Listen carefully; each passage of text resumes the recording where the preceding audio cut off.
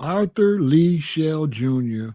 was born November 26, 1946. He was an American professional football player and coach.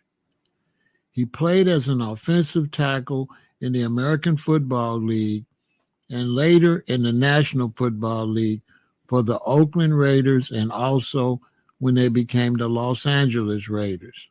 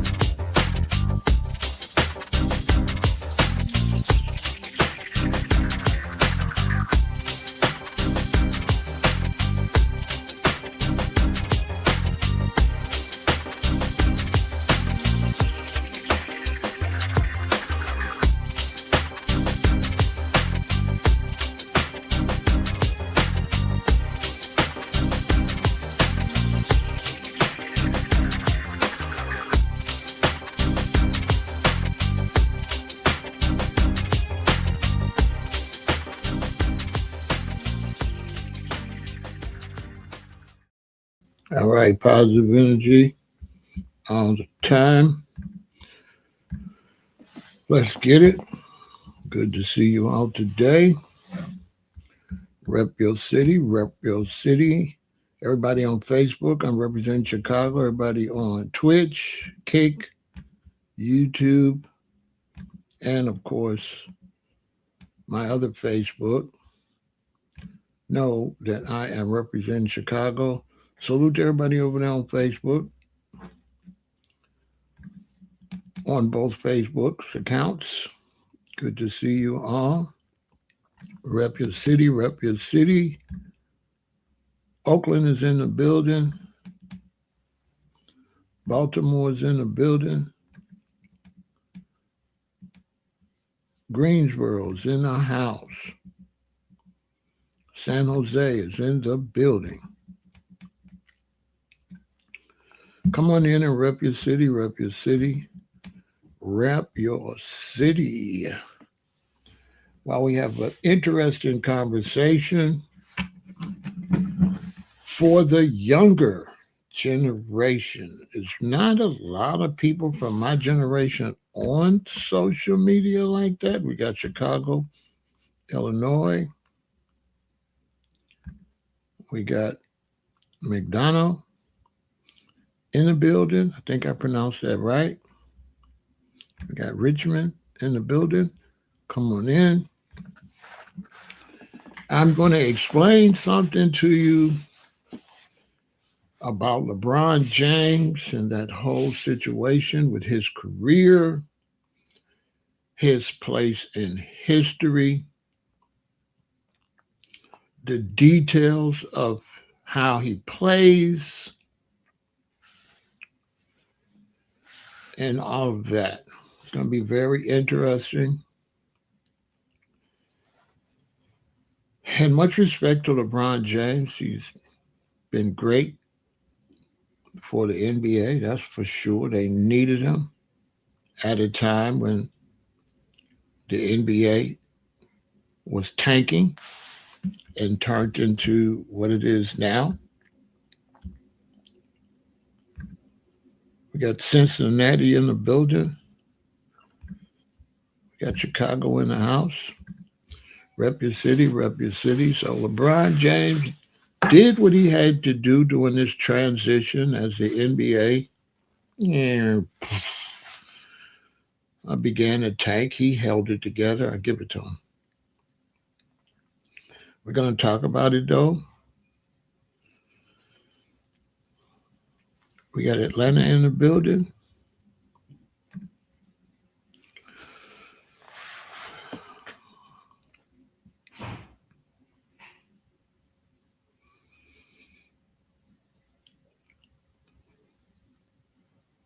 Yeah, LeBron James, he filled the void for the NBA, and he's a victim of circumstances. We got Detroit in the building. So sometimes when people come down on him, it's not fair because he's a victim of circumstances that cause that. You know, so he gets a lot of.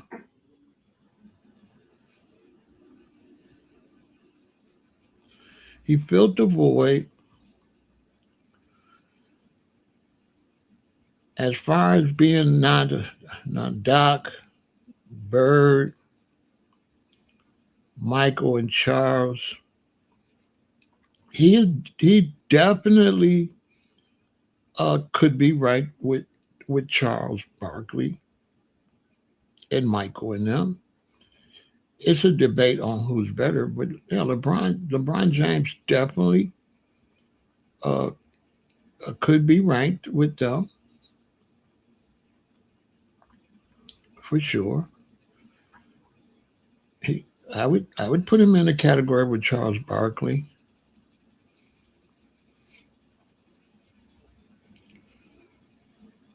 because you have to rank him based on the style of play that he was forced to play. He was not allowed to play the way Jordan and them played. So that's why I said it's going to be a very interesting conversation for younger. If you're younger and you're into sports, my advice would be not to try to reject what I'm saying. I would advise you to listen to it and then later, maybe when the live is done, reflect. Because if you try to reject what I'm saying, you're not going to learn nothing. You're just not going to learn. Because LeBron could only do what the NBA allowed him to do. Even LeBron's position in the game, he would have not played. He would have not played like that. Let's just be honest. If LeBron played back with Barkley now, LeBron would not be bringing the ball up the court and standing at the 3 point line. As a matter of fact, if you go back when I started watching, there was no 3 point line. When you go back to Will Chamberlain when I was watching, there was no 3 point. So even that, even the scoring is not accurate in the stats. The scoring is inaccurate in the NBA because more modern players got a chance to shoot threes.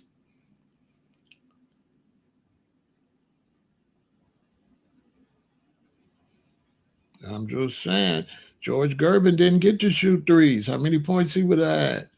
Bob McAdoo didn't get to shoot threes. How many points would he have had? Jerry West didn't get to shoot threes. Walt Frazier didn't get to shoot threes. I'm just saying. Kareem with all those sky hooks with threes. He didn't get 3 points. He only got two. So how many points did he really score? I'm just saying. So listen to somebody that's got the history so you could learn.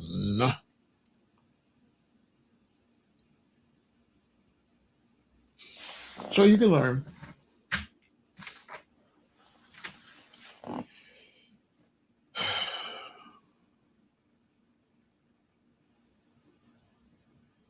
Because you would have to be,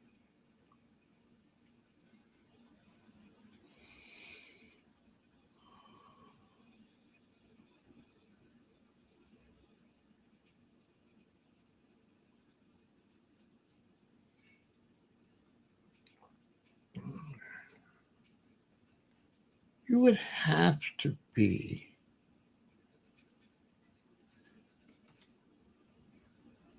let me see.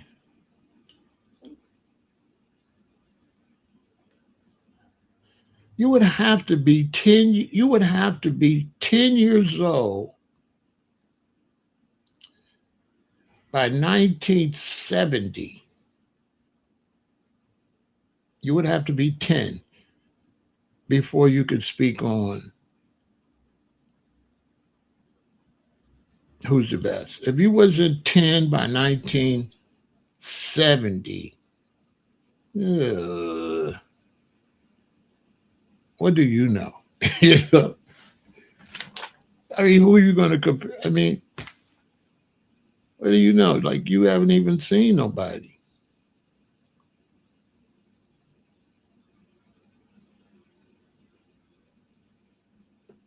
So, if I told you for you to just be able to say who's who in the NBA as far as all time, you would have had to at least seen Wilt Chamberlain.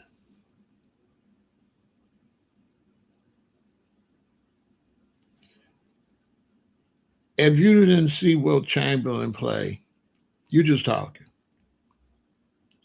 There's just no way you know what the hell you're talking about as far as basketball history. If you haven't seen Wilt Chamberlain play, I mean,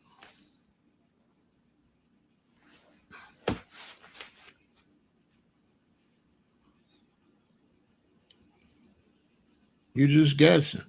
And so tonight,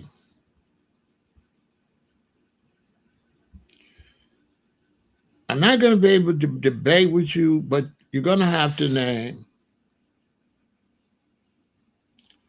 who was the three best players when you started watching the NBA, so I can see if you qualify to debate me on the best players. You got to tell me who was, when you first started watching basketball, who was the three best players? Because if a whole lot of people are eliminated, you don't know what you're talking about.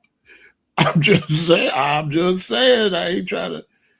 So I'm going to be ignoring you unless you can tell me who were the three best players when you started watching basketball. I talk of reruns. I'm talking about watching the NBA on NBC. Dun, dun, dun, dun, dun, dun, dun. Yeah. So I can see if you qualify. Because I can't let you talk about who's the best and you ain't seen nobody. I'm just saying. I'm not going to let you mislead the viewers.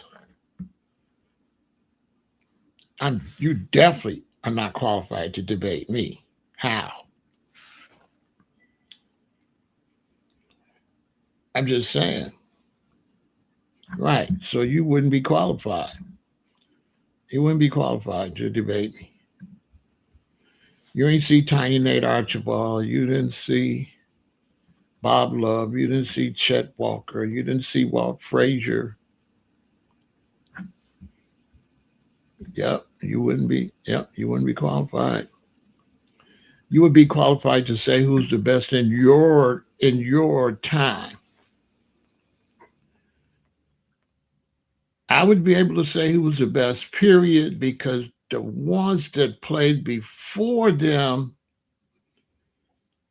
were good. You had the Bob Cousy and them, but they wasn't up to the level. Basketball didn't really get fire until like the late 60s. It was kind of, real amateurish, the layups. They wasn't dunking.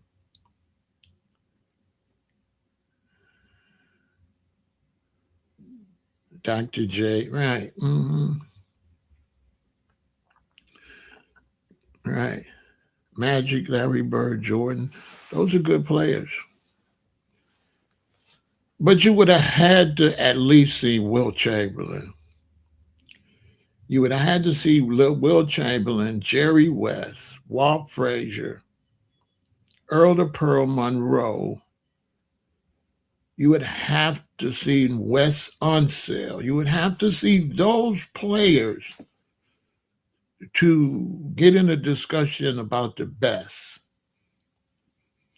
Because if you haven't seen those players, the first thing is you wouldn't understand how the game kept changing.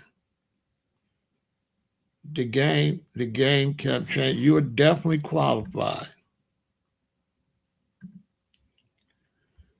Elgin Baylor was pretty good. That's my daddy. My daddy seen Elgin Baylor. But I asked you to name people you seen. You ain't seen none of them. You ain't seen none of them. Why is you trolling? Okay, let me delete that. Post the players you seen. Let me delete that.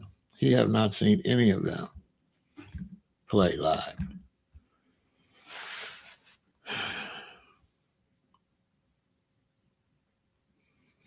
Not really what?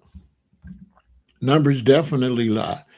If you didn't get to shoot threes, and I did, then the numbers are lying. Checkmate. So you're telling me that if I made the same amount of shots you made, but I was giving threes for some and you was not, you telling me that you can give a fair judgment? The numbers in the NBA are totally inaccurate, for sure.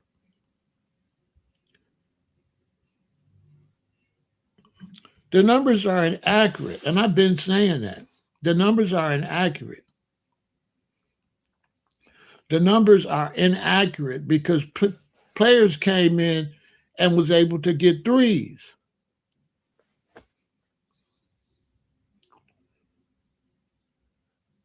Where other players shot just as far, downtown Freddie Brown, right?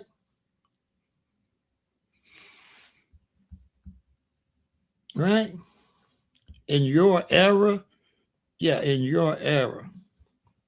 In your era, but you know, like George Gervin didn't get to shoot threes.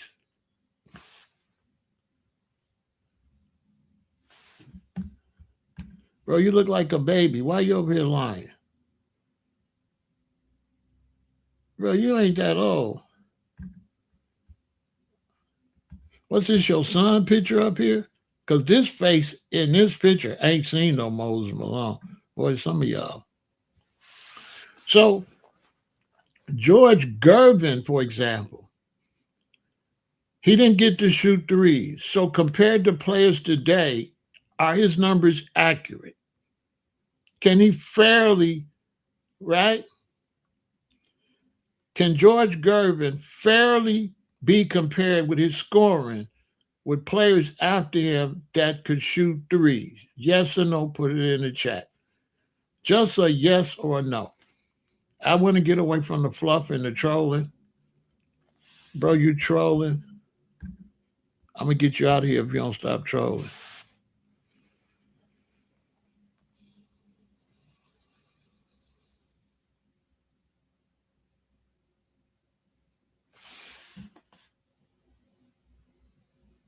Ask a simple question. Answer the question.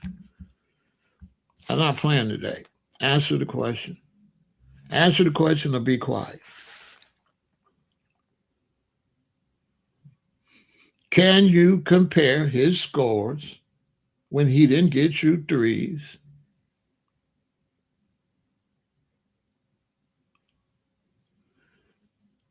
Oh, okay. That picture was 2024. You was born in 1976. So you was born in 1976. So you don't know nothing until 1986. So you don't qualify for this conversation. You're a baby because you don't know nothing. You don't even begin to know nothing until you're 10. You was born in 1976. That disqualifies you from speaking on who was the better. Because by the time you was born, I was getting out of high school.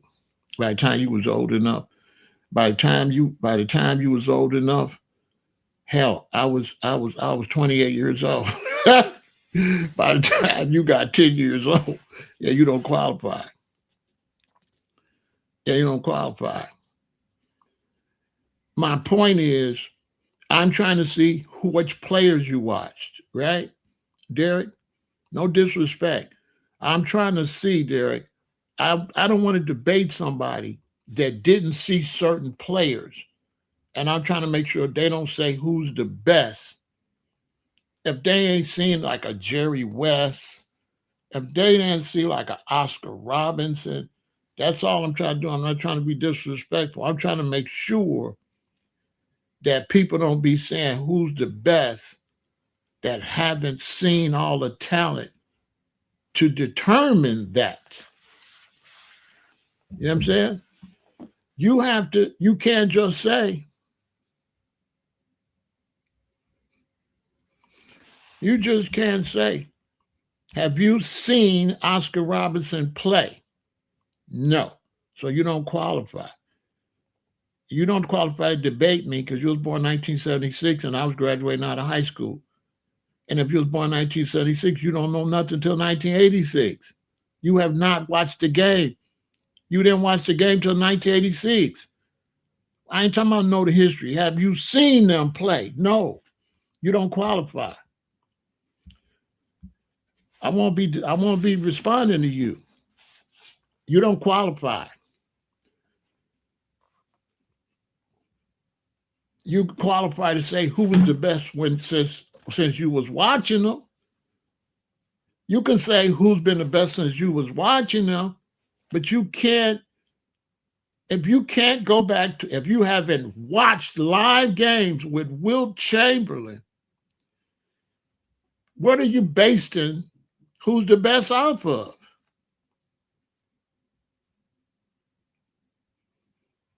Like if you haven't watched Kareem when he was Lou Alcindor, how could you say somebody's good when you've never seen Kareem play live? So who are you comparing it to? You can't compare nobody to Kareem. You can't compare nobody to Jerry West. I'm not doing trolls, okay? I'm not doing trolls. It's for intelligent conversations. I'm not doing trolls. I already told you don't know what you're talking about. You don't know what you're talking about, bro, and you're not welcome to talk in this conversation. You're a baby. Stay in a baby's place, okay? It's a big man conversation. You a baby. You don't know nothing about who's who. Duh. When we start talking about the best, then we're talking historically. You can't say, oh, he's the best and you only been watching since the 80s. How you going to say somebody's the best when you ain't seen nobody in the 70s?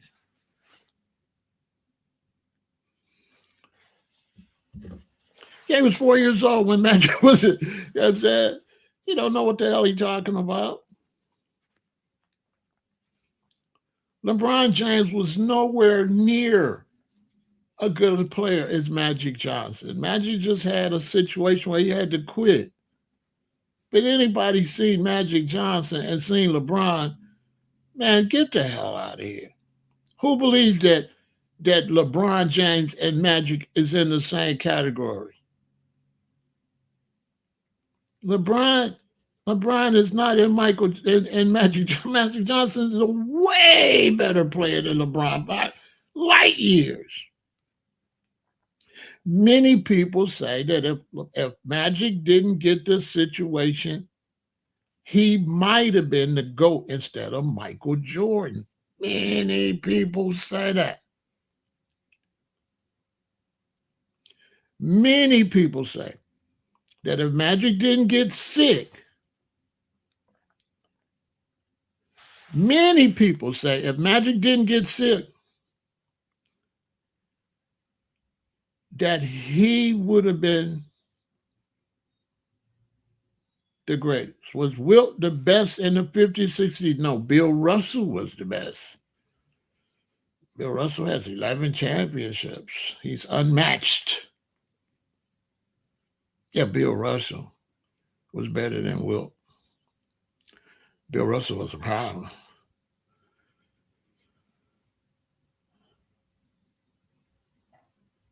LeBron was a good player. LeBron was a good player. Larry Bird was not better than Michael Jordan. Not close. Larry Bird was just a shooter. He had no inside game. He was a dunker. He had no handles. No, Larry Bird didn't have any handles. Larry Bird wasn't better. Larry Bird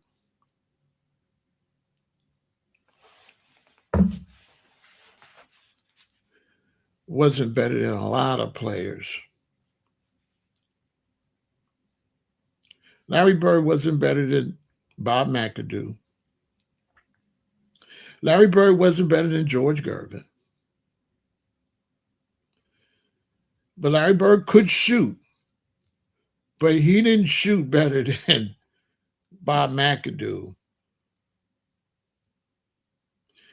And he didn't shoot better than George Gervin. I don't know, sure.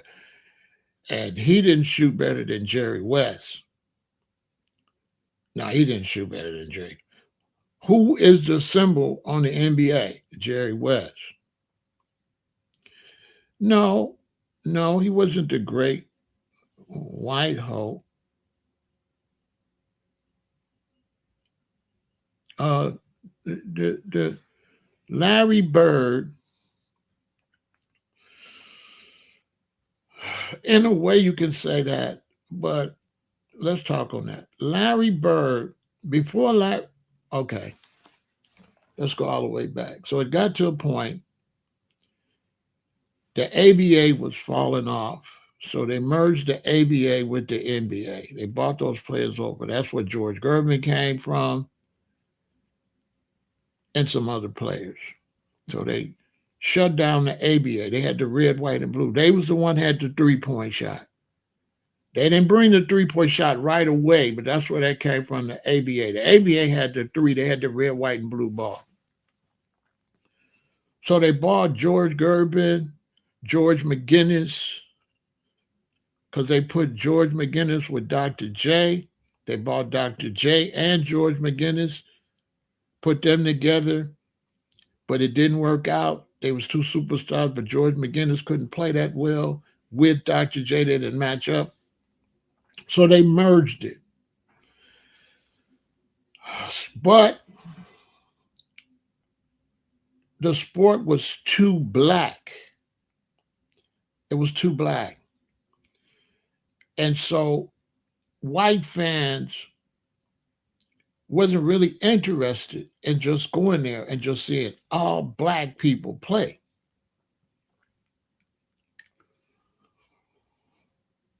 And college basketball actually saved the NBA because college basketball surpassed the NBA when Michigan had to play Indiana. And when Michigan and Indiana played, that was Larry Bird against Magic Johnson. That's why I say be quiet. Let me give you the real history. So that game was bigger than any game in the NBA. And what blessed the NBA is they both was coming out at the same time. If you leave that part out, it's not just about Larry Bird being a great white hope. That has something to do with it. But what happened was the fan base from Michigan versus Indiana transferred to the NBA. And they were smart. They put Larry Bird went to Boston, which was more white. Kevin McHale and all of them. And then Magic went to play with Kareem. And that saved the NBA. LeBron and Magic, I think LeBron and Magic was about the same, but Magic was more taller and LeBron was more bulky. LeBron was more built like a football player. But LeBron, that same LeBron, if he comes in the NBA earlier, he's just a small forward. He's not going to be bringing the ball up the court, right? He's not going to be bringing the ball up the court. That's why I say you got to take into consideration the way they play. He's not going to be bringing the ball up the court. He's going to be a small forward. He's going to have to play on the corners and work his way into the post, and he's going to have a post game. And he's going to be able to shoot, but they're going to be shorter jump shots, like within the key, right? And then if there's no three, no coach going to want you shooting from way out there. Because for what? It ain't like we get a good shot, get in close, right? So it all depends on when LeBron comes to the league. That's going to determine how he's going to play. This is the point I'm making. This is the point that I'm trying to get people to see, that the game kept changing. So different players, when they come in, it's hard to compare them to another player because they don't get to play the same. If you come in the NBA with a hand, when they can hand check, and then you come like LeBron when you can't hand check, you can't say LeBron is the greatest, nothing, because LeBron did not have to play that kind of basketball. He didn't have to play like Sean Kemp and them. Sean Kemp and them could have scored just as many points if Sean Kemp and them could have shot threes. Come on.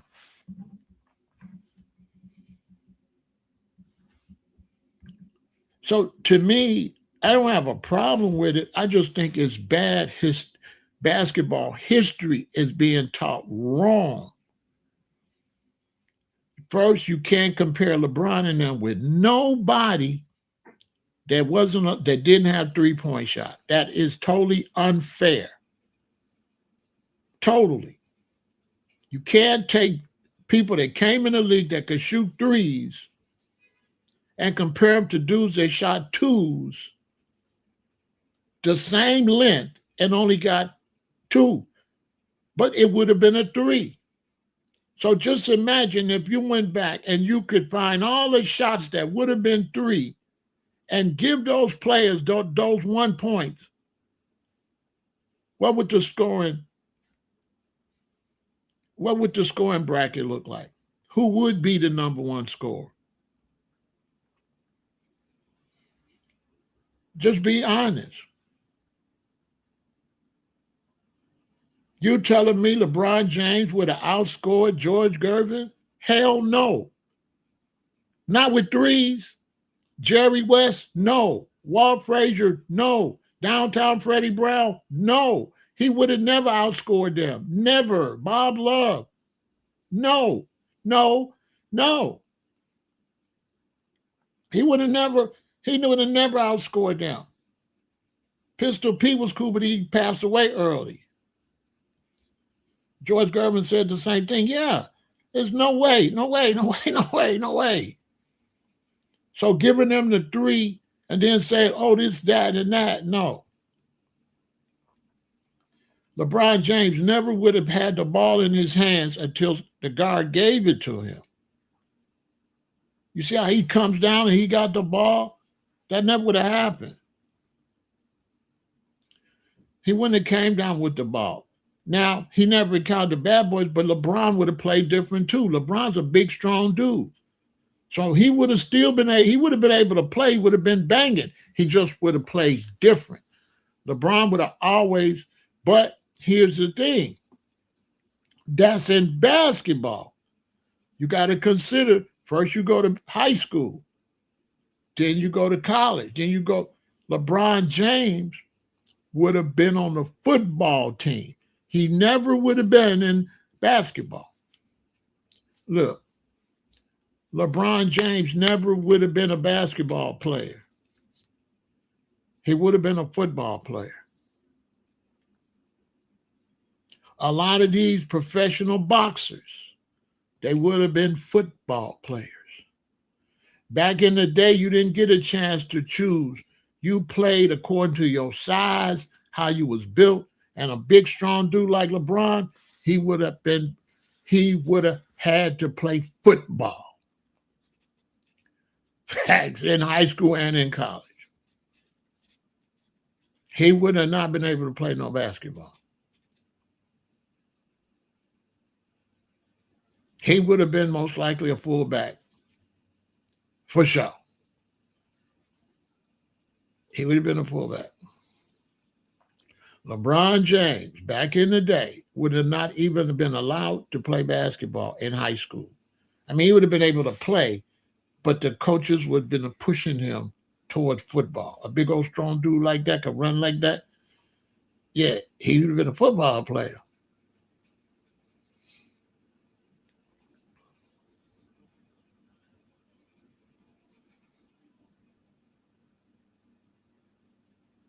Yeah, he would have been a football player.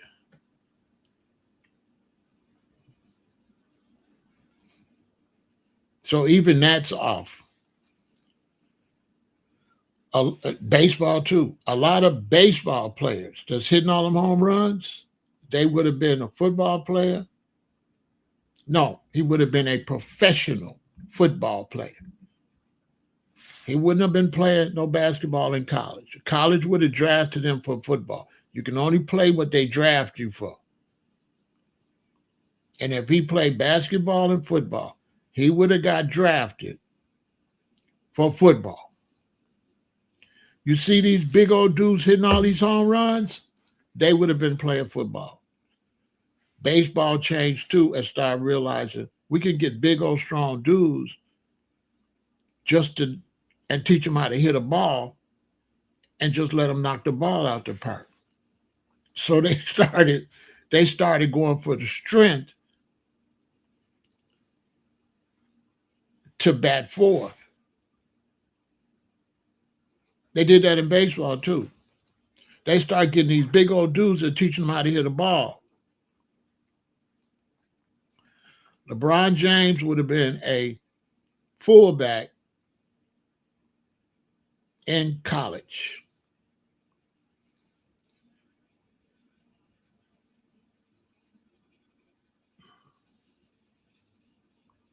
He would have been a fullback. If he would have came around the time of Deion Sanders and Bo Jackson, they might have let him play two sports. If he came in that time period. Everything depends on what time period are we putting him in. Because if you go back earlier, Bo Jackson would have had to play one sport, and so would Deion. You go back, you take Bo Jackson and Deion's career back 5 years, they playing one sport. They is not playing on two sports. See what I'm trying to get at? So everything is historically where they fit at. So when you just start saying historically, oh, LeBron is the best, that's incorrect. But LeBron is a great player, adapted to how they play the game. But LeBron got into the NBA when the NBA started to suck. He represents the decline of the NBA. The NBA is garbage now. And LeBron, stopped it from being garbage earlier. It's been on the way. LeBron, that's why I respect LeBron a lot, because he slowed up the funeral of the NBA, because the NBA now is just garbage. And if it wasn't for LeBron James, the NBA would have been garbage. So that's why LeBron James is great. That's why they love him. They better love him, because without LeBron James, The NBA been trash. It's garbage. I don't watch it.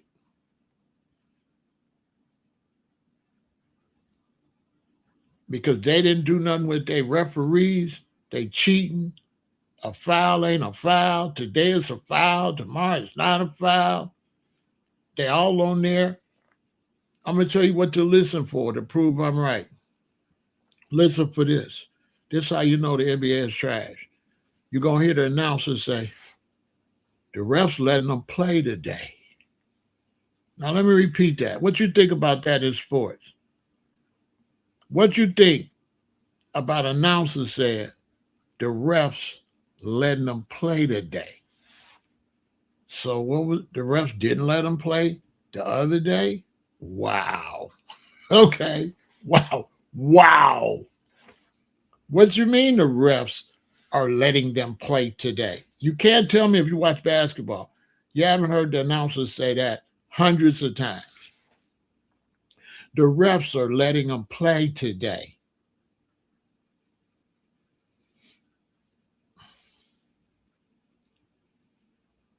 What that tell you? I don't watch the NBA because it's trash. It's straight garbage. But the young dudes don't know, so they watch it. Yeah, that's garbage. They watch that. I don't know. I don't want to speculate because the athlete that's athletic could probably play whatever he wanted to play. You know what I'm saying? So I don't want to speculate on who could have played what. Yeah, they say the refs letting them play today. I don't watch it. I do not watch. I don't watch. I don't watch the NBA. The NBA is trash. But LeBron James is one of the greatest players because he's helped the NBA stay alive. Very talented, and is a very good player. Now, people said LeBron's chasing championships. That's a lie. They saying LeBron keep trying to play, trying to catch Jordan. That's a lie. That's a lie. LeBron James is only playing to help his son, Bronny. That's it. Because without LeBron playing, Bronny would be at some job somewhere. Okay. LeBron James is only playing for the Lakers to help his son. LeBron is sick of that. He wants to retire, but I respect him. He helped his son become a Laker and get some type of history. I respect that. He's a great father. Because anybody that's honest and open know LeBron is only trying to help Bronny.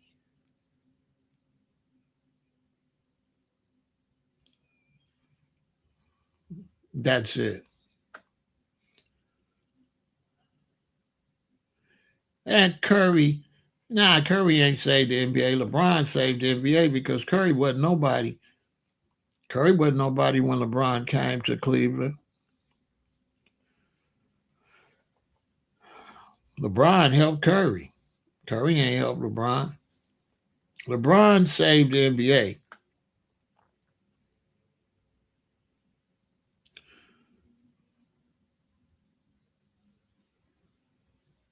You know what I'm saying? For sure. He was able to come in there when the last of the greats started. I don't know. Bryce probably be pretty good, but the game been tanking and just tanking and tanking and tanking, and the game started tanking right right when they traded Jordan, when Jordan left the Bulls. That was the period where the game was just tanking. It was going downhill. It was slow, but it was just going down, down, down. They wasn't able to find the caliber of superstars that they used to have. See, let me break some down to you. The NBA, I'm going to tell you now, Chubb, the NBA, like I said, you had the ABA. So when they bought players over from the ABA, right? I'm going to tell you right now, Chubbs, listen. When they merged and they started bringing the players from the ABA, I'm going to give you the history. Okay, they were struggling. Then Magic and Bird came. But when Magic and Bird came, it helped, but it was struggling because what happened is it wasn't competitive because every team didn't have a superstar. So the NBA started spending time trying to make sure that every team had a superstar. This is back, anybody my age and back remember Sunday coming, they'd be like, the NBA on so-and-so, and tonight it's Clyde Drexler versus Michael Jordan, right? So they would use the two superstars to sell the game. This is real history. So they worked real hard with trades and stuff to try to make sure, they had to make sure that every team had a superstar to be able to get views. This is a business. So they needed views. So in the 70s, they started working hard to try to get a superstar on every team. They try to make sure Charles Barkley is here, Clyde Drexler is here, Sean Kemp is here, like that. But what happened is certain teams end up with two superstars.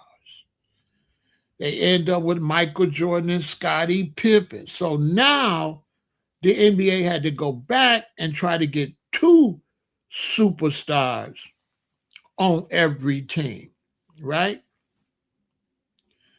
Right? So the NBA now, you're like, oh, now we got to get two superstars on every team. So they work real hard with trades to make sure, you know, it's LeBron James and Dwayne Wade. It's this one and this one. You know, if you go back and look, you'll see it went from one working to get one superstar, working to get two superstars. So when they finally got to get two superstars, the game is better than it ever had been. But they couldn't maintain that. So now when LeBron comes into the league, right? LeBron comes into the league, then what happens is now they couldn't maintain that. People started disappearing, right? So now it was hard to even keep one superstar.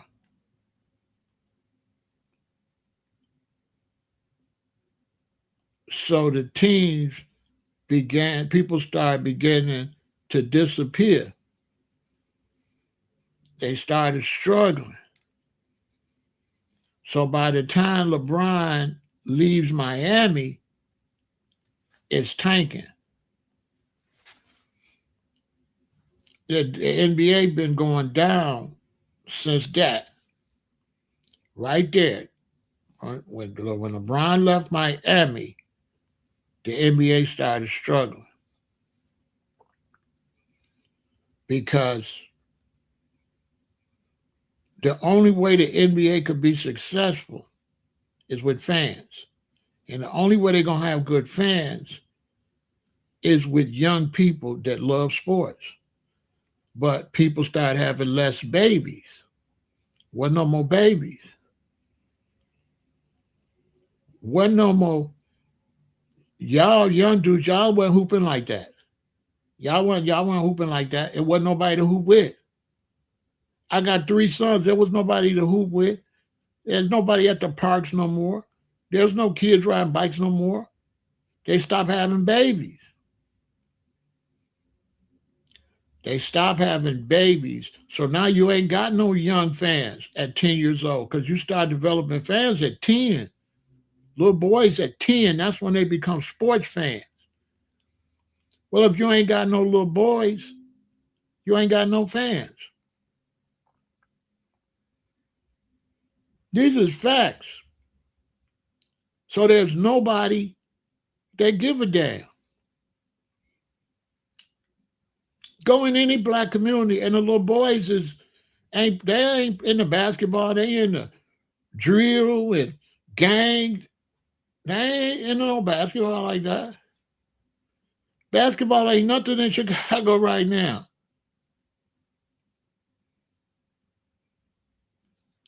Basketball is nothing.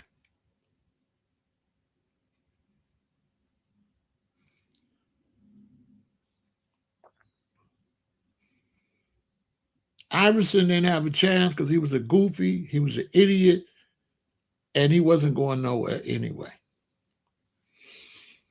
Iverson wanted to be like a gangster with the tattoos. He wanted to represent the streets. He's a goofy.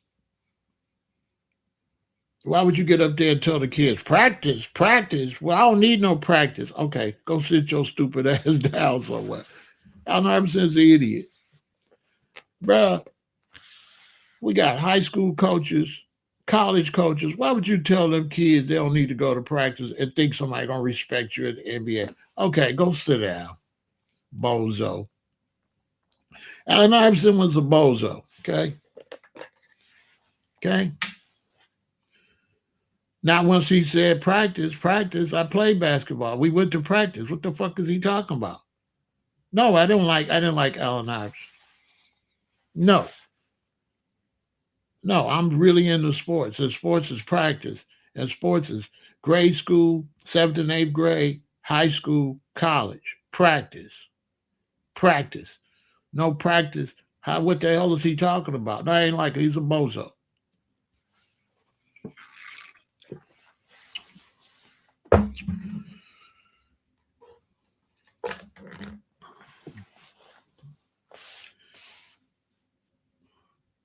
Listen, I know you don't want to hear what I'm saying. Why the NBA don't really worship him? Because he said that. Once he said that, he was done. Bro, you can't be the face of sports and say, you don't need to go to practice, bro. You disrespecting all the coaches. Bro, name a sport don't got coaches.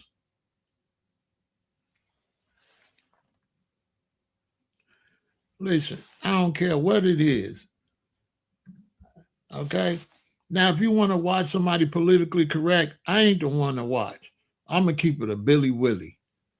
So if you want to, I'm not that. So I'm sorry. If you want it watered down, if want somebody to pet your feelings, you're watching the wrong channel. Allen Iverson's an idiot. Bro, you playing in the NBA. You got a bad reputation. You're getting in all kind of trouble in the streets.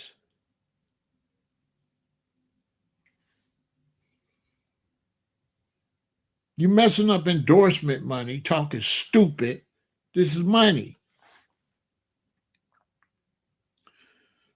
Bro, you threw the bag away.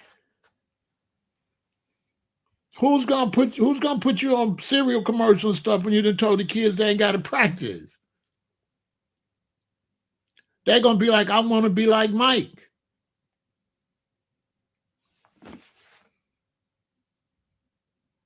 Bruh.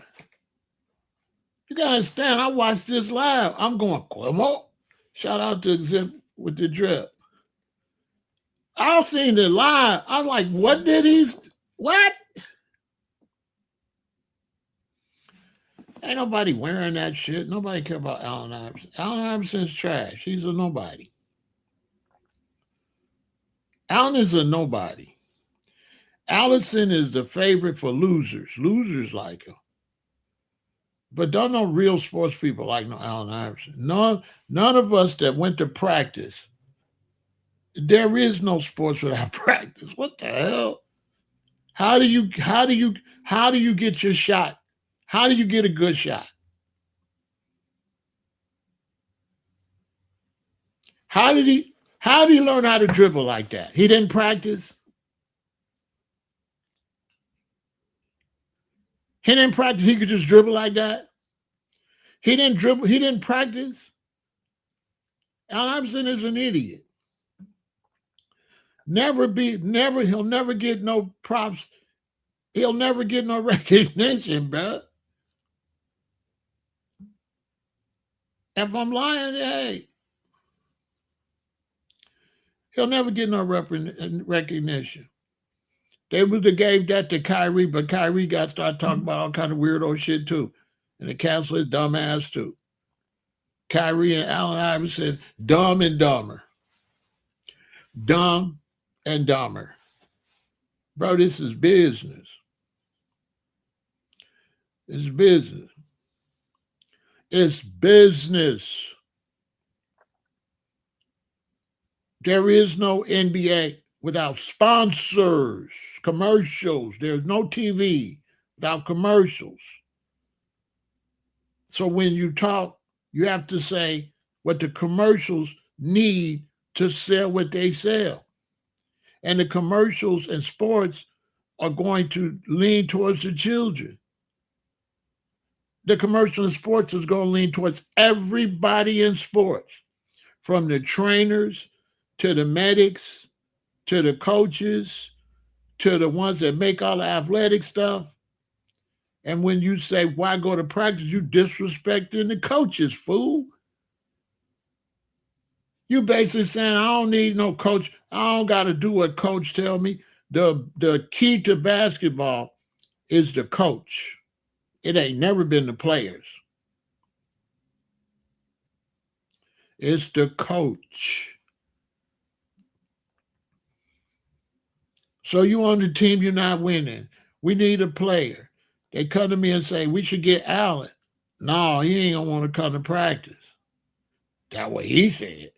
He told me. And you understand what I'm saying? He told everybody that if you put him on your team, he ain't gonna want to come to practice. That ain't what he told everybody. Who gonna want you, bruh?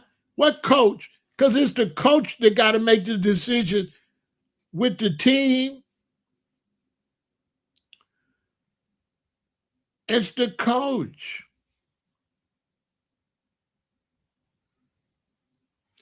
Allen Iverson is an idiot. Let's take a break. Allen Iverson is dumb as hell. William O'Ree is considered to be a pioneer, or the Jackie Robinson of hockey, for being the first black player in the National Hockey League. Born in Fredericton, New Brunswick, O'Ree learned to skate when he was 3 years old. He loved to skate any chance he could. Then he started to play organized hockey when he was 5 years old.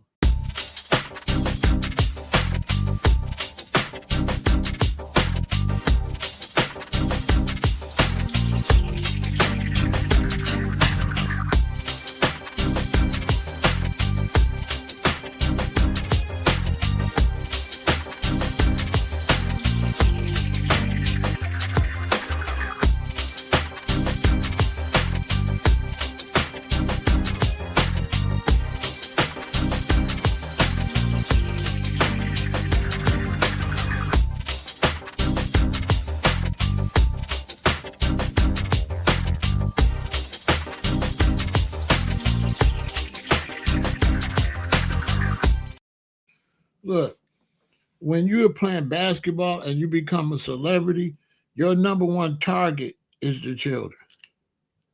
That's your whole market. When you play sports, your number one market is the children.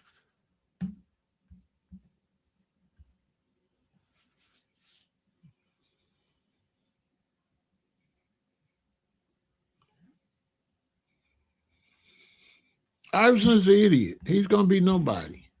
Just a few losers gonna like him. He ain't nobody. Iverson ain't gonna be nobody. Historically, Iverson gonna be nobody. He's a nobody. Allen Iverson is trash. He's a nobody. Like, bruh, this is a business.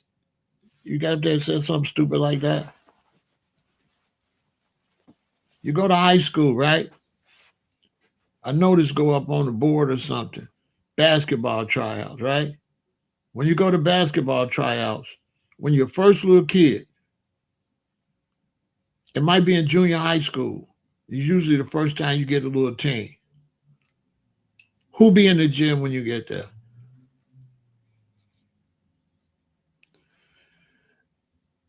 in terms of an athlete and being respected as an athlete, Allen Iverson is an idiot and is trash.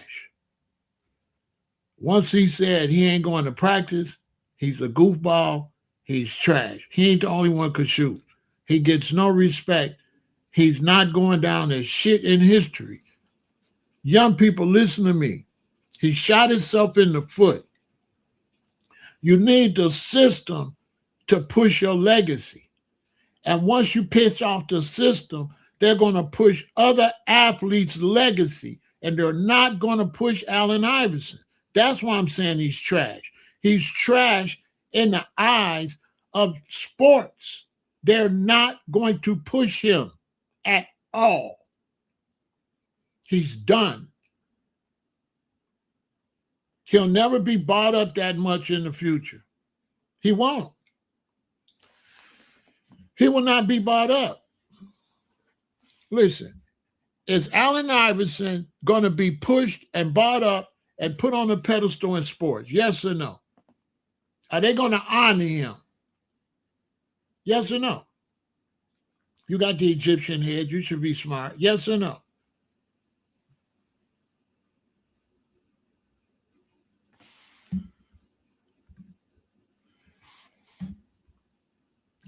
Answer my question.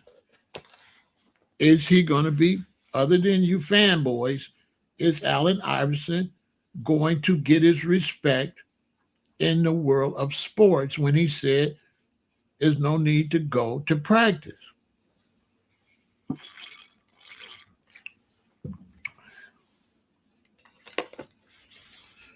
And I can name 20 guards that'll do Allen Iverson.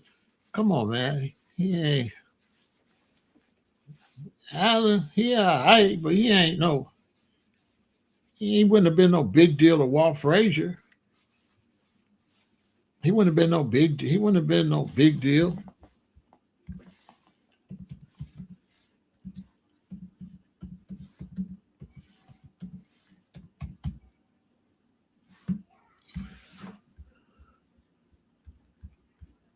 Steph Curry is a point guard. Magic Johnson is a point guard. Oscar Robertson was a point guard. Allen Iverson, Oscar Robertson would have did him dirty.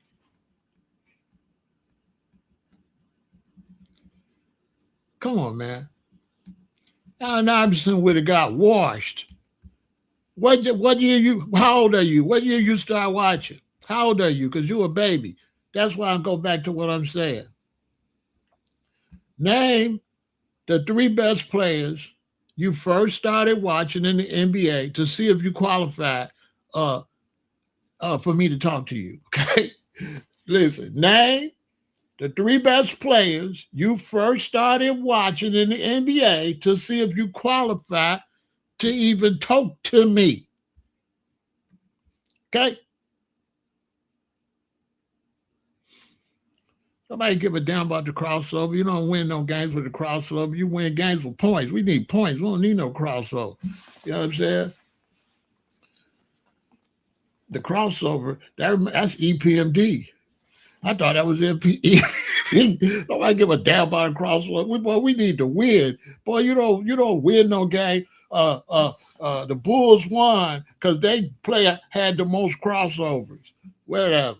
Listen, like I said, name the 3 best players you first started watching in the NBA to see if you qualified to even talk to Big Pharaoh.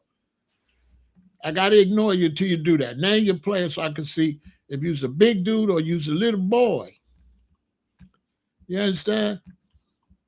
Because ain't nobody, dude is nobody. Top 10 point guards of all time: Magic Johnson, Steph Curry, Oscar Robertson, Isaiah Thomas, John Stockton, Chris Paul, Jerry West, Jason Kidd, Steve Nash, and Gary Payton. I don't see dude nowhere. Look, then Walt Frazier, Bob Cousy, Russell Westbrook, Tony Parker, and Damian Lillard. They never gonna name Allen. Tell me I'm lying. Why Allen ain't on the list? You know why? Practice. Who needs practice? Okay, boo, go sit your goofy ass down somewhere. I'm just saying. Case closed. Case closed. Allen Iverson was an idiot, man. Listen, don't watch me. If you know what I'm saying? You know what I'm saying? If you shop, buy your underwear at the ladies' store, don't watch me. Don't watch Big Pharaoh. Because I'm going to hurt your feelings. I keep it come on, man. Hey, everybody. How I keep it. People have been watching me. How Pharaoh keep it. Huh? How I keep it.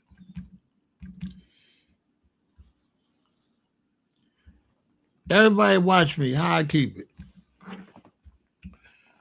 Do I water it down? Do I make it? Do I put some sugar in it for you to make it big? You be able to take your medicine? No, I keep it a Billy Willie. I keep it a Billy Willie. I keep it a Billy Willie. Allen Iverson is a goofball. Let me ask you something. Let's say you're a father like me.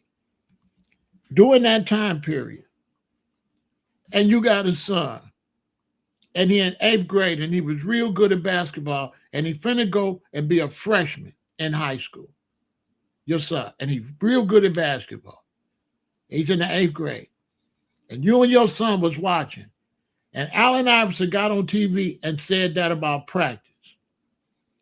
Would you think he helped your son, or would you think he's a bad representation to your son? Put it in the chat. I don't want to hear none but that. Would you be happy with him saying that to your son? When your son finna go to high school and play basketball, might go to college, get scholarships, would you, if he said that in front of your son, you'll let that ride?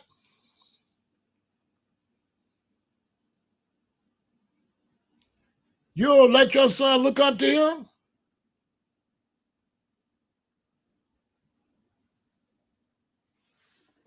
And are you even a father? Because I got 3 sons.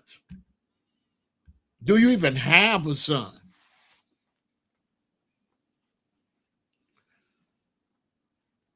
I'm just being honest. I'm looking at my son and say, that son is an idiot.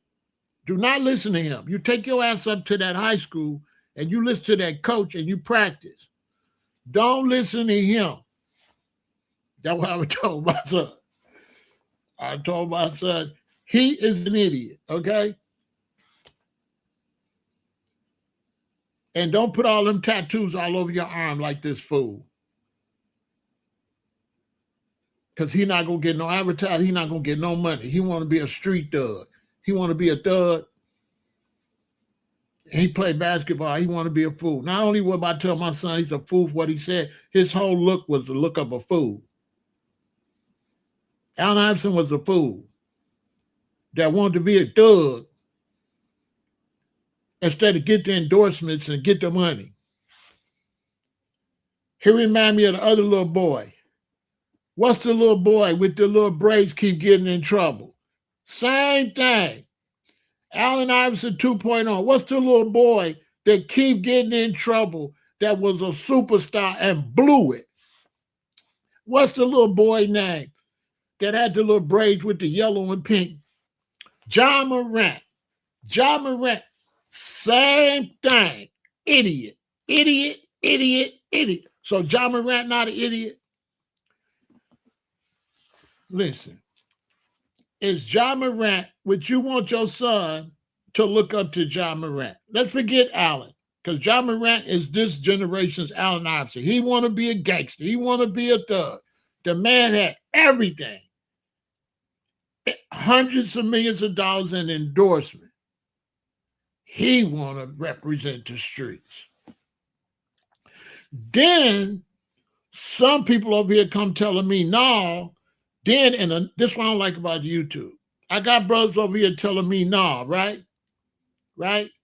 But then In another conversation about the streets, them same brothers will turn around and say, no, I don't represent the streets. Ah, ah, ah. The same ones. Listen, that's why the internet, dudes on the internet be phony. They change depending on the conversation. The same dudes over here with pom-poms and cheerleading for Allen Iverson will turn around and say, get out the streets. Don't represent the streets. A lot of these dudes ain't got tattoo the first. They ain't gonna tat theyself up like Allen. Y'all know that was stupid. Bro, why'd you putting out, bro, you an NBA player.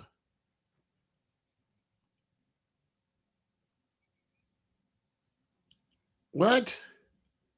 Every tattoo is an endorsement. Yeah, he went broke. Every tattoo is anti-endorsement. The man threw the bag away. Threw the bag away.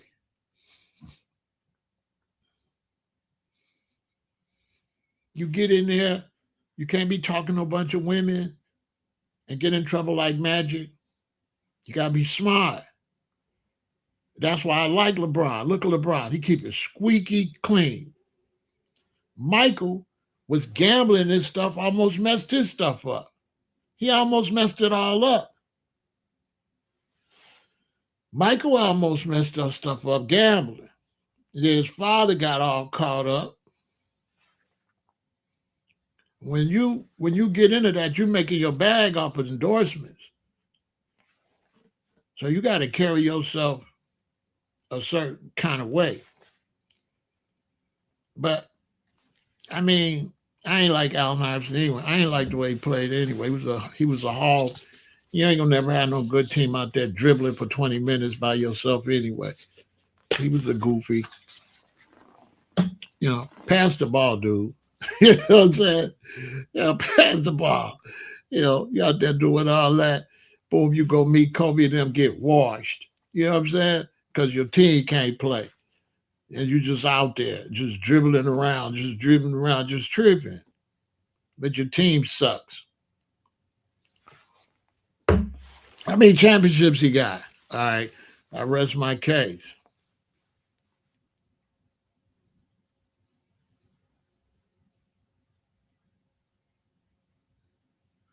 Yeah, he had to put a cover. Yeah, he had to put a cover on his if he would have passed the ball and not all them tattoos, he wouldn't have been playing with Eric Snow. He would have been playing with somebody else. Why you think he was in the snow?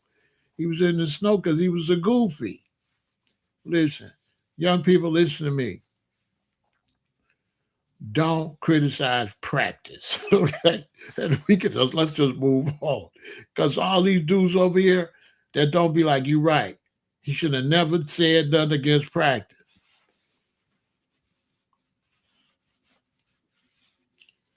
Reebok made a good move because they was going for the streets. Reebok was just pimping them.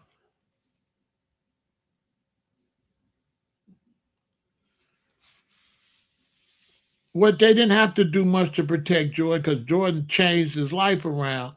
So then all that was water under the bridge because Isaiah was gambling too. You're making money from endorsements. When you get into sports, you have to you have to represent the American family. You have to have like family values because the different companies that do the endorsements have their own market. So you have to make sure that you're not stepping on none of the markets that the people doing endorsements. You understand? So you be quiet, you keep your mouth shut. See LeBron? That's why I love LeBron, respect LeBron. LeBron keep his mouth shut. LeBron, that's why LeBron filthy rich. You don't see LeBron, you don't see LeBron run his mouth all that. Isaiah was another idiot. An idiot. Another one. Look, they blackballed him too. Isaiah was an idiot. I'm glad you brought him up. Isaiah was an idiot. Another idiot. Another idiot. Total idiot. Dumbass. You play the game. You win a couple championships. You play the Bulls. You lose. You got to go shake everybody's hand. Good game. You can't storm off the court. Cancel. Young people or young men that got sons, tell them what I'm telling you. You got to carry yourself decent. You got to be an all-American citizen. You have to have sportsmanship. Sportsmanship. Once Isaiah stormed off the court, right? That was it for him. Because, bro, you ain't showing no sportsmanship.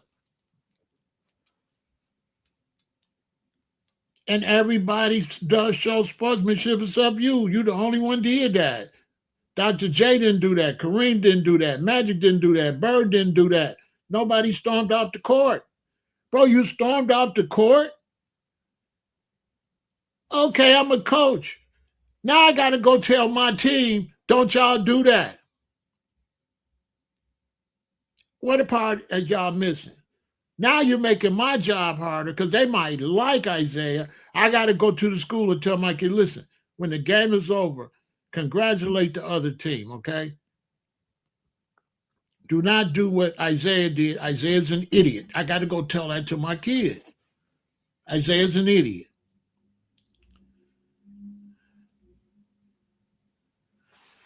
Okay? I don't like LeBron. I like LeBron. I don't like LeBron, but I respect LeBron as a player. Right? So I don't like what LeBron turned into. LeBron turned into a ball hog. Because there's two LeBron. So I can't just say I don't like LeBron. I supported LeBron. I remember when he came to Cleveland.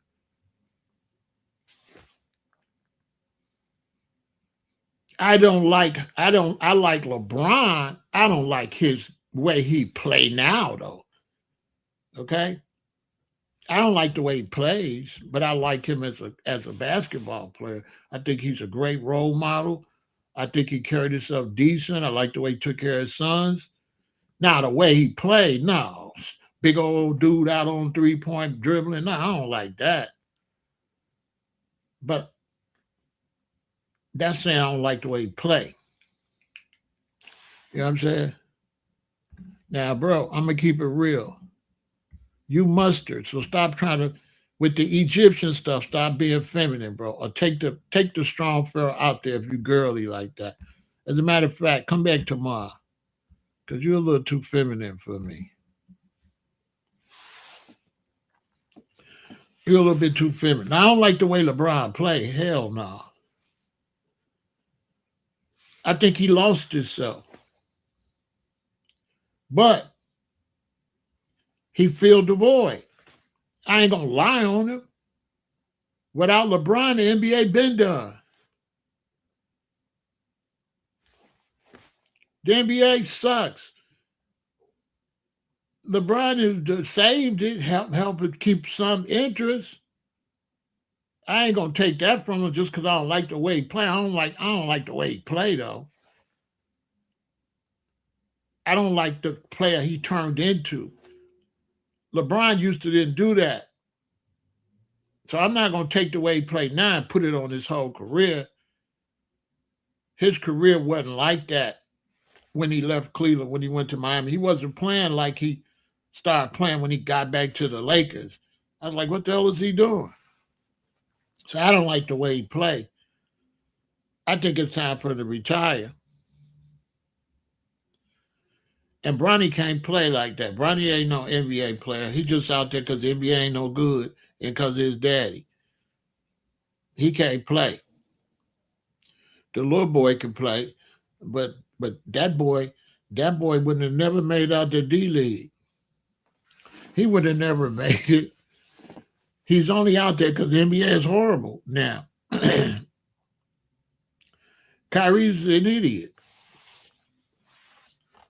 Kyrie is an idiot. Listen, young people, listen to me. If you're in acting, some type of musician, sports, always remember something. When it comes to subject matter, right? You always got two sides. You got this side and you got that side. Young people, listen to me. Now, when you're an athlete or actor or something, you got to sell to everybody. So never make a statement for this side or that side. Never publicly endorse a president. Never. Never, never, never. You must stay neutral because the businesses that sponsor you are trying to sell to everybody. They're not trying to sell to no side. They're not trying to sell Fruit Loops to Republicans or Democrats. They're trying to sell it to any child. Nike not trying to sell Democratic sneakers or Republican sneakers or none of that. So keep your mouth shut. It was a good game. Da da da. Any more questions about the game? And go home. Keep your mouth shut. Don't speak on politics. Don't say anything that no children should hear. Keep your mouth shut and carry yourself in a way where people will hire you to endorse their product.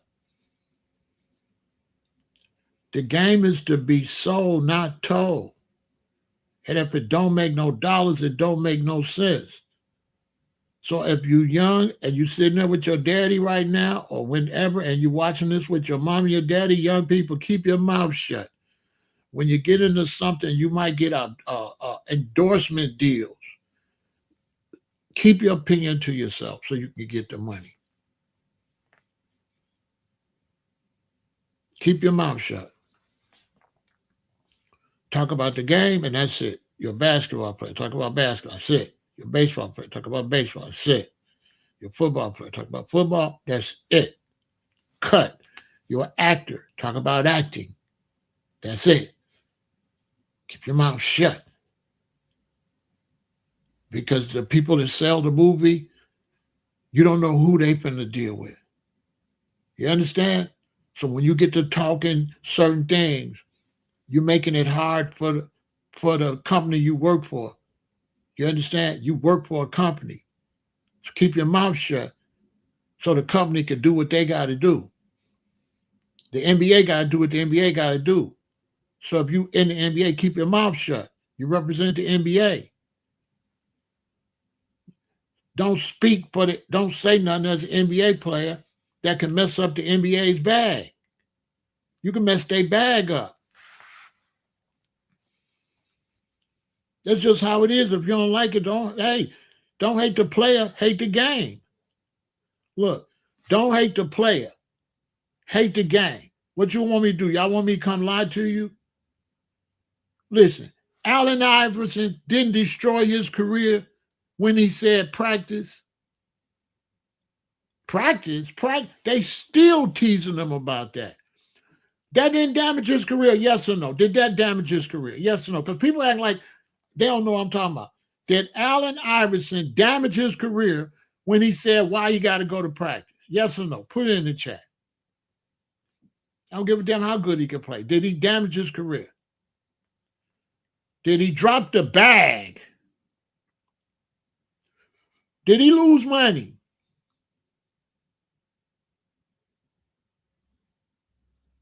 Did he lose money? Did he lose money when he said that? He lost money with the tattoos. He lost money with the thug. He lost money when he said he just was losing money.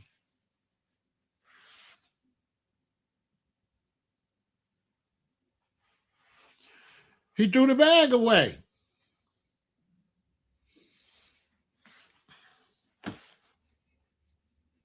Now, if you work for yourself, you can decide.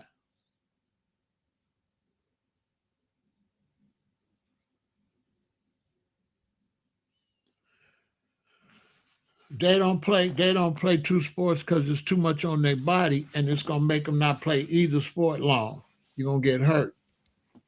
If I'm a basketball player, I'm not getting on no football. Plus, a lot of dudes just ain't getting on no football field.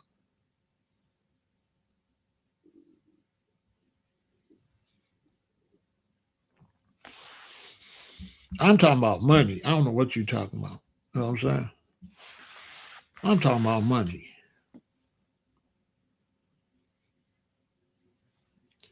I don't know what you're talking about. He gonna be in the Hall of Fame and he gonna be nobody in the Hall of Fame. He not gonna be respected in the Hall of Fame. He just gonna be there. He gonna be in the Hall of Fame and he not gonna be mentioned. It's a lot of people in the Hall of Fame, and some gonna get mentioned and some not. And he one of the ones that's not gonna be mentioned. He gonna be a nobody. The NBA. Let me ask you a simple question: is the NBA gonna promote Allen Iverson for the rest of the NBA from here on out? Yes or no? When they be promoting certain athletes, is Allen Iverson going to be one of the athletes that the NBA constantly push and constantly speak on? Yes or no? Let me see if you real or you phony. Yes, or just give me a yes or a no. Because it get to a point I gotta play hardball with some of these dudes because they be trying to act like they don't know. You know what I'm saying? Misteaching the youth.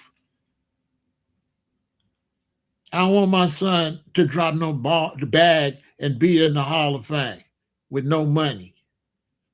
I don't want my son to practice, play basketball in grade school, high school, college, pro, and drop the bag. What? And say nothing stupid. The NBA is not going to mention him. I asked a simple question: is the NBA going to promote him forever here on out? Or is he just going to be in the Hall of Fame with no mentions? Are they going to promote him, John? Yes or no? You try not to answer the question. John, is the NBA going to promote Allen Iverson for the rest of the history of the NBA? Yes or no?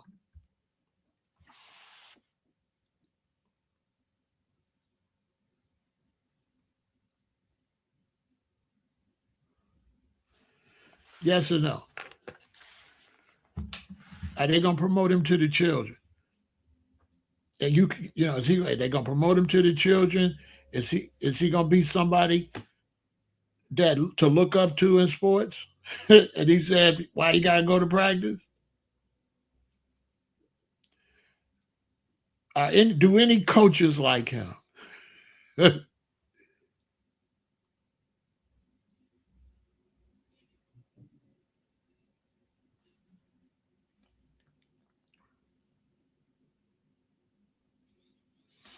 In other words, you phony. Yeah, you phony. I can't talk to you no more. You phony. You're not a man, John. You don't stand up on man time. I ask you a simple question, you won't answer. You ain't on man time. That is a yes or no. You ain't on man time.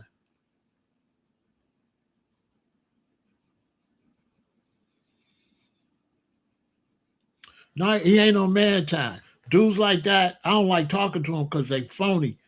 I don't talk to no phony people like John. John phony. I don't talk to phony people. A phony person like that, when you ask them a question that's gonna prove them wrong, they won't answer. They'll say something else. I don't deal with phony people like that. I don't deal with people like John. People like that's phony because he know the answer. He know that Allen Iverson messed up, but he don't want to say it because he's just trying to protect himself. See, these type of people, they don't stand on nothing. They more into they self and they trying to win an argument rather than stand on truth. So this dude, he just wants to win an argument. He don't stand on truth and rights. He don't stand on truth. I don't really hang with dudes like that. They'll argue with you all day knowing they wrong. I don't mess with dudes like that. They're not interested in the conversation. They just trying to be right. And I'm just interested in the conversation. I'm not interested in trying to be right. I ain't interested in trying to be right. I'm just telling the facts. He want to be right. I don't talk to people like that. You're just wasting your time. They not honest. He not an honest man. He not honest. That man know that was a mistake.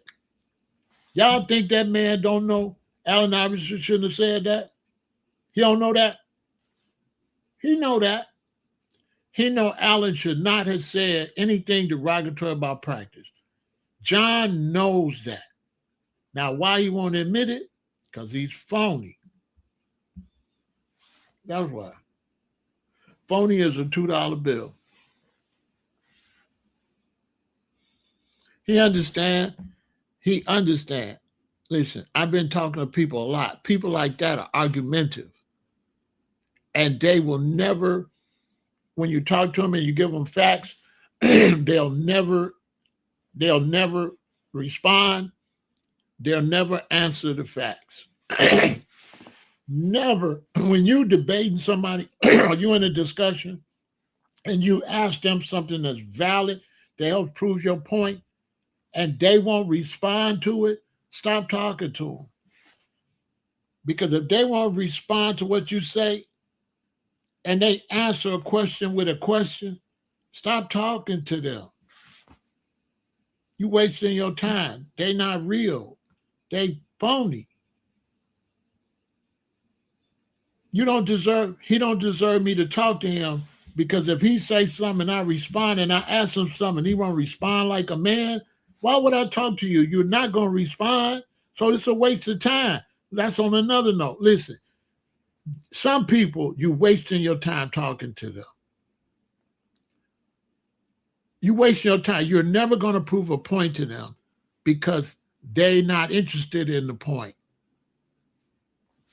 That dude don't care nothing about what I'm talking about. He just wanted, you know what I'm saying?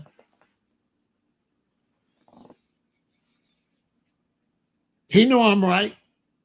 He knows 100% I'm right. You understand? He knows 100%. He knows 100% I'm right. He know that an athlete can't go in front of kids and say practice with a sport full of coaches. He knows that. He knows that if you play sports, sports is coaches. A team got sometimes 5, 6 coaches, right? Football got coaches. Baseball got coaches. Basketball got coaches. Soccer got coaches. So he know that you can't play sports and talk down on practice. He know that. Now, instead of being a man and say, bro, you is right, you can't speak against practice like a man. I don't be talking to dudes like that. I'm on here to talk to people that really want to hear something, or that at least when they respond, they ask me a question, then I ask them a question, they'll now answer the question because I'm going to answer their question. So for me as a man, if you ask me a question and I answer it, and then I ask you a question, and then you ask me a question, I never would deal with you in real life. That ain't no man time. You taking advantage of somebody that's being straight up with you, and then you snaking. Because if a person answer your question, they deserve you to answer theirs. But if you're the type of person that's always asking the questions and getting the answer, but you ask the question, you never answer, you a snake and you phony. You phony. You're not a real stand-up dude. Come on, you're not stand-up like that. It ain't nothing that you can't ask me over here. Well, I ain't going to give you no answer. I'm going to give you my answer. I'm not going to ask you a question on top of a question. Like, young people, stay out of arguments with people like that, because a discussion, they'll turn it into an argument. And then people say it's an argument. It never was an argument, it was a discussion.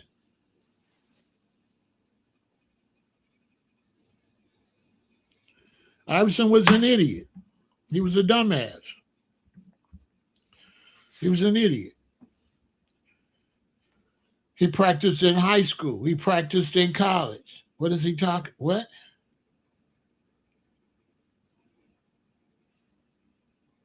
He was an idiot. Let's break down practice. If you're on a team, is practice for you or is practice for the team? Can the team practice if one of the players ain't there? Can we run plays at practice if he's not there? So Allen was talking about practice on an individual level. Like, I don't need practice. That's why I say he's a dummy. Bro, practice is not for you. Practice is for the team, bruh. And the team can't practice if the point guard not there. So just because you think you don't need practice, what that got to do with the team? Practice is not for individuals. Your individual skills you fix on your own. People like Curry and them, they do their individual practice. When team practice is over, they stay in the gym and work on their jump shot. You do not work on your jump shot at team practice. You do not work on your dribbling at team practice. At team practice, we work on defense and offense for the team. Your individual practice, you do on your own. You understand? Those handles don't mean nothing if you can't play team ball. You could dribble all day, but if you don't know how to run the plays,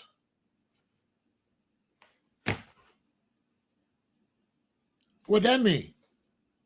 You could be the best quarterback. So you telling me I could be a good quarterback, but I don't have to know how to run no plays? We don't have to run no plays to get the receiver open? Are you serious? So I could throw the ball really good. You're telling me we don't got to go to practice to make sure I got somebody to throw the ball to? You obviously, you could pass real good. You're telling me we don't have to run no plays for him to throw the ball? Iverson could shoot real good. You're telling me we don't have to run no plays to get him open to get his shot? Seriously? So we don't have to run no plays. So Allen don't have to come to run no plays to get open?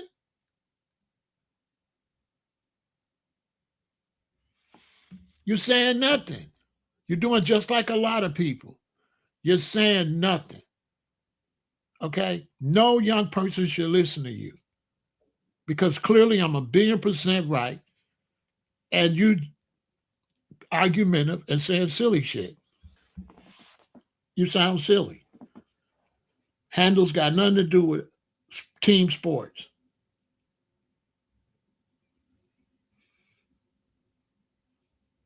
So clearly you don't know I'm talking about team practice because you keep talking about individual practice. See what I'm saying? I'm talking about coaches and teams. You trying to run a game on me. You trying to run a game on me and talk about individual. But he played for a team. See what I'm saying? And so now you're trying to play crazy, right? This how okay, you're trying to play crazy when you know practice is for the team. You know, he's not going to practice to learn how to dribble. So why you pretending that conversation was about him learning how to dribble when they asked him why he didn't show up to practice? Oh, he was showing up to practice with the team, I thought. What that got to do with dribbling? What that got to do with a crossover? So this is what I'm saying. Dudes be trying to play stupid.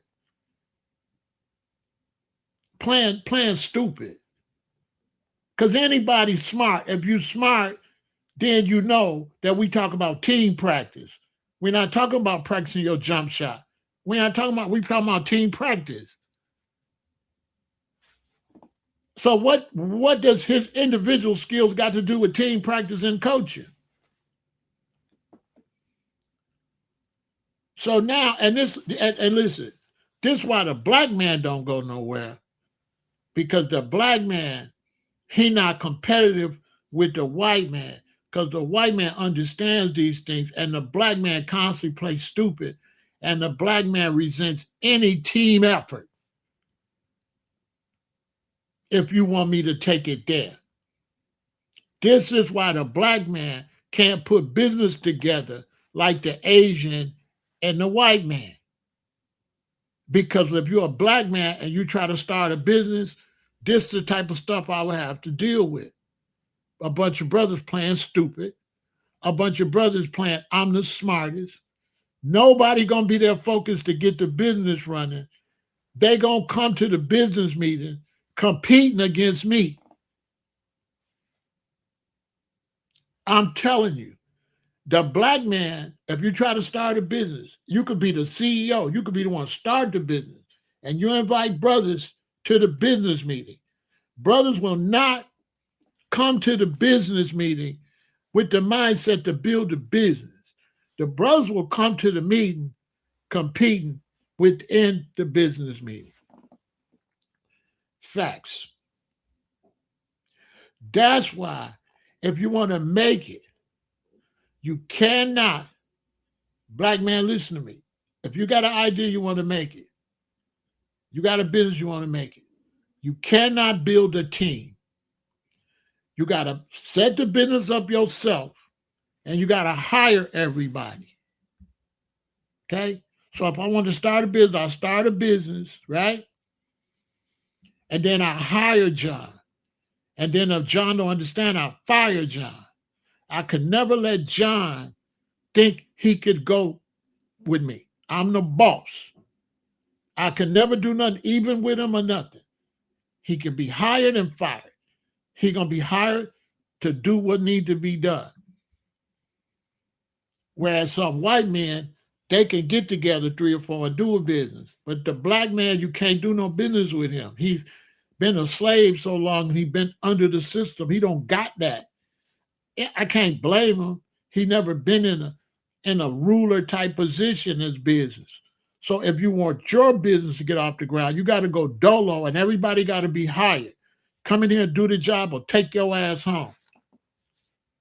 You can't debate me. I'm the boss. You're an employee. Stay in the employee's face. Because if you let them think you any kind of way even, ain't nothing going to get done. Let's take a break. Black people, you better listen to me.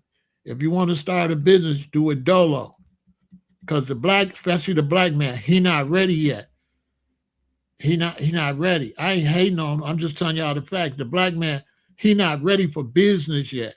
He's still young in them aspects. When it comes to business, he not ready. And your business not going to get off the ground. You're going to spend all day at the meeting, just like what you seen me doing. I'll be spending all day repeating stuff that I shouldn't even be talking about. Let's take a break.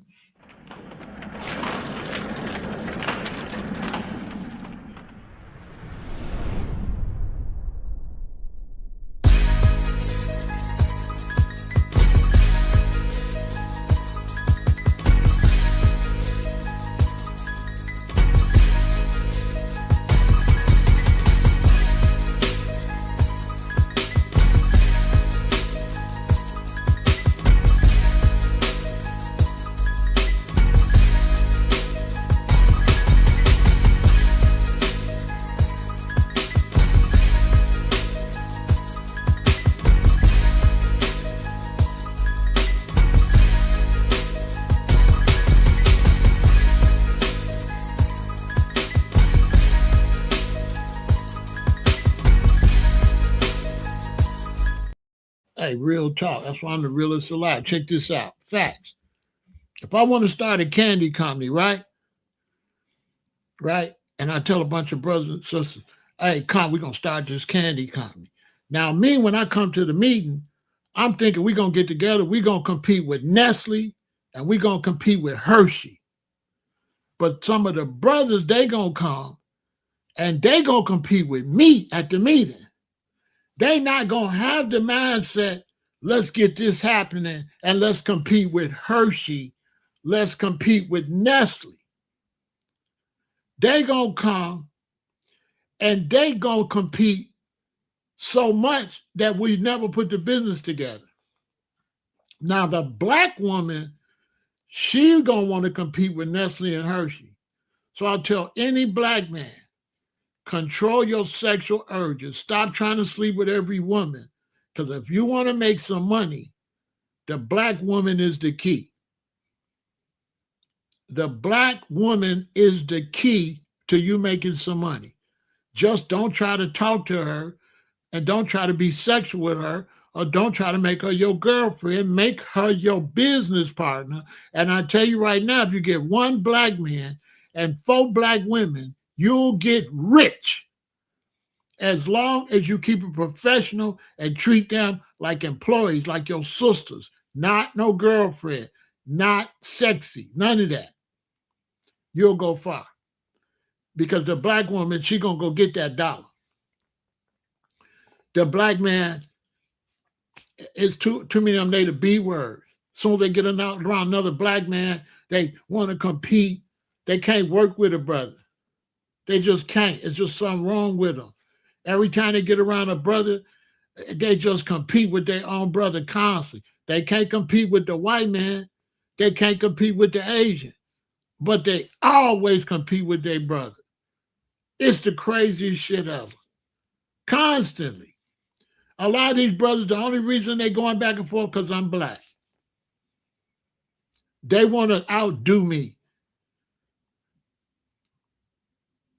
With no internet, no page, no work, no graphics, no live stream. Where clearly I worked hard and I'm the boss and I didn't set this up. Clearly you just in the chat. Clearly you ain't on my level over here. Right?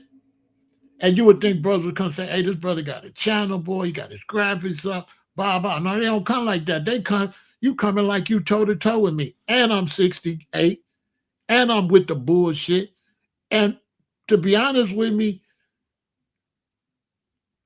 I doubt if you on my level on a lot of things. You know what I'm saying? You live in bumfuck Egypt. I live in Chicago. You live in some little bitty place where there ain't no big money. When you live in a place like Chicago, your business, you know, you got to have a different business, man. When you go downtown and see all them skyscrapers and all this big business. Now, if you live in bumfuck Egypt, you know, maybe you don't got that type of level of business because your competition is less. But this is why the black man don't go nowhere, because he always compete. You understand? Because I'm a brother that if you say something, I'm going to ask you something. And then when you respond, if it makes sense, I'm going to be like, that makes sense. You're not going to say nothing to me that makes sense. And then I know it makes sense. And then I'm like, let me figure out what to say to avoid that the brother made sense. That's one thing I just don't do. I don't care what it is. Once you drop some facts that make sense, I'm going to be like, yeah. I'm not going to be like, oh, I got to win. But I ain't got to win nothing. What's the grand prize? How much I get if I win talking to you? What I get? What I'm going to get?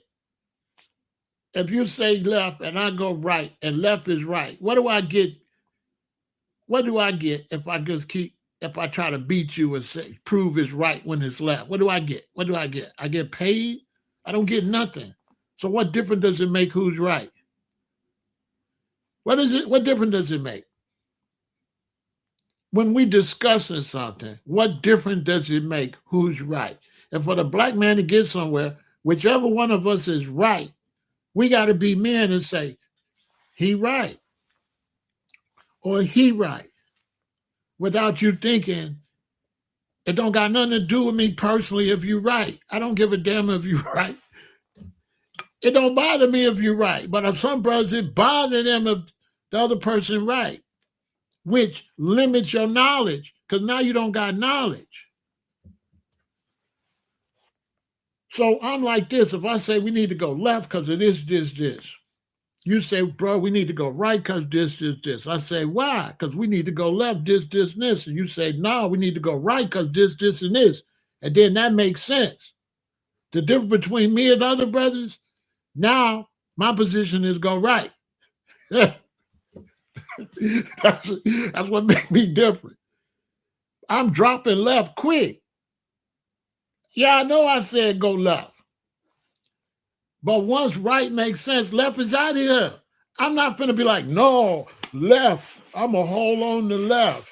I love left. But I don't give a damn about left or right. Which one is the one? Whichever one's the one, that's the one I'm going. I don't care. I don't care. That's how I got this wise. I don't care. I'm going to listen. And when it makes sense, that's the end of it. I'm not going to ignore that it makes sense. And what I said makes sense. Allen Iverson ruined his career because sports is all about coaching. Sports is all about practice. Sports is all about influencing the children. Sports is grade school, high school, college, and pro. And you practice. And for a professional basketball player to question practice in front of the whole world, Allen Iverson is an idiot. And he's going to always go down in history as far as sports as an idiot. Period. He's an idiot. Bro, why would you say that? So that's why they say, I want to be like Mike. They don't say they want to be like Allen. Nobody want to be like Allen. To the brothers watching me, keep your mouth shut. If you got a business, you want to be neutral, you don't have no opinions, and think. If you don't think, just be quiet. Don't be blurting stuff out. Don't be blurting stuff out because you're gonna ruin your business. But back to LeBron James, I respect LeBron James because LeBron James filled a void at the time when the NBA was beginning to lose its star power. The NBA don't have star power no more. That's why now they can barely name one superstar on the team. The NBA used to be like it is now, but then the NBA built up to where every team had two superstars. That began to fall off. The NBA began to lose it don't have what it had. And this new NBA commissioner, the little peanut head guy, he destroyed the NBA. That guy, that new commissioner, he ruined the NBA. I don't know how he got that job, but dude don't know what he doing. He have single-handedly destroyed the NBA. Single-handedly. Years and years of East versus West. Now it's Team LeBron against what? Bro, you got rid of the history. This fool came in there and destroyed NBA history. Dumb as hell. The commissioner, he's an idiot. He's an idiot. Adam Silver is an idiot.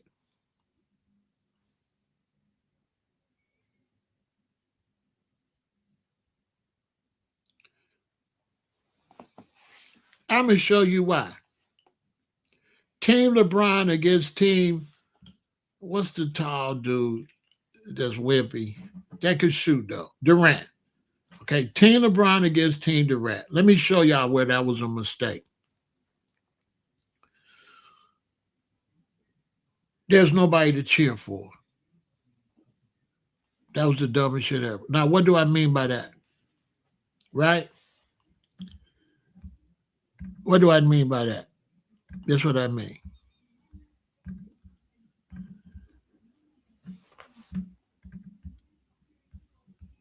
Hold on, let me get this dude out of here.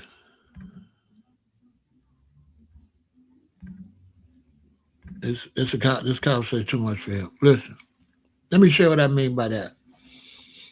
This is the problem. You got the NBA, right? So now, when you got the East versus the West, let me show you why that's important. So I'm in Chicago. We cheer for the Bulls, right? Right? So if you got the East versus the West, Chicago's in the East, right? So now when the All-Star game happened, we going to cheer for the East. Now, if the East win, the reason that's important, because we in the East, so now we looking at it that when it gets to the finals, if the Bulls in the finals, that makes it look like we got a chance to beat whoever is in the West in the finals. See, they took that part away. You're cheering for the West because in your mind, if the West is the best, and then after the playoffs, your team is the best team in the West, then that insinuates that your team could win the finals. Duh. So why would you take away East versus West? And why would you erase decades of history, of record keeping? And now there's going to be a big old asterisk because they're going to go back to East or the West. And then all them other ones, there's going to be an asterisk where this fool Adam Silver then destroyed the history of the NBA. They've been keeping a score of East versus West for how long?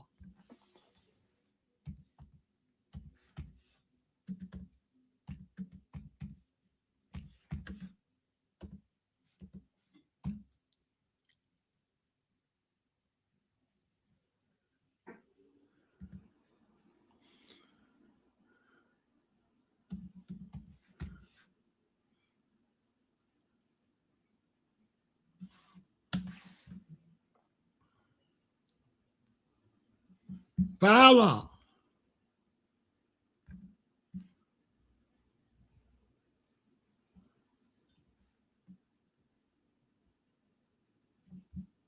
They went,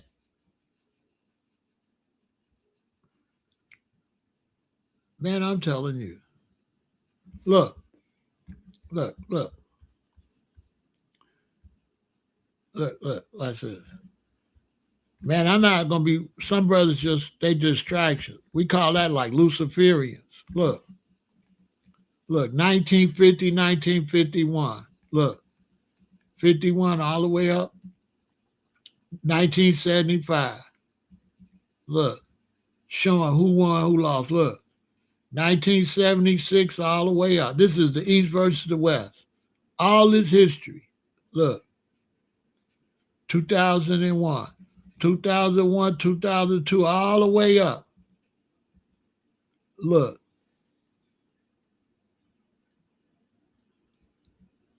And now, don't nobody know what this means. You see it's red because they changed it. They changed it.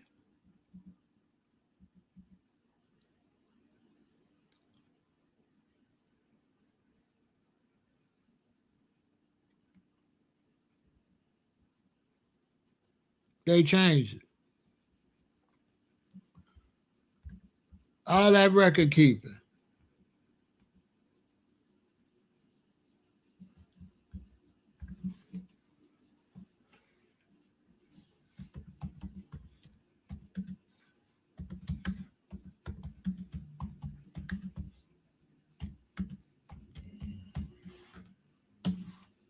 All this record changing. Now they want to go U.S. versus world. Just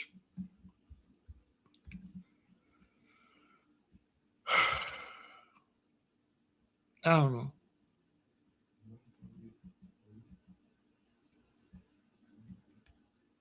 I don't know. I don't know.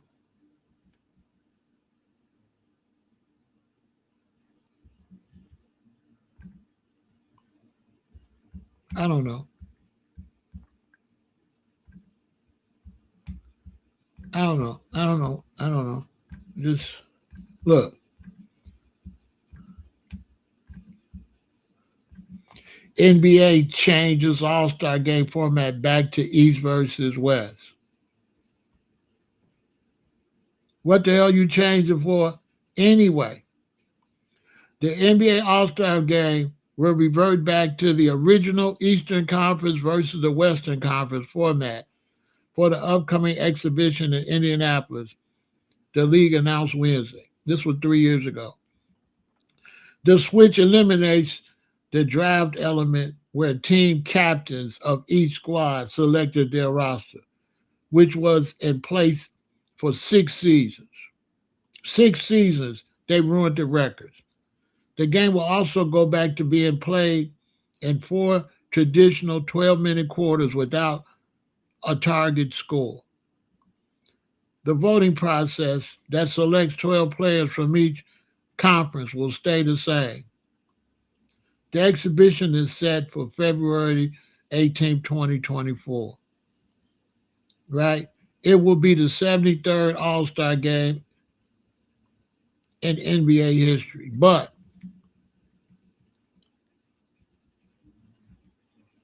how many of them will have asterisks?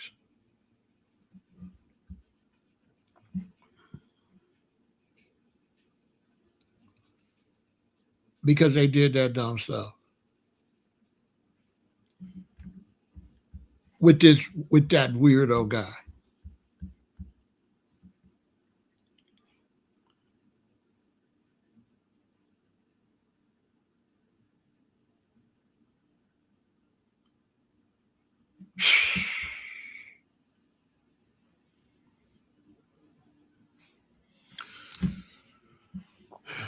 You say, wow, it did change a lot just so they can come up with the idea to mess. Hey, Alden, bro, I don't know. Why would you keep histories for all them years and change it? That's why the game, they scored 400 points a couple years ago. Because it ain't got the intensity. But if it's East versus West, they going to play that like a real playoff game. For facts. Because whoever wins, it gives their team a chance to say, we might be the best and we might win the finals. Because we're playing in the most difficult division. They took that away. See, that was the underlying thing. When you won, that meant, oh, it's more competition over here where we at. So if the West wins, then that insinuates there's more competition in the West, which insinuates whoever wins in the West might be the best, right? Because the West is the best. So that automatically, if you win coming out the West, that All-Star game puts you as most likely the problem because your side is the more competitive side. They took all that out of there. And they hurt LeBron's career because now LeBron gonna have asterisk team LeBron. And that messed up LeBron's mentality and ruined his legacy and made him a weirdo. That made LeBron, I don't think that was good for LeBron. I think it psychologically damaged him. He started playing like Team LeBron. Like, we got this big old dude at the top of the key with the ball. So I didn't like I didn't like the way he was playing. I like LeBron as a player because he worked hard to get out of college to play with Cleveland and do that. I ain't taking that away, but I don't like LeBron coming up to the top of the circle with the ball. That was horrible.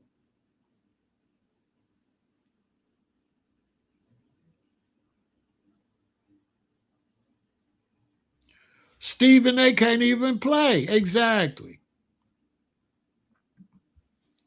So that's what I don't like about LeBron. I don't like LeBron coming up to the right side of the 3-point line with the ball. Not no big old dude like that. One of them smaller dudes should have the ball. And that's when the dude say, well, you say you didn't like LeBron. I don't that I did not like that, but I'm not gonna personally sound like LeBron.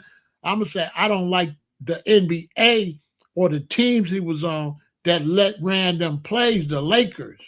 I don't like the Lakers. A dude that big ain't supposed to have the ball. He not supposed to have the ball. Now you cutting the legs from under your guards. What you got a guard for? So I'm a guard. What? I'm supposed to bring the ball down. LeBron's supposed to be there moving around. He's not supposed to be at the top of the circle with the ball. And for years over there with the Lakers, LeBron dribbling the ball at the top of the circle, and it really ruined LeBron's reputation because he was making so many bad plays and missing so many shots. Why would y'all do that to him? They put him in a position for failure anyway. There's no way he's going to win like that. No big old dude like that holding the ball all that time. Yeah, at the Miami Heat, because Dwayne Wade got the ball. You ain't got the ball. Wade got the ball. That's the difference. In Miami, Dwayne Wade got the ball. That's why they was fire. With the Lakers, big old LeBron got the ball. Now, I've been playing basketball since the 8th grade. And I've been playing at the park and stuff since a little boy. Since you could get to, in my days, my daddy put a basketball court, a basketball hoop in the backyard and bought me a basketball. And when I was growing up, I couldn't even get the ball up there. So I had a hoop in the backyard where we parked the cars at. And I couldn't get the ball up there. My daddy made it 10 feet and bought me a real NBA basketball, and you either get it up there or you don't. Facts. He didn't buy me one of these little kiddie basketball hoops or none of that. It was 10 feet. I was a little boy, and I could not get the ball up there. The second year, I could get the ball up there and hit stuff, but I couldn't. Every blue moon, it might go in by luck. The third year, okay, I'm starting to make some shots. The fourth year, oh, it's popping because I'm growing, I'm getting bigger, I'm getting stronger. That's when I came up playing basketball. I came up playing real.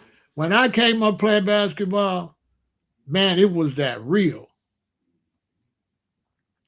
It was as real as it get.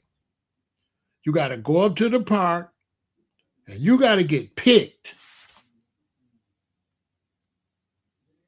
Yeah. Yeah, two dudes say, let's play. He like, I got Jeffrey. And he'd be like, I got Kenny. And sometimes when you're the little boy, after they both pick 4, it's just little boys left. And then they'll be like, well, they don't want neither one of us. But they'll be like, okay, give me Jesse. Okay, give me Mike. I get picked at the end. The only because it ain't nobody else though. And that's when we used to play elimination. And elimination is everybody get on the court and The person with the when a person get so many points, so many of y'all got to sit down.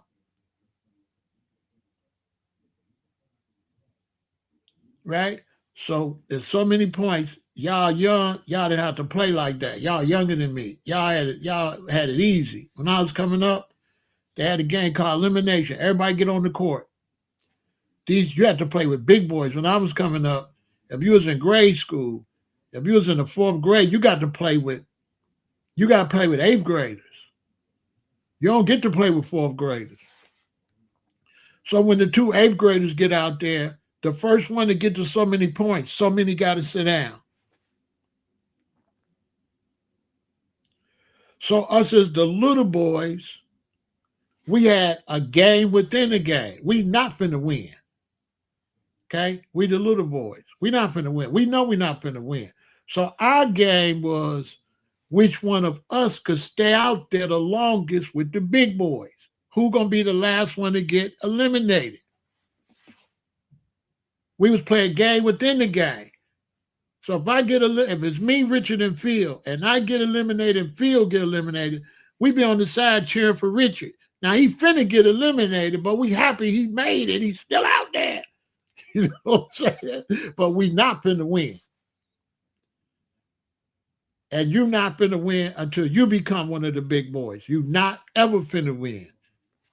You're not finna win. You got to play. When I was growing up, you had to play. You know what I'm saying? You're not finna win.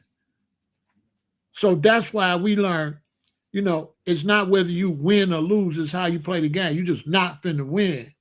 But you get your ass out there and play your hardest. And that's why by the time I got to 8th grade, I could shoot so good. And the reason my shot was so perfect, I'm not going to get no rebounds. So when they jump up for a rebound and tap it, I'm standing out on the outskirts. I'm not finna go into the hole with these big dudes. So when I finally get the ball, right, can I miss? No. I can't miss. It got to go in because I ain't going to get it again. I'm not getting the ball again, bro. I'm in the 4th grade. So that's why my shot was so good, because it was like life or death. When I get the ball, it got to go in. And I got to hit every free throw.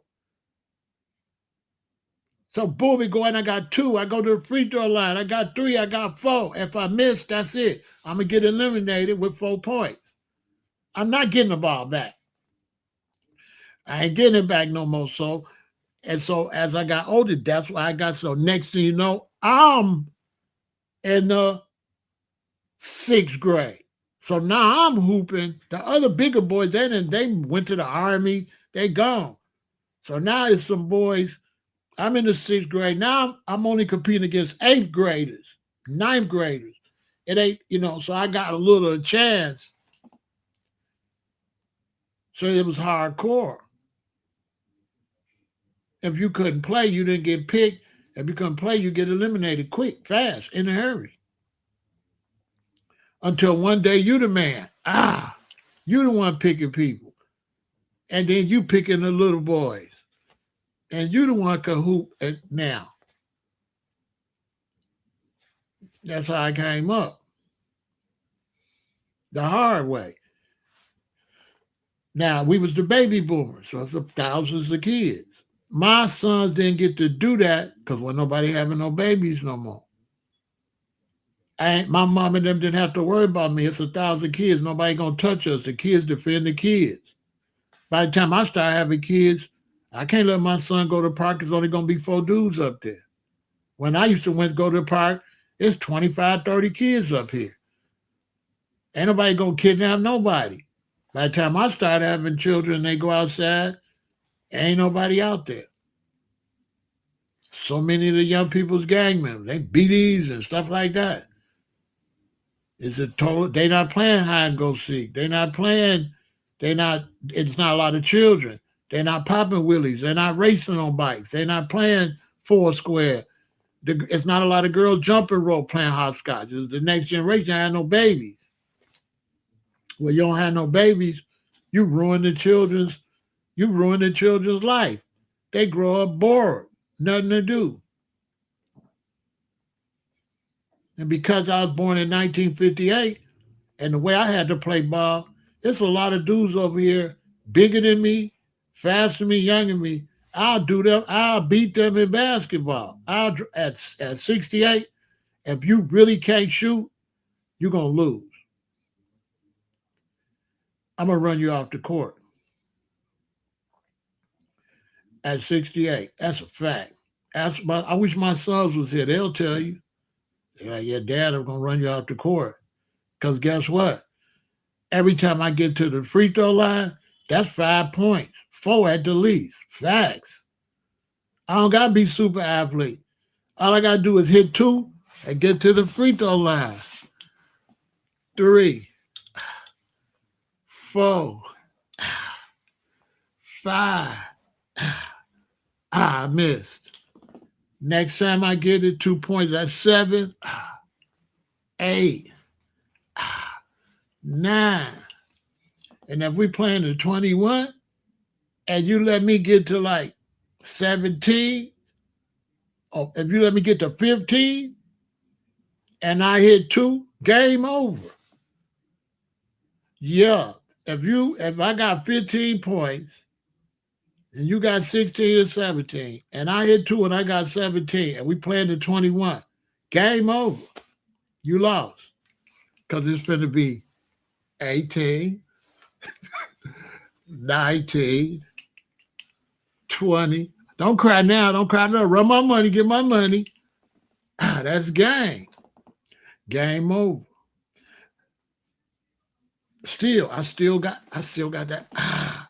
Because with basketball, it's a science. It's like a science of pressure, right?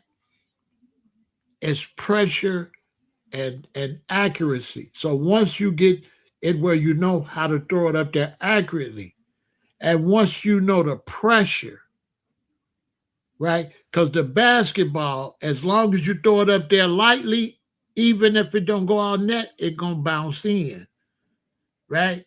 You gotta have that soft touch. Or you gotta know how to bank it off the backboard. Like you really have to know how to play. So you got to know the angles, how to bank it. You got to know how to shoot. And the pressure is like a pressure, right?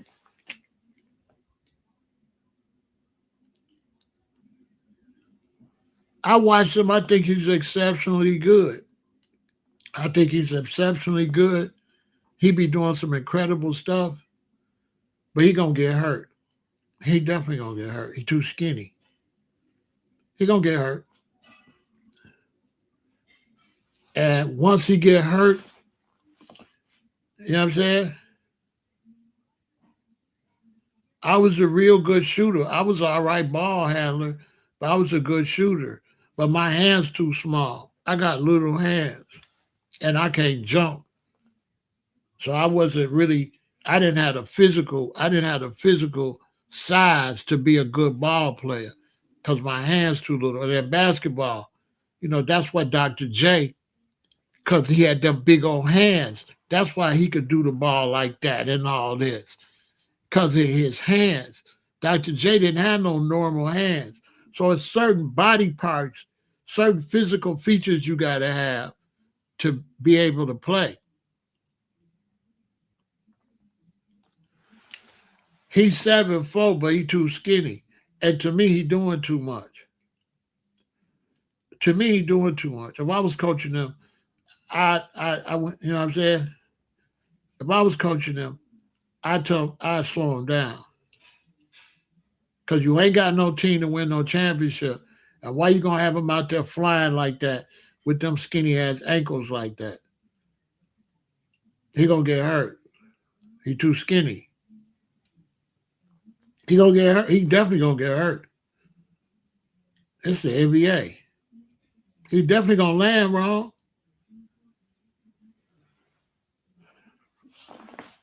So he could play. I don't like the way he playing though. I don't like it. It's fantastic.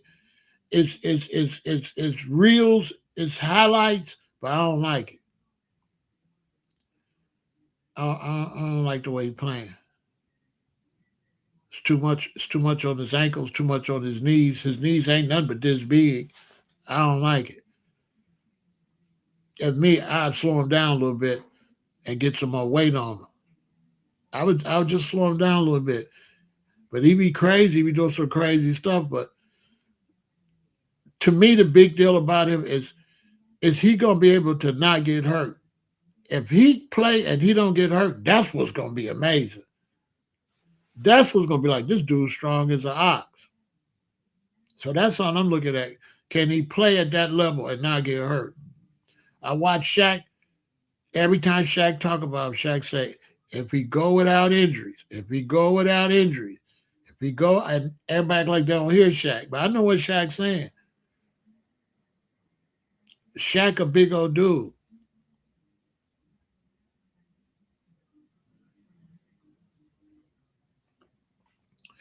He not built like Hakeem, so that's why he could do all that stuff that Hakeem couldn't do. So he not built like that. You know what I'm saying?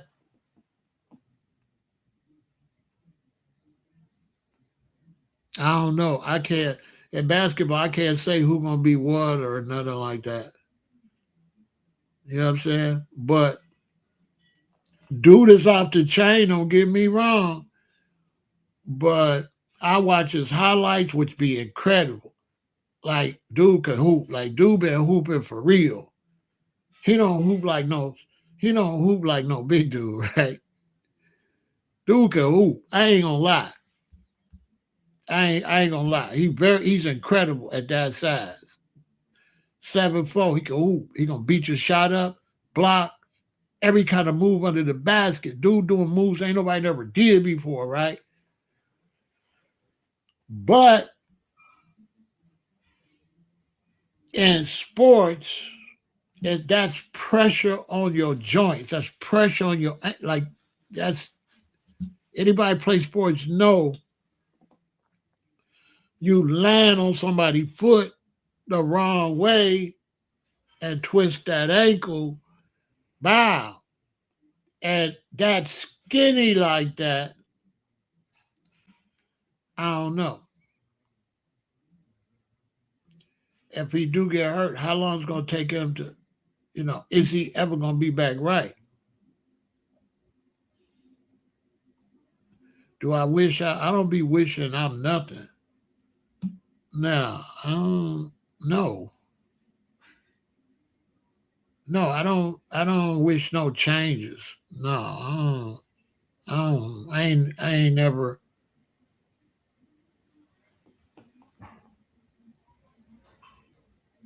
I actually messed up my opportunity to do something with basketball. Now I have my daughter that really loves it, so I'm teaching her the game now because we don't have it the way it was back then. I mean, if you want to teach her, if she wants to play, you're supposed to teach her. That's a good father. If she want to, this is what daddies do. Whatever your kid want to do, help her. Because one thing is, just make sure you let her know that this could get her through college and save her a lot of money. And now they pay them to play in college. So she could get rich in college because they paying them in college. Some dudes are staying in college like 6 years because they getting paid. So your baby girl could be a millionaire.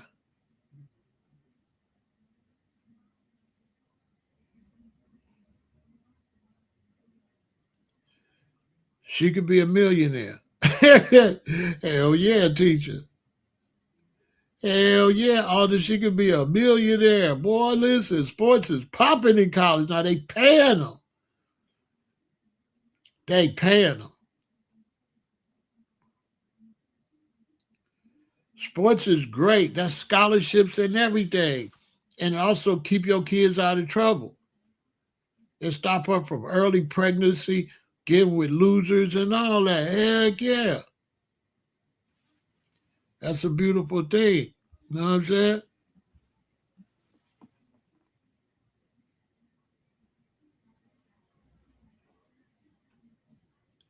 Yeah, that give us something to do. My mother played basketball, but they banned women basketball because they didn't want them to get elbowed in the breast. And my mother never liked the fact she couldn't keep playing. She used to talk about that. My mother didn't like when they banned basketball for the lady. My mother didn't like that. I used to play basketball, and they gonna ban it. My mother didn't like that. My mother used to love the hoop. They banned it. My mother was born in 1935 in Alabama, and she played basketball, and they banned it. She didn't like that. Whatever your children do, as a good parent, support them. Let them make their own mind. Don't push them into nothing. You know, some of these men they want a boy, and then they have a girl. They don't have a boy, and now they pushing their girl to do boy stuff. Right? Now my mom was tall, but yes, she was tall because back then people like me and my mother was considered tall. Everybody was shorter back then. People didn't start getting taller until like 1972, 73. I'm 5'8", and when I was growing up, I was considered super tall.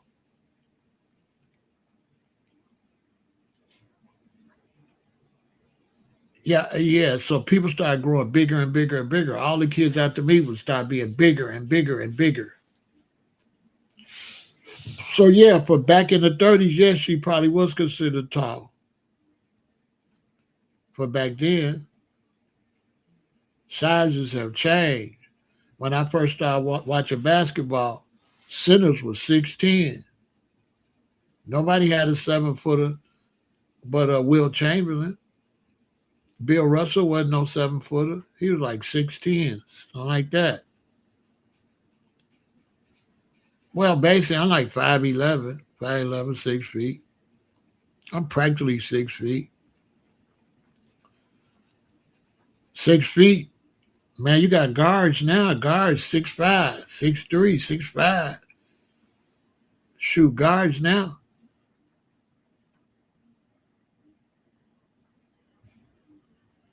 6'10" is not tall now. 6'10" is a small forward.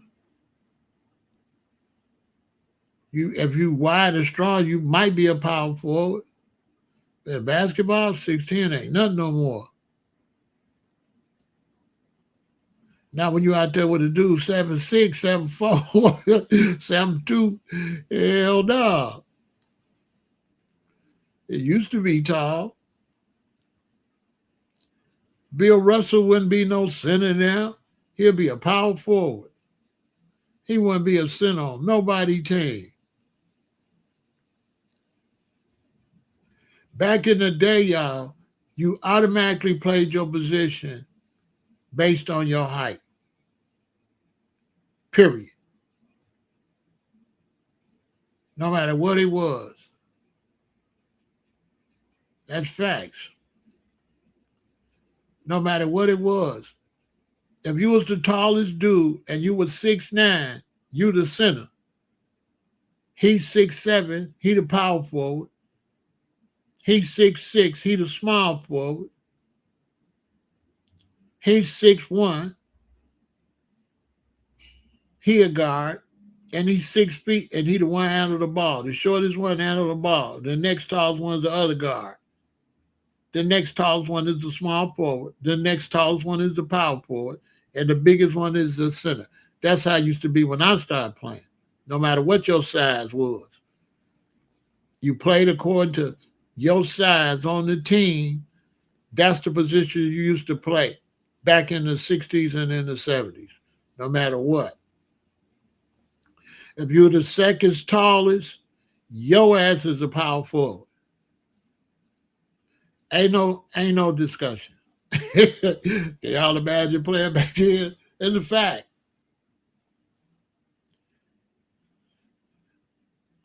If you was 6'8" and you the tallest, you the center. If a dude come in 6'9", 6'10", now you a power forward, he the center.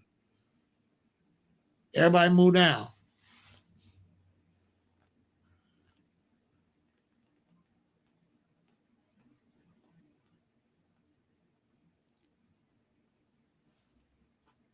I mean, I don't know what they doing nowadays, but I know originally you was lined up according to height.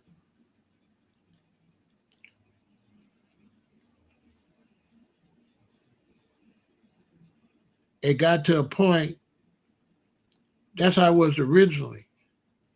But it got to a point where dudes practice a lot. Okay, I'll give you an example. You got a son. He practiced. He could dribble. He dribbling. He dribbling. He dribbling. He cold with the ball. He could pass. He could dribble. He's an expert guard, right? Your son. Your son, 6 feet. And then your son hit a growing spot. So now your son's 6'8", right? But he got the ball handling skills that he developed when he's 6'1". So now your son is Irvin Johnson. He could been a good guard when he was short, but he shot up. So now it's a big 6'8" dude with handles. That's how you got them big old guards like that. They could really play when they started having these growing spurts. A lot of people don't remember that. Hey, man, I don't know if people remember that. You go to school with a dude, I'm this tall, he this tall. We get out for summer, come back, dude this tall. You're like, damn. But if he got handles already, that's how you got Magic in there. Magic got them handles when he was shorter. Now you got bigger, hands bigger, and he got handles.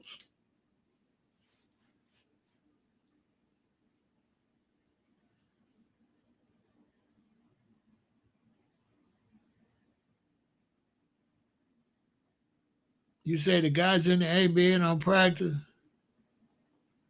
Shit, yes they do. Hell yeah, they practice. Boy, listen. Oh, you coming to practice?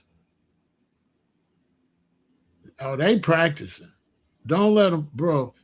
You coming to practice. That's all in your contract and everything. Because of Allen Iverson, oh, that's in your contract. Bro, you can't miss practice. You get fined for that shit. Bruh, that's in your contract. You got to come to practice.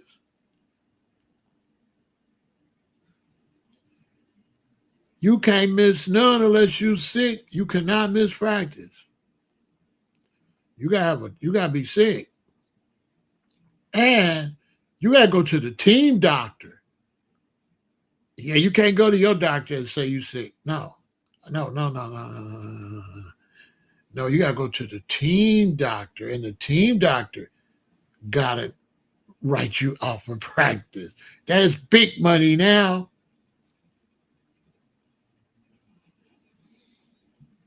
So yeah, they be at home playing the game. That's because he got a tender ankle. So the coach tell him. Dennis Rodman used to miss practice, but Dennis Rodman was crazy, and the reason they let Dennis Rodman miss practice because Dennis Rodman was crazy, and Dennis Rodman was still always at practice. That's why, because he wasn't normal. Because Dennis Rodman after practice ride the bike for another 3 hours. So like we ain't got to worry about dude, because Dennis Rodman was an exercise nut.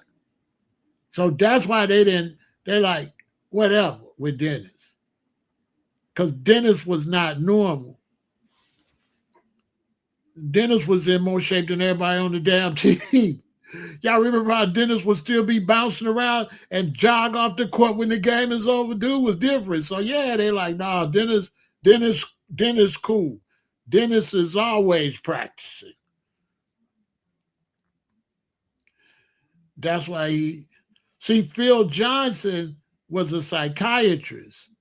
So he knew how to psychologically deal with the players. He knew how to deal with Scotty, with Mike. He knew how to keep Scotty cool with Mike. When Mike left, that's when Scotty started acting crazy.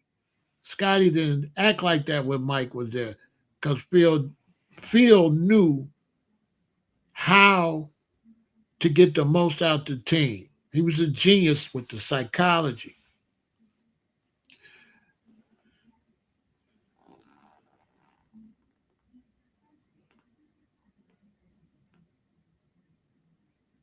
They get out of practice. They only get out of practice. Something wrong with them. That's how they get out of practice. They get out of practice. They nowadays all there's mad injuries. Every team is full of injuries.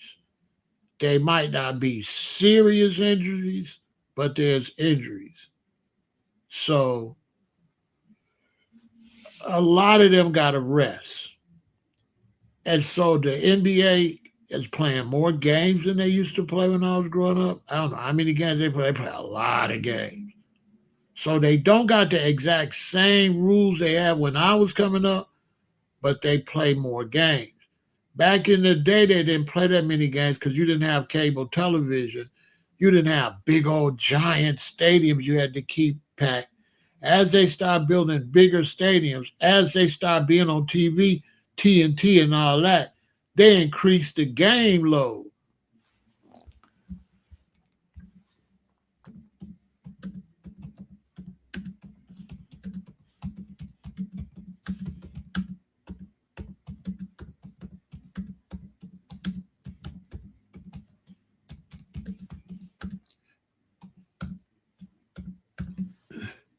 That's what I love about now. We can look all that stuff up.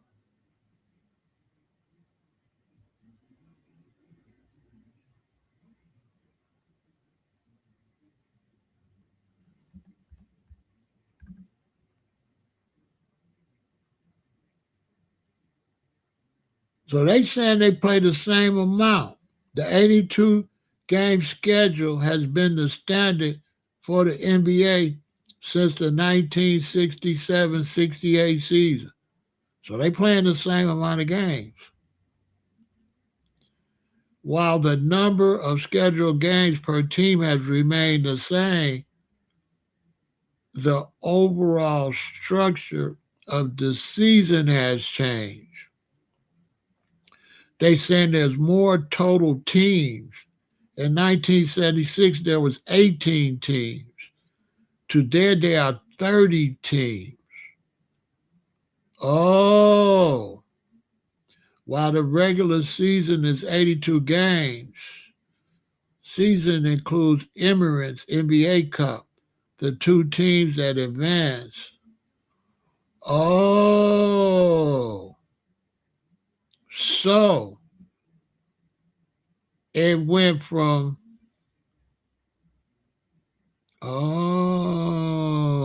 it went from 18 teams to 30 teams. Oh, okay. So if it go from 18 teams to 30 teams, you know what that means, right? More traveling. So they gotta fly around a lot and be on the buses a lot. Oh, so yeah, that's gonna be wear and tear on your body. They don't get to sit still. Less teams mean less traveling. Oh yeah, they shoot. Imagine that. Imagine how much traveling that is. That's okay. So yeah, they got to rest because traveling is a different. You don't rest. You don't rest when you travel. Traveling is not a good rest. It's the worst. Like traveling through your whole, and then you go into different time zones and all that. Yeah, that's crazy. That's crazy. Let me see how many games they play.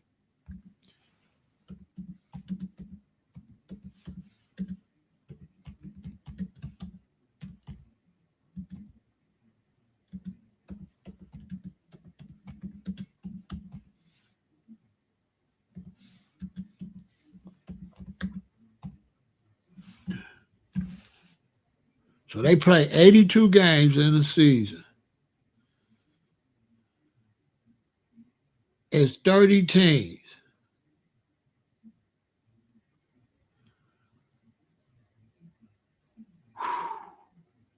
That's a lot of traveling, man.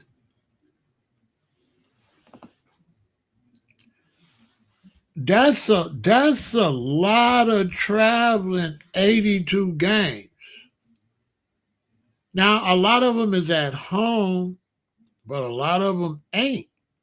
That's a lot of that's a lot of traveling. It's only 365 days in a year. That's a lot. That's not so bad if you only got 15 teams, but if you got all them teams, oof, half home, half away, oof, 40, you in the air or on the bus like 40 something. That's a lot. Yeah, yeah, heck yeah.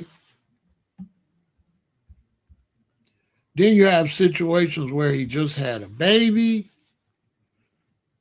I just had a baby. I can't come to practice like that, like that. I gotta have some. My wife just had a baby, man, and you gotta take all that into consideration too. It's a lot going on. I got kids, bro. Baseball,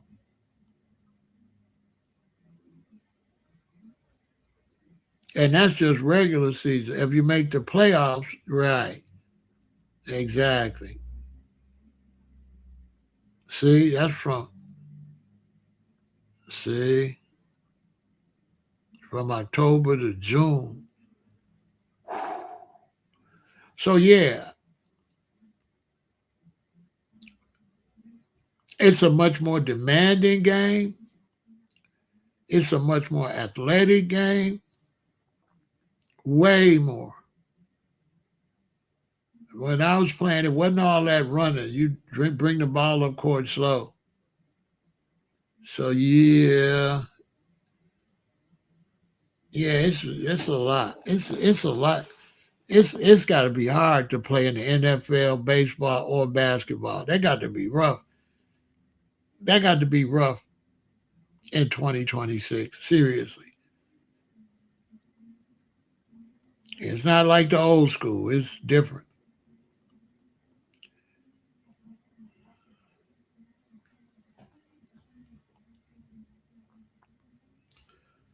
So the coach gotta, yeah, he can't.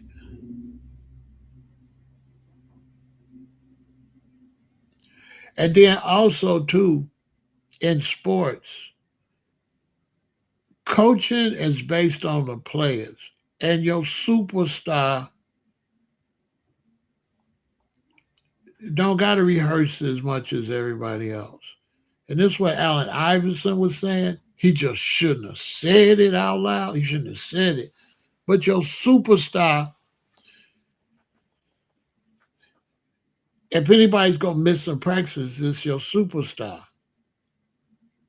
Because your superstar is like the workhorse, your Charles Barkley's, your Michael Jordans, your Kobe's, your Kevin Garnett.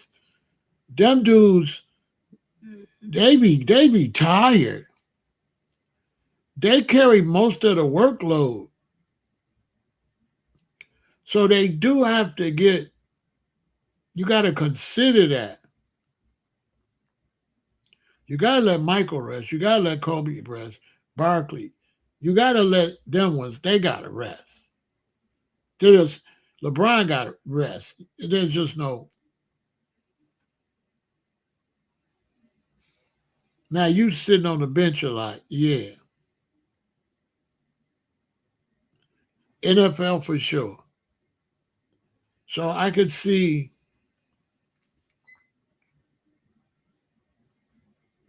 and then a lot of times the coaches start doing that right before the playoffs,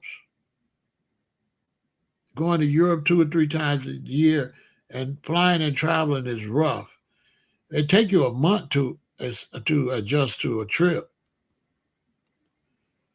You can speed it up to a week, depending on how long you was on the trip. A trip throw you totally off. When you get back home for a trip, you don't be right for a minute.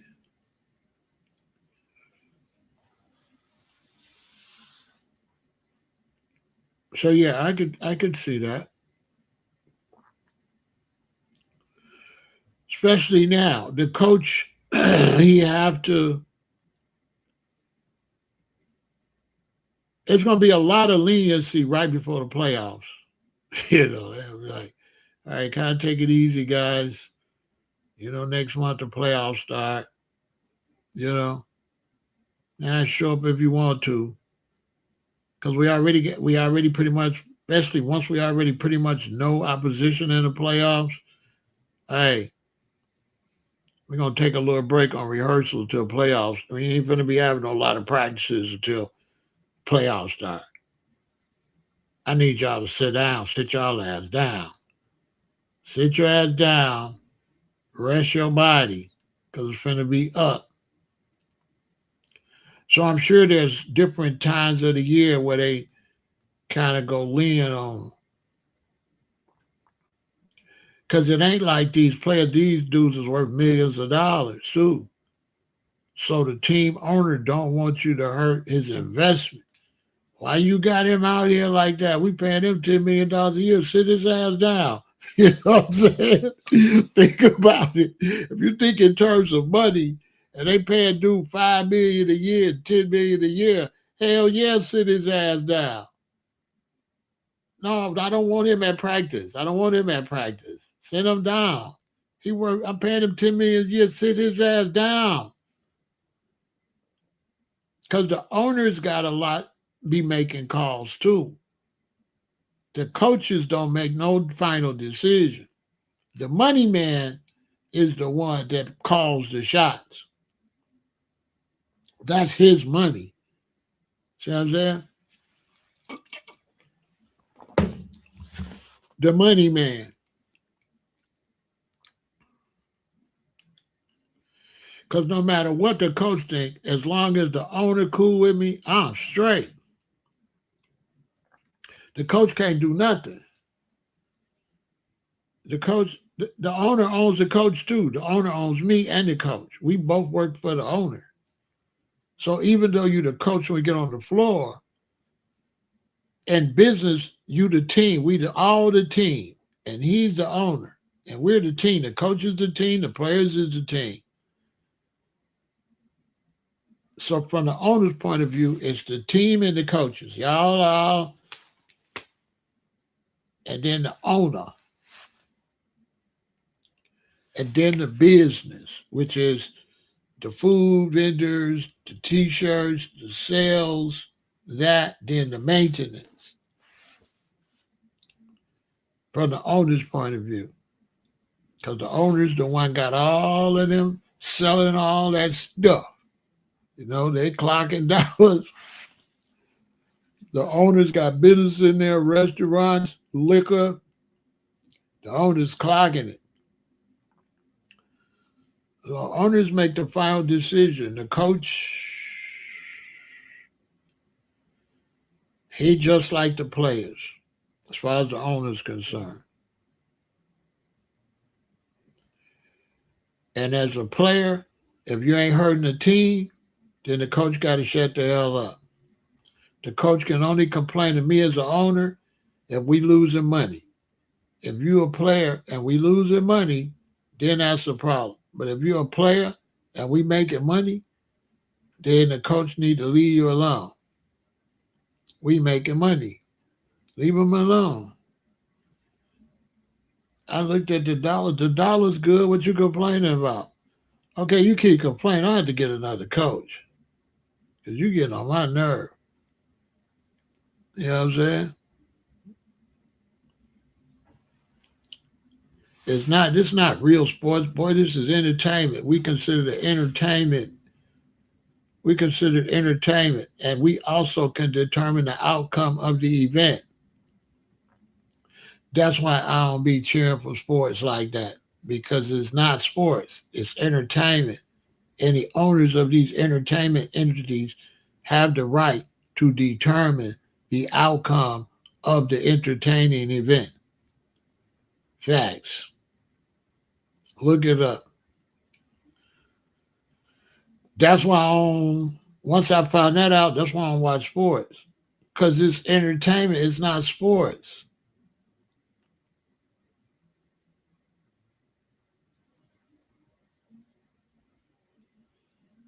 It's not this team versus this team. It's me owning this team and my boy own the other team. And we making money. And me and him the one decide how this gonna go. The owners. I own the Lakers. You own San Antonio. Me and you works this out. The coach, he worked for my coaches work for me. His coaches work for him. My players work for me. His players work for him. We the NBA. They the Spurs or they the thing. But me and the other owner, we are the NBA. You're not. You work for the NBA. You work for the NBA. Okay? The owners, we the boss. We the bosses. We're connected with the other investors. And we work out how we can get money. Everybody got to get some money, because if it don't, it mess up. So to help you get some money, we're going to make sure that Michael Jordan comes to your stadium so many times a year. We'll get LeBron through there. We'll get LeBron through there so you can sell these seats. So book LeBron. I'm going to have LeBron come play at your stadium this many times. It's going to be packed.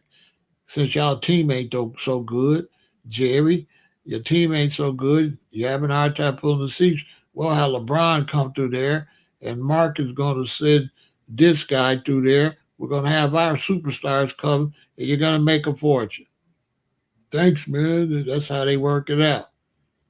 How you think it's arranged who play well? That's to make sure that all the NBA owners make money. They made sure they sent Michael Jordan to everybody's stadium. And when Michael comes to your stadium, it's sold out. Courtside seats triple in price, quadruple in price, right? Courtside seats regularly, they might be 25,000. Michael coming, they might be 75,000. 75,000 for the courtside. So then the hustle is I buy courtside seats and then I rent them out. You could go sit in my seats. Oh, Beyonce and Jay-Z want to go? They call. My broker called me. Beyonce and Jay-Z want those two seats. All right, tell them 350,000. Boom. They send the money and we put them down. These seats is for Jay-Z and Beyonce right there where they can get the media. That's the business I'm trying to get into. I'm trying to get into the court side seat business, but it's super duper duper duper duper expensive. But if you can get even the second row or third row, you can make a lot of money. But it's hard to get them because the brokers own them. So they not for sale. When season tickets gonna sell, those seats gone already. Brokers already, you know what I'm saying? You know how much Fat Joe pay to be sitting there? You don't even want to know. Now that's a good hustle.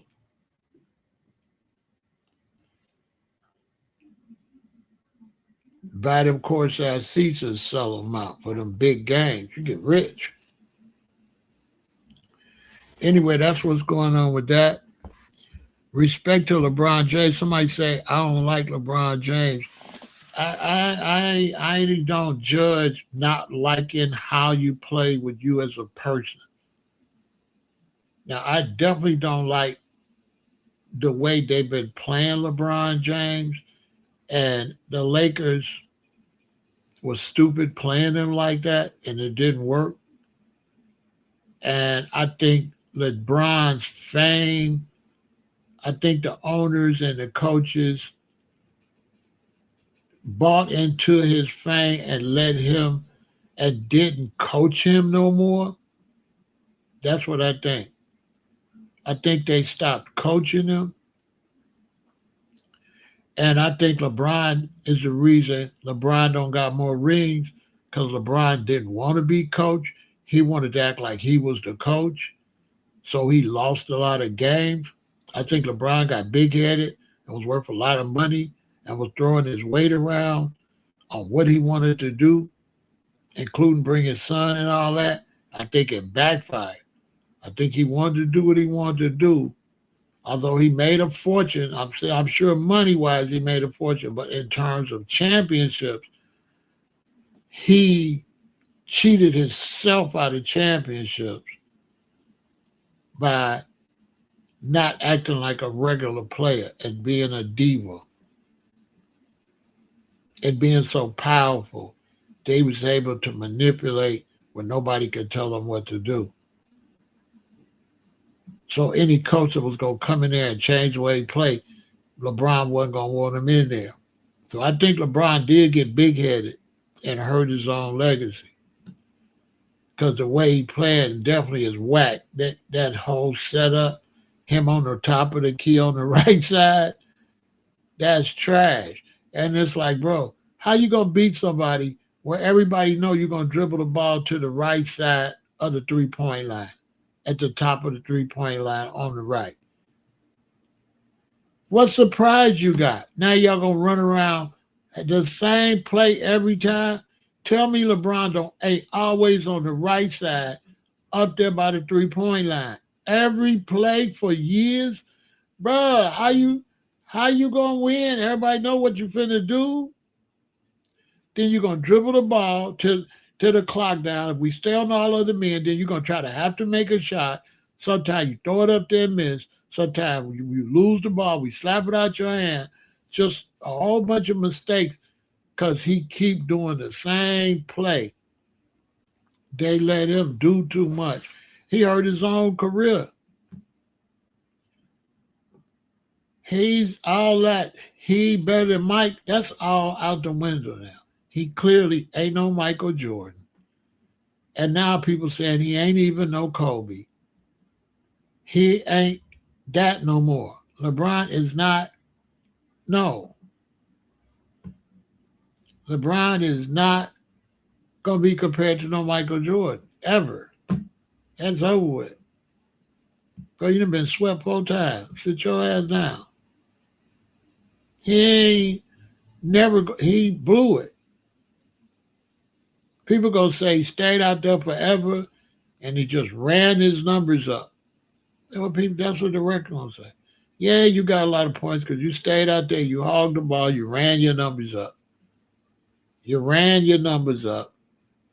You played till you were 79 years old, but you still ain't past Steph Curry. Steph Curry is still better than you as far as championships. You got 3, Steph got 4, Mike got 5. And back in history, you got 3. You're never going to be, and you got 3 and you played more. So that's going to be an L. You played 1,000 years and you only got 3 championships. Steph got 4. Steph is going to be better than LeBron historically, period.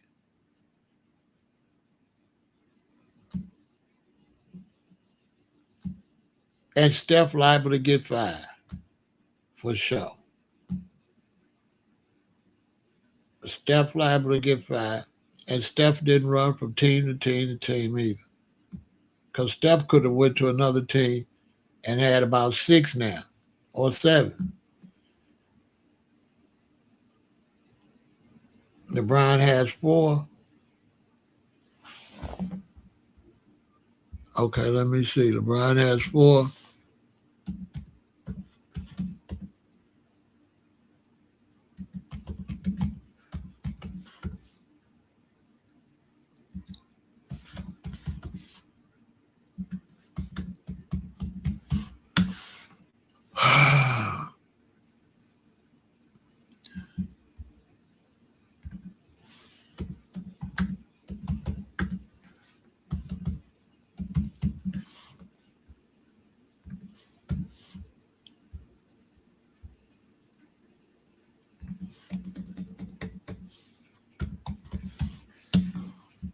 So he trying to get that fifth one.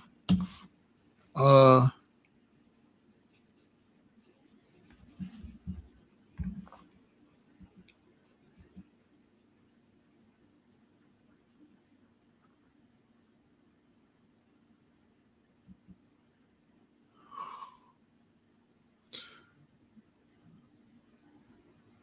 LeBron James has his four titles with three different teams.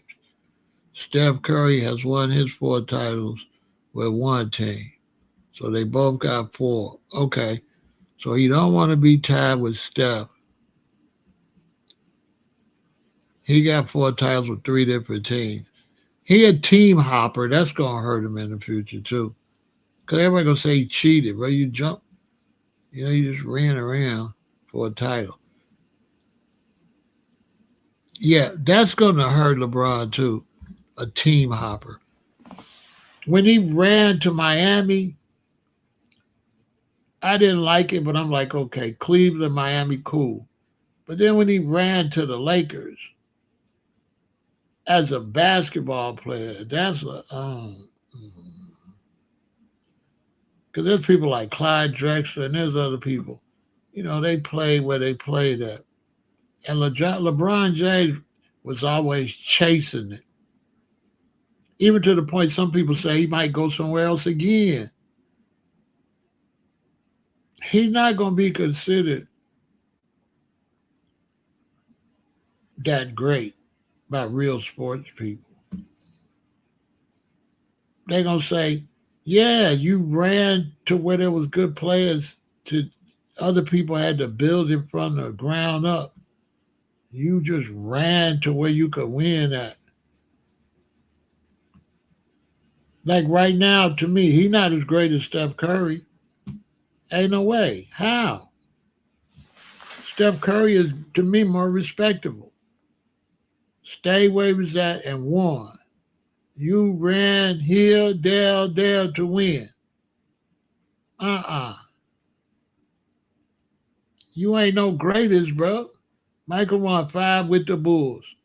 Steph won 4 with the Warriors. You won 4 with 3 different teams. Boo, you suck.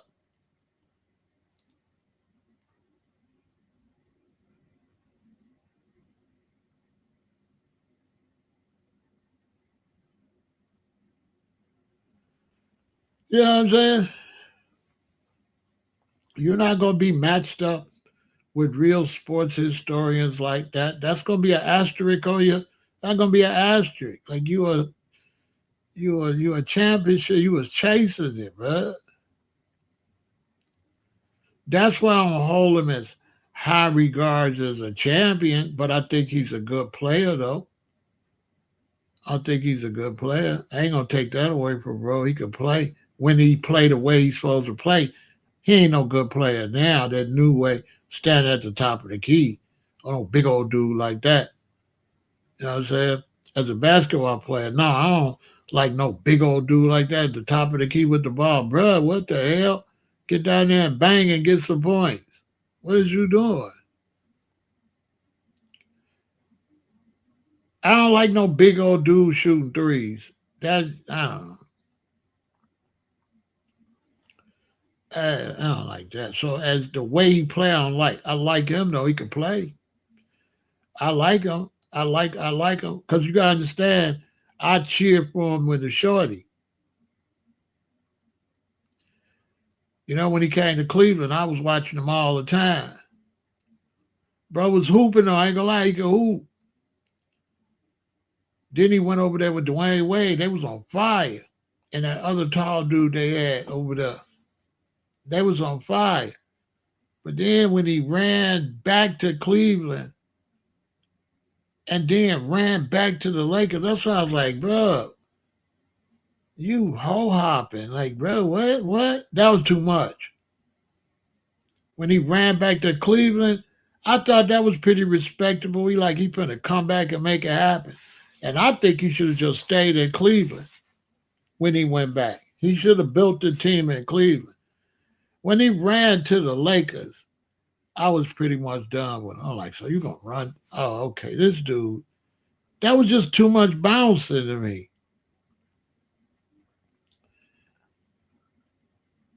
to me. Look how long Charles Barkley stayed somewhere before he left.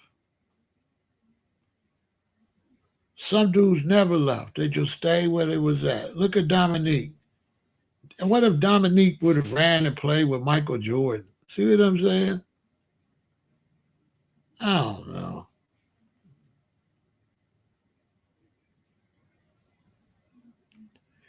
Right. You know why LeBron never had a go-to move? Because he too big. He not supposed to have a go-to move. That's a good point. He's supposed to get fed. That's the problem. They got him out there like a guard or a small forward. You a big old dude. He's supposed to be fed. That's where that's where they messed the game up. You LeBron, you feed Barkley. You feed them. Basketball is always like that. Big old dude like that, you feed him. You feed him and he eat. You feed him. He not supposed to have the ball. LeBron got the ball bouncing at the top of the key. That was whack. Bro, why is you at the top of the 3-point line dribbling? That's when I stopped watching, dude. I'm like, oh, okay. He done fell off. Bruh. I don't like that LeBron. I like the Cleveland LeBron. I like the Miami LeBron. But I don't like the Laker LeBron. He sucks. Every time you look up, he at the top of the key dribbling.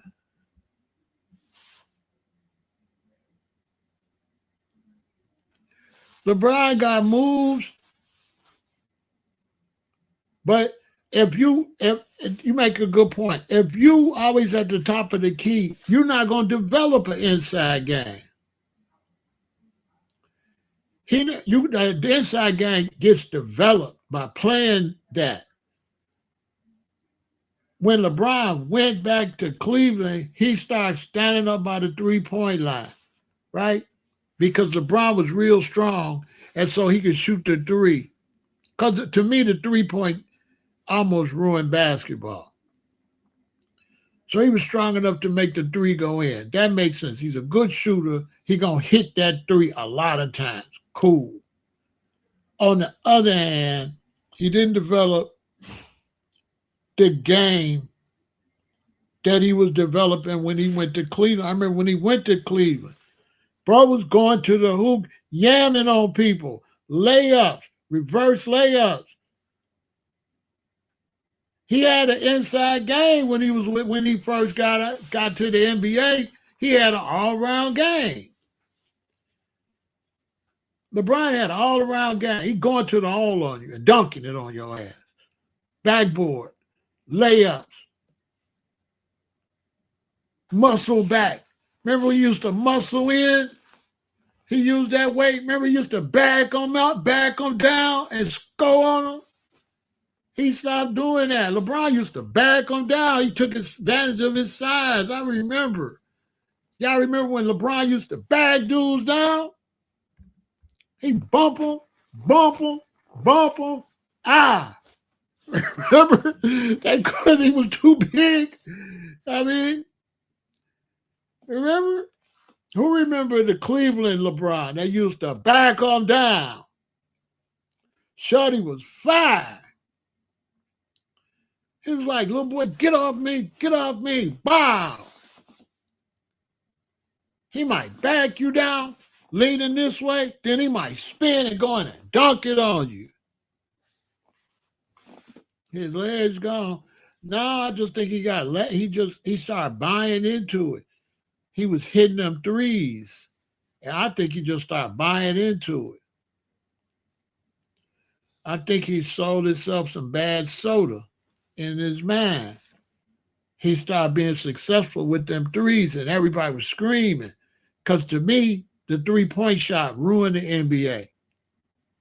And LeBron. The 3-point shot has totally destroyed the NBA. Totally. It's straight trash. I watched one game. It was crazy. So it's like you had the main player, right? And so I seen dude, he ran down this way. Now the other dudes was running up the side, right? He shot and missed. They got the ball, run. These dudes run up inside. So it's like the main dude shooter all the time. They running back and forth, and the other players just running, running, running, running, running. So I'm watching the center and the power forwards. They got to run this way. They shoot it. They got to run back. They shoot it. They got to run back. They shoot it. They got to run back. I said, do they know they ruining the power forward in the center, putting too much? Every center's hurt. Milwaukee had the great center. You know why he didn't go nowhere? Because they run, run, run, run, run, shoot three, run, shoot three, run, shoot three. So they run out, shoot a three, miss. Rebound, go back, run, shoot a three, miss. Run back, rebound, go shoot a three, miss. Rebound, go shoot a three, miss. Hey! So it'll be like three misses in the, yeah! Then do it again. Run. I said, what the hell is this? So I started watching the other players.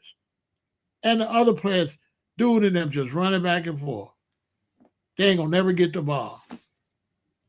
The ones that can't shoot threes, watch them. Next time, don't watch the main stars. Watch the rest of the team. So all the centers.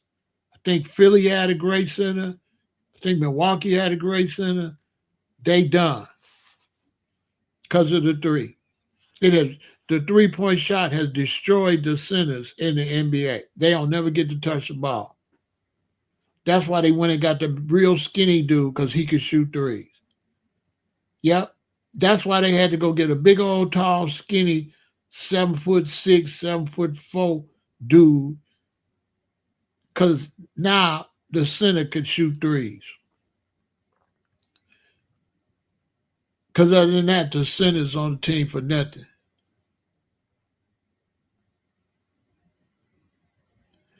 LeBron got a lot of turnovers, but, you know, he played a whole lot of games too.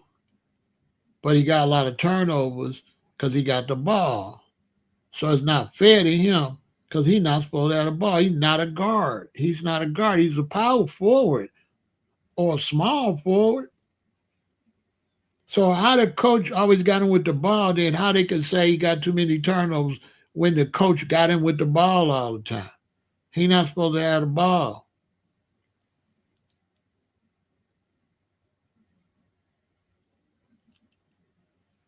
The center, yeah, but think about the center's knees, though. Think about you a center, and all you doing is this.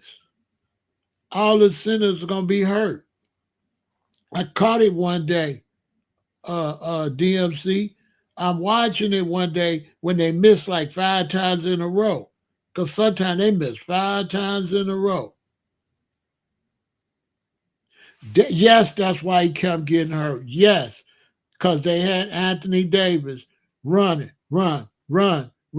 They totally ruined Anthony Davis' career. Totally. The three-point shot ruined his career.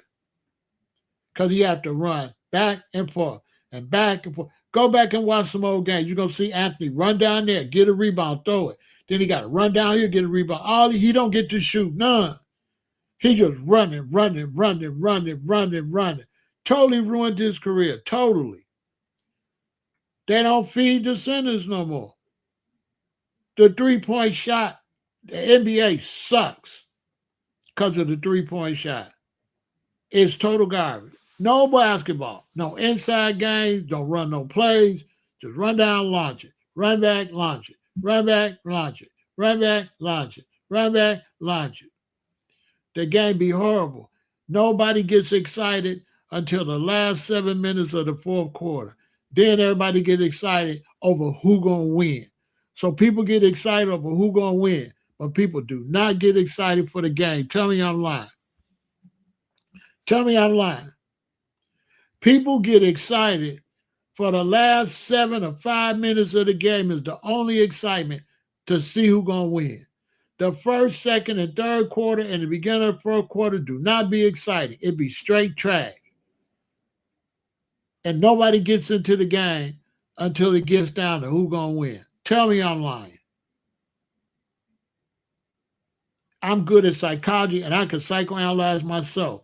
And last time I watched basketball, the only time I got excited, the only time it got good is when there's 3 minutes left, 4 minutes left. The rest of it is just run back, forth, run back, shoot, run back, shoot, run back, shoot, run back and shoot, run back and shoot, run back and shoot, run back and shoot. No reverse dunks, no crossovers, beat the man, none of that.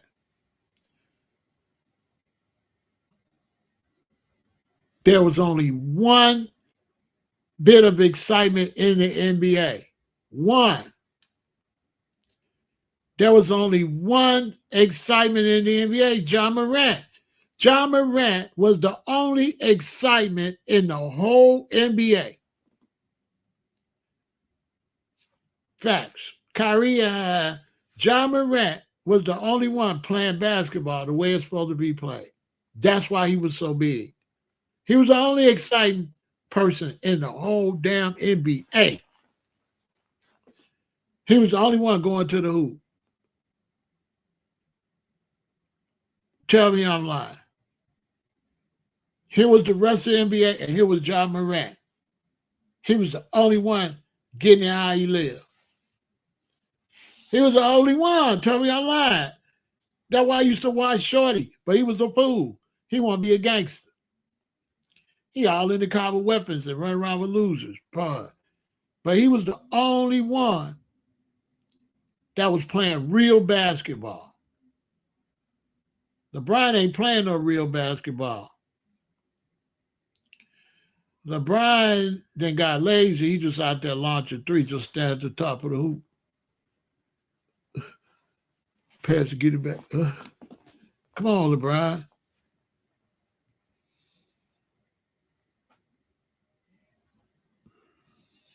What is you doing? Don't nobody want to play with dude. The Joker don't want to play with him. Nobody wants to play with him. Nobody wants to play with LeBron. He a ball hog. That don't mean I dislike him. But to me, and they say, well, Pharaoh, overall, do you like LeBron? Overall, I believe LeBron got skills he ain't using. So as a basketball, the way he's playing it, I don't like him.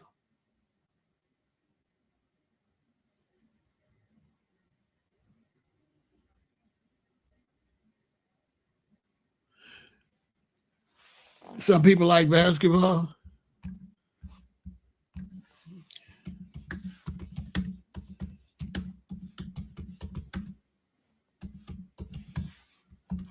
You say my opinion?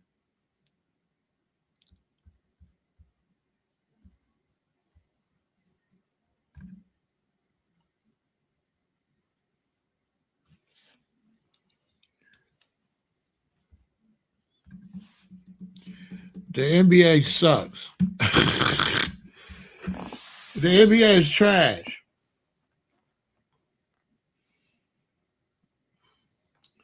The NBA is trash. The NBA is straight garbage. Dudes that watch the NBA is garbage too. They don't know nothing about basketball. Them is fanboys. Them not real hoopers. The NBA is trash. The NBA now is making money off of cheering for your city. Fanboys like cheering for your favorite team. It's not like watching for the skill level. It's about your team, right? Which sucks too.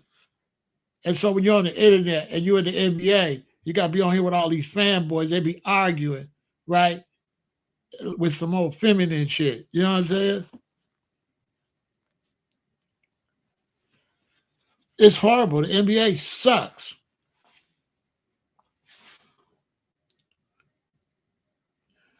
You know what the Bulls is in Chicago? Facts. The Chicago Bulls is somewhere you take a girl on a date. On my soul.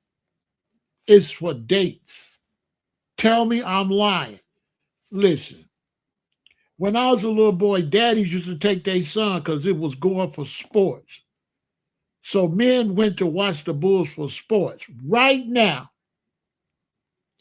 People go to the game for dates, not for sports. And if you go look at the jumbo cam, you're going to see dudes out there with their girlfriends and their wives. They not there for the sport. That's a fact. They got the jumbo cam. They show them kissing. They got the halftime performances. They got the mascot shooting stuff in the crowd. It got nothing to do with sports. It's somewhere to go and do something. That's a fact. It's a place to go for a date. So when he say a lot of people like it, they don't like basketball. They there on a date. There ain't hardly no basketball people at the basketball game. It's a bunch of chubby people eating sandwiches and stuff that couldn't shoot a jump shot or do nothing. It's for dates. This big Pharaoh. There ain't no sports people with basketball.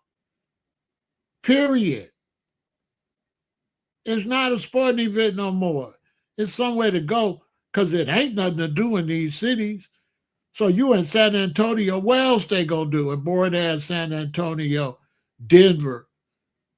What else you gonna do in Denver but go to a sporting event? They ain't got nothing else. Facts.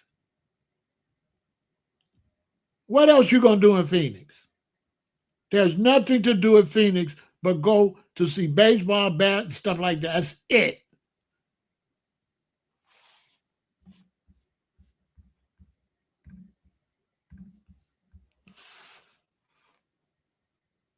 The Bulls is a date, go on a date. It ain't really to go watch no basketball. That's for me to take a woman so she can get out the house and go somewhere. That ain't no way to go watch no basketball, though. And no doggone basketball game ain't for basketball. Basketball is for dating. Take the kids and the family to the game.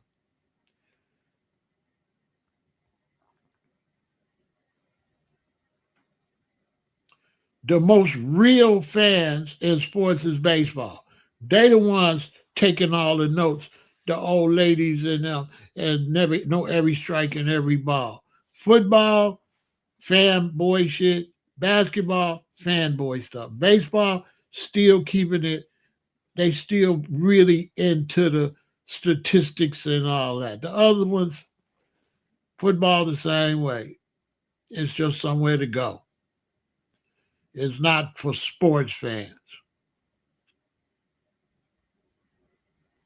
The NBA ain't got no real sports fans like that.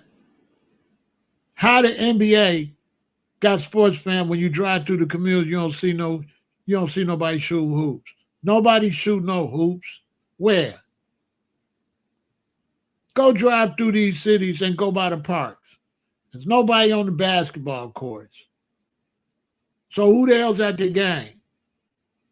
Because don't nobody shoot no ball.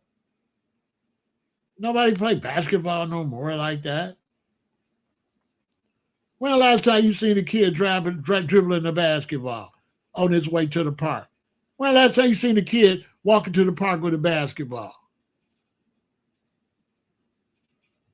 When the last time you seen kids walking with a football or a baseball glove? You don't even got no kids. This new generation, you ain't got no babies. You talking about you don't want to have no kids till you 30-something. So how you really into sports? You ain't got no kids? Who gonna play sports? You ain't got no babies. They got mad because they wanted to have the LGBTQ day at the Bulls. What that got to do with sports?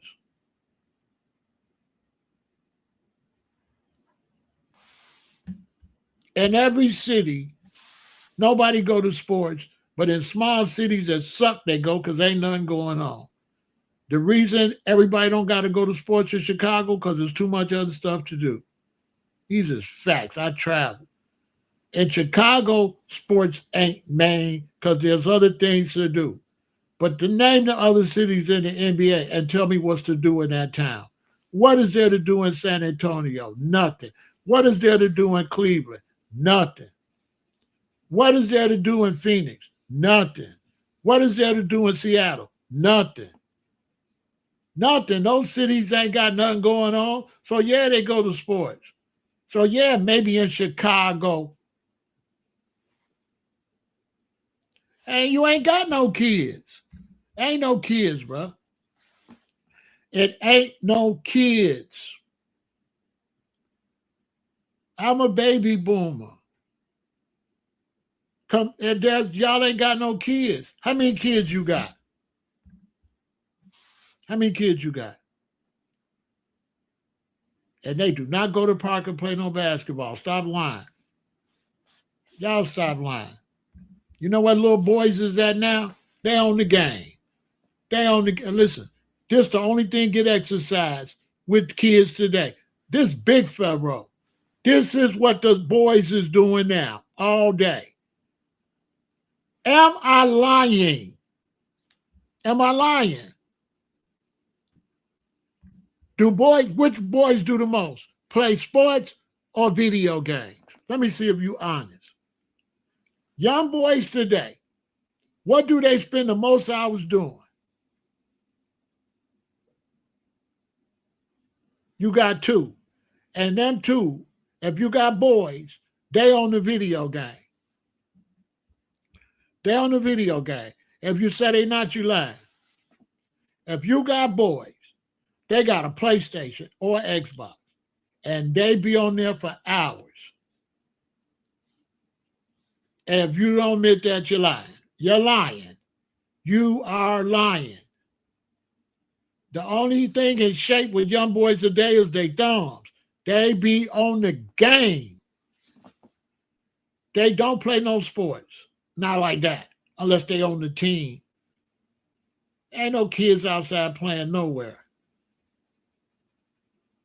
I was just in Arizona. Ain't no kids outside nowhere. I got 6 children, and they don't live in Chicago. Name and where they live at, there ain't no children. There ain't no children. I ain't gonna argue with people because you ain't gonna. Of course, you ain't gonna say I'm right. Listen, the number one occupation of young boys is the game.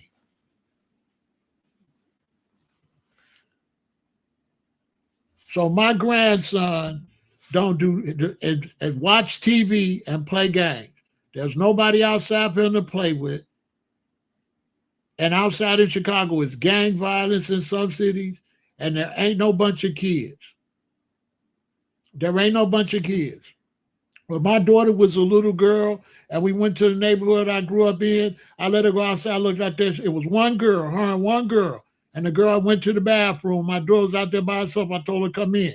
And you don't know what you talk about because you don't see no kids at Halloween. Checkmate. Here go to checkmate.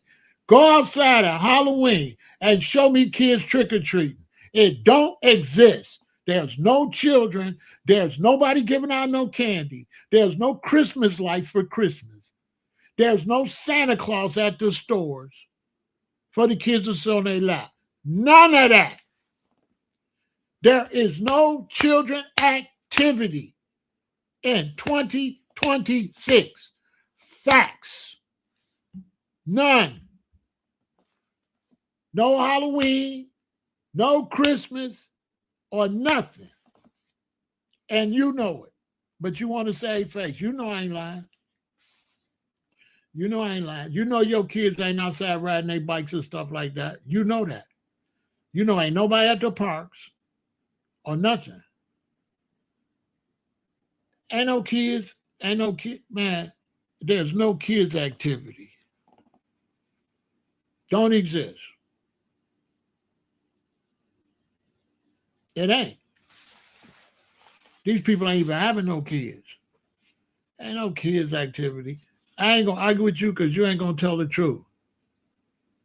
Ain't no kid activity. Renee lying. She know damn well her kids ain't got nobody to play with. Nobody. When her kids go outside, there's 3 kids out there. Ain't no kids out there. Ain't no Halloween candy in her neighborhood. None. These kids, if they want trick-or-treat candy, they got to go like to the alderman's office or somewhere. There ain't nobody. There ain't no Halloween lights up. There ain't no Christmas lights up. Nowhere. Listen, they closed Toys R Us, closed down. Closed. They talking about they trying to reopen it. Where's the Toys R Us? If there's a whole bunch of kids. And all the little boys is on the game. They on the game. They on the game from a little boy to 35 years old. Right now, they 25 years old, and guess what they is? They own the game. There's no children activity. I ain't even talking about it no more. You ain't like we was little. You ain't gonna go. When we was little, we played baseball, basketball, football. We rode bikes. We played Foursquare. We played hide go seek. We played Captain May I. We played all that. Ain't none of that. She lying. That lifestyle been gone. She is lying. That been gone with my kids. I got 6 kids. That been gone. Ain't no children. None. None. These people don't got no children. She got 2 children, and nobody else she know got no children. She don't know nobody got ain't no whole bunch of children like that no more. And you don't see no whole bunch of birthday parties, and you don't see that no more. Ain't no Chuck E. Cheese. Name me some kid places like Toys R Us, Chuck E. Cheese. What's the name of the new place where the kids hang out? Since I don't know what I'm talking about. Where's the kid? Name me the kids store that sell kid toys. What's the name of the store where you get kid stuff? Huh? Name me the replacement for Toys R Us and Chuck E. Cheese. Name it. It ain't an amusement park nowhere. What, Great America? Don't nobody hardly go there. Disney losing money.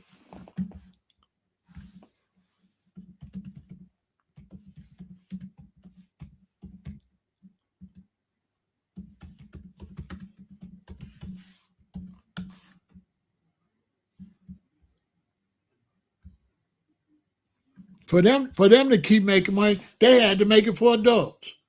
They had to turn Disney World to adult, right? Yeah, they had to make it for adults to make money. Disney World ain't for kids no more. That's for grown adults to go get all them hotels. They got them fancy hotels and all that. Chuck E. Cheese is out of business.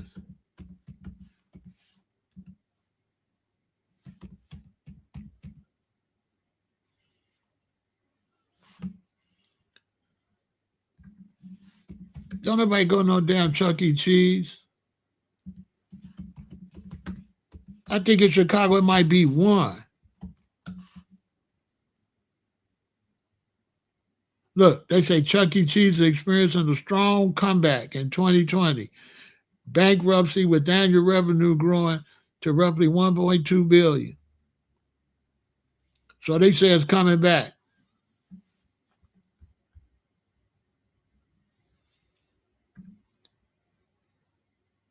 Oh, they say. If you believe them, they be lying. They'll tell you it's doing good, try to get you to come.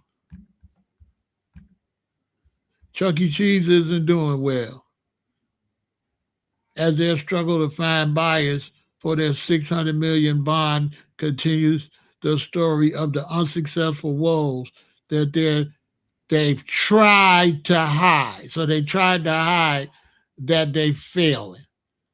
Okay? Man, I ain't going to argue. I'll be all sad.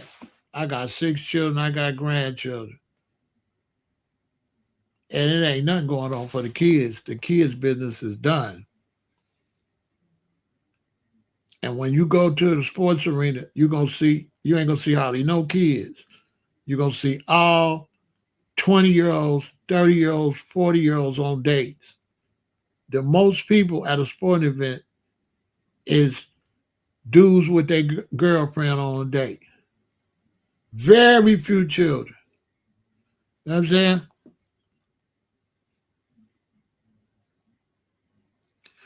Hey, some people, you know what I'm saying? You say, I'm a youth pastor without growing up there with like 100 kids in the group. Now I barely have 20. I know, ain't none. 3 Chuck E. Cheese that I know. I know what I'm talking about. I know what I'm talking about. The young boys switched to the video game 20 years ago. 20 years ago, the video game became most dominant for the boys. The boys on that game. Period. Them boys on the outside playing. Ain't nobody got no bikes. Swin is out of business. You know what I'm saying? She said we live in the wrong neighborhoods, but we don't see it nowhere. So she's saying there's a special neighborhood. So if you got to go to a special neighborhood to see it, does that mean it's plentiful? See, she's telling on herself. If you got to go to a special neighborhood to see some kids, does that equal the United States? No. She talking about a special. She say you live in the wrong place. We saying them places this year. She telling on herself. She's saying we right. Where we live at is not. And we got to go to a special place. She's telling on herself. She agreeing with what we saying. She's saying we live in the wrong place. But in the places we live at, used to have a lot of kids, right? So if in the places we live at don't got kids no more, your answer is we living in the wrong place. They moved to no. Ain't nobody got no kids. And she know it. She know ain't nobody got no kids. Ain't nobody got no kids. Ain't nobody got no kids. There ain't no lot of kids in Boston like that. You might show a little neighborhood. Ain't no lot of kids in Boston. That's a fact.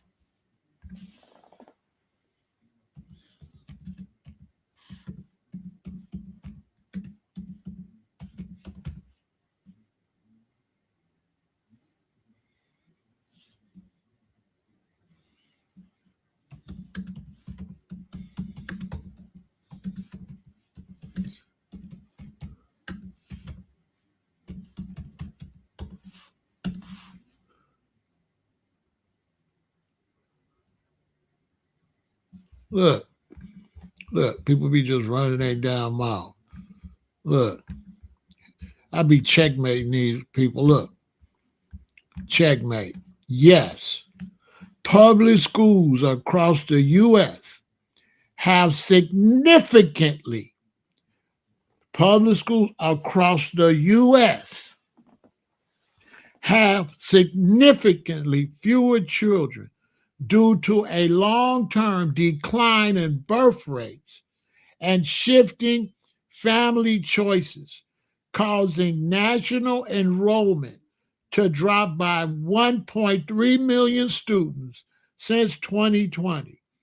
This downward trend is forcing school districts to face budget cuts, under enrolled classrooms, and potential school closures.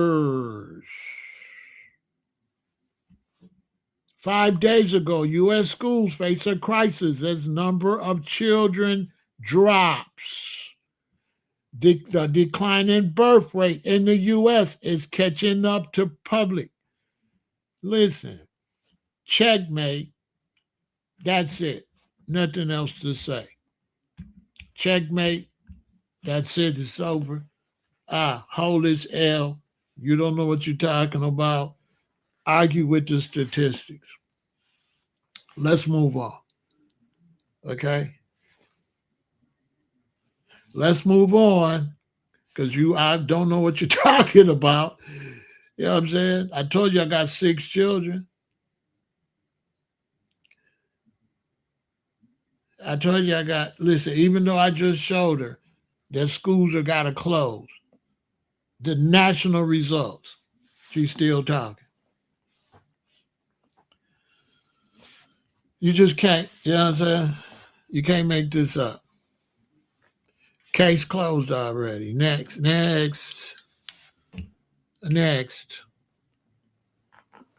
You can't have a growth in LGBTQ and kids. Whatever. You can't have a decline in marriage, a decline in relationship, a growth in LGBTQ. A lot of people don't want to have children and have more kids. Some people will argue with you no matter what. And she know damn well she lying. When you go where she at, ain't no kids, no damn well. Her kids ain't got nobody to play with but a handful of kids. She lying. She lying.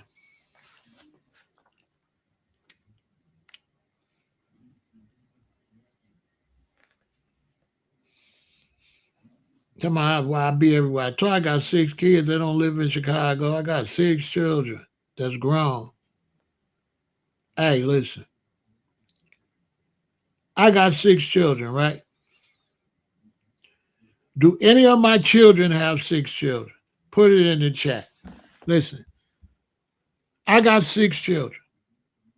Do any of my children have 6 children? What y'all think? Put it in the chat. I'll be right back.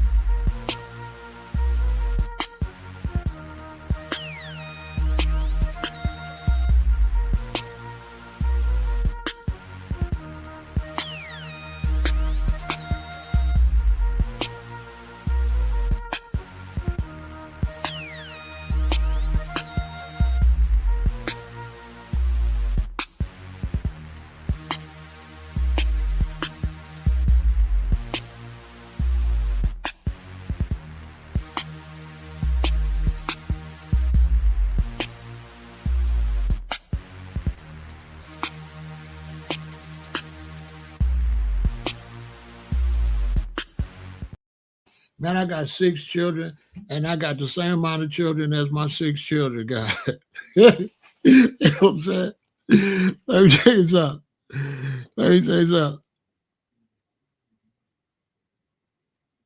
you something. I got 6 children, and I got the same amount of children as my 6 children got. They don't got 36 children. They got 6 children. And some of them ain't got no children. They ain't got no children. They ain't having no children. That lady talking to Big Pharaoh. My children ain't having no children. They're not having no babies.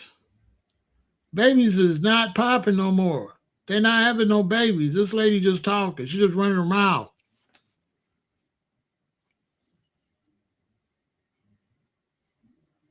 These young people ain't having no babies. She just talking. I'm really Big Pharaoh. I'm really outside. I really know what's going on. They ain't having no babies. Babies. They're not having children. Ain't no kids playing nowhere. No. All my children ain't got no child. My son, one of my sons got 2 children. My other son got 1. My other son ain't got none. I got another daughter. I got 2 more daughters, don't got none. And my oldest daughter, she got 3. My oldest daughter got 3. My oldest daughter got 3. My youngest son got 2. My oldest son got 1. The other 3 ain't got none. Them 3 got 6, and I got 6. So that lady don't know what the hell she talking about. These is facts. And I got 6 children, and they friends ain't got no kids. Their friends ain't got no kids. They not having no babies. And there's a philosophy with the young generation saying they don't want no children. Man, they got a philosophy. They don't want to bring no children into this world. Yeah, y'all ain't heard that philosophy? Y'all ain't heard the children talking about they don't want to bring no children into this world? Yeah, that's a real philosophy. Oh, yeah. And then a whole lot of people gay. How you gonna have a lot of babies and gay people? Gay people? Come on. Hey, I know when people they just want to be right, but and they can't just be like you right. They gonna try to tell you everything. She start talking about how you act like you been everywhere. How you know where I've been? This big Pharaoh. When I do go somewhere, I don't go on the internet. I don't tell nobody where I went. I be everywhere. I don't tell nobody where I go or where I went. That's one thing I don't do on social media. I don't display no vacations or nothing. The only way I'm gonna tell you I'm somewhere if I'm there working and I gotta go online, then I'll be like, yeah, I'm in a location online. But when I take trips and I go visit, I don't tell none of that on social media. Social media is not the place to tell your business. So if I go to New York and come back, I'm not gonna tell you. I ain't gonna tell you I went to New York. I'm not gonna tell you nothing. Not on social media. Social media is a place talking too much to get you in trouble on social media. On the side note, keep your mouth closed on. Don't be telling everything on social media. Get your house broke in. Get yourself robbed. But yeah, ain't no children out here. There's no kids playing baseball like we was. There's no running bases. There's no balling jacks. There's no girls outside playing hopscotch, double dutch. You don't see that nowhere in this country. Nowhere I be do you see children outside playing anymore. And if you go to the park, you see mothers bringing them up to the park from different places, and it just be a few of them out there. Hey, I'm trying to tell him the facts. He say my bro-in-law 31 and his sister 35. Neither got kids. My kids got no cousins on their mom. Hey, Ice Rock. I don't know. So I guess people be thinking I be trying to. I don't know. I just be telling the truth. I don't be trying to tell what I believe. I just tell what I really see. So I'm not trying to push nothing. I'm just telling you what. It ain't no children. I told you, man. I used to take my youngest daughter trick or treating, and there was nobody giving out candy, and there was no children. I had to take her to the alderman's office to get candy.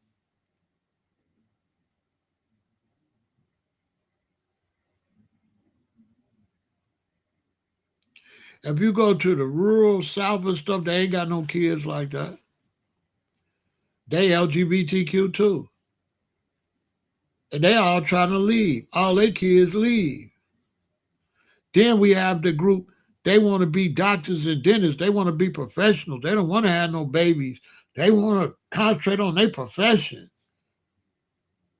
It ain't like my mother's generation where you have two kids, then you build your wealth and then like that. No, they're not doing that. They want to go for the wealth first. And then they get caught up in the wealth, caught up in the wealth. Next thing you know, they 40 years old. No kids. They don't want no kids. I keep up with what's going on with the young generation. The whites are trying to push kids. They're trying to push kids. They're trying to push it and fertilization and all that to have babies because they understand. But the blacks are being brainwashed to diminish their population. Now we don't even want to get into we don't want to get into that because some people act like they don't really know what's really going on out here. But Planned Parenthood has been pushed to the black community. right? Been pushed. And Planned Parenthood really means plan not to be a parent, basically. Because you can't plan no damn parenthood. You have sex and your woman just get pregnant. So what the hell is planned? What is planned? Okay. And then when you go to the Planned Parenthood place, they having abortions. How is abortions planning to be a parent?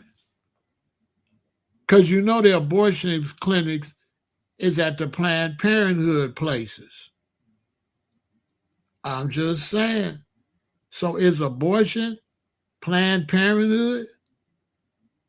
Or is it planning not to be a parent? I'm confused.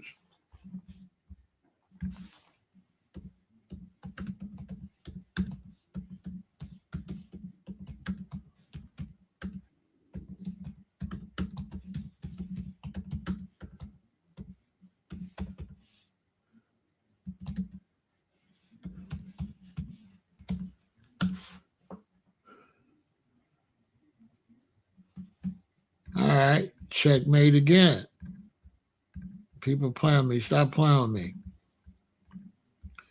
Based on recent CDC data, black women in the U.S. have the highest abortion rate, accounting for approximately 38 to 42% of all the reported abortions annually.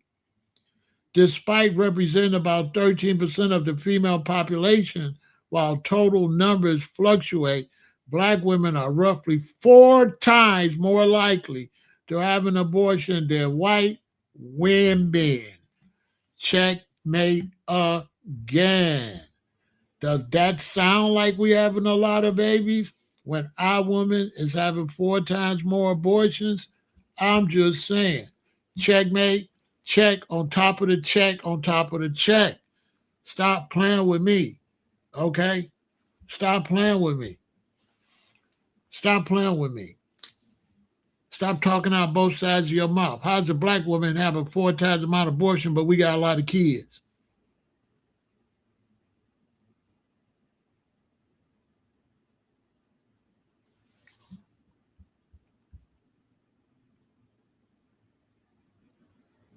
Yeah, now you want to hate.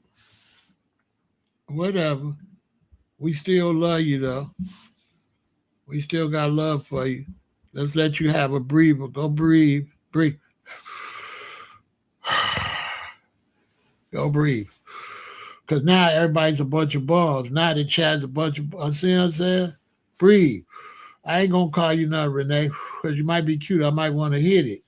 So I ain't going to call you now. I got to see what you look like. I'll be disrespecting no prospects. But damn. So we some losers because we telling you the truth? Hey, breathe, baby. Renee, breathe, baby girl. Breathe.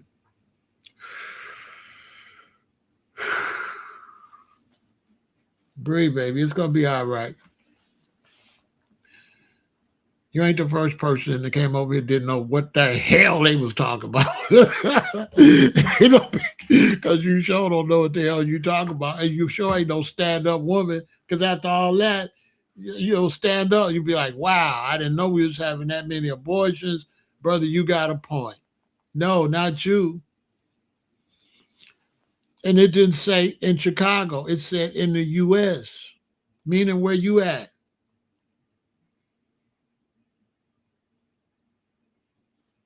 Yeah, the black woman is having 4 times more abortions than anybody. So how she got a lot of kids? They don't got no kids. I'm in the community. I be talking to them. They don't want no children. They don't want no children.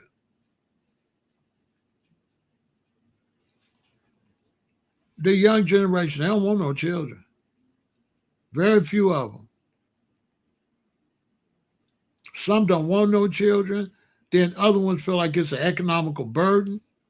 Then the men don't trust the women.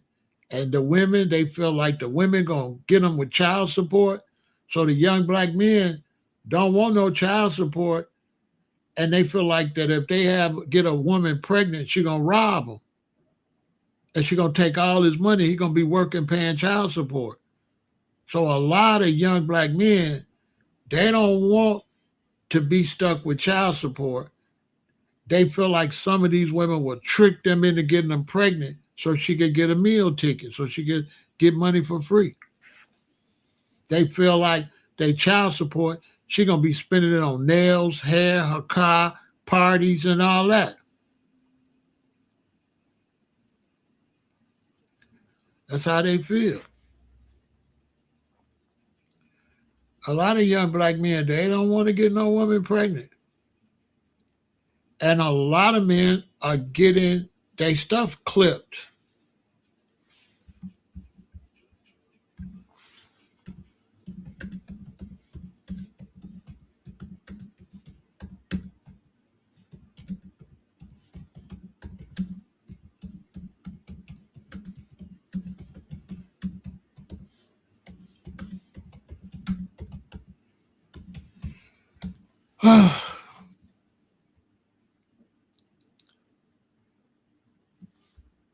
Okay. I work so hard. Let's go deeper. Oh, based on 2022-2023 data, approximately 2.8% of black non-Hispanic men aged 18 to 49 in the U.S. have had a vasectomy, a lower rate compared to whites who are up 10 and Hispanic 3. So we're not doing as much, but men in general are having vasectomy, while over 3.5 million American men have had the procedure. Black men utilize this form of permanent contraception at lower rates, often influenced by misinformation or cultural stigma regarding masculinity, right? So the black men got the lowest rates of vasectomies, which is good. But when you mix the vasectomies with the abortions, it's high. And then when you mix the LGBTQ, let's see what's up with that.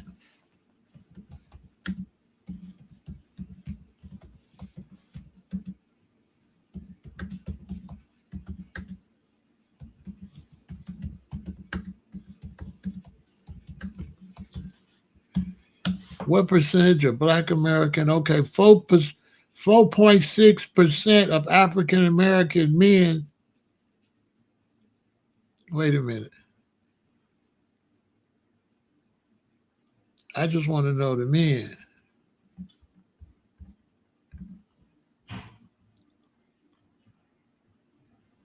It won't tell me the men. It throw everybody together. Among Black LGBTQ, roughly 61% are women, while 39% are men. So 39% of the Black LGBTQ is men. And there's 1.2 million. So almost half of 1.2 million. So like 0.5 million. A half a million black men is LGBTQ.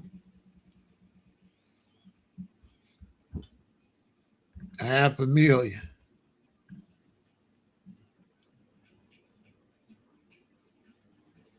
Don't nobody want to have no children no more, though. This is common knowledge. I can't believe this is a surprise. The birth rate been going down for years. This is still a surprise. Nobody don't know that, huh? They got empty schools everywhere. Nobody knows that, huh? Chicago got empty schools everywhere. They had the Venezuelans in the empty schools. Where you think they were sending? They put them in the empty schools. Yeah, you don't got candy. You don't have children's stuff no more like that. There's no children environment in the U.S. like that no more. Sure ain't. Disney World and them making money because people coming from all over the world and all over the country, so they're able to make some money. But there's not no child world anymore like it was when I was growing up. There's definitely not no child world. There's like if you go to a department store, there's no kids department like toy department. Y'all ain't noticed that? Like I took my grandson to the store to get him some toys. Man, you should have seen how weak he was. I couldn't believe it. It was hardly nothing there. I went to a major store too, and it was like the vibe was like what they need toys for. There ain't nobody gonna buy them. That was the vibe. That was the vibe. We got a few toys for a few kids for birthdays and stuff, but you could tell the culture is different. Like when I was coming up, you used to could drive down the street and just see bicycles and tricycles for sale. What people sold bikes and tricycles, like you see a lot of them, bike shops. Now, when you see bike shops, it's all 10 speeds. Y'all ain't notice that? It ain't no kid. When you go to a bike shop now, it's all adult for adult bike riders. Y'all ain't notice that?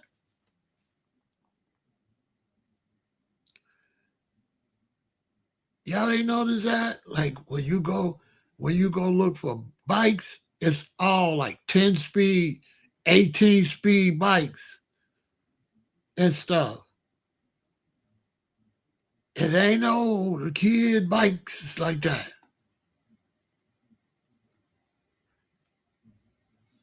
Y'all ain't notice that? It ain't. Like we had Fun Town and all that stuff. Ain't none of that. Ain't none of that. There's no like when there was a bunch of kids, you had like popcorn places, you had candy stores, right? The candy lady, candy store, hot dog spots, burger spots. Uh-uh. Like McDonald's is for adults now. Like McDonald's ain't for kids no more. On my soul, it ain't. There ain't no children environment no more. Now, unless I'm tripping.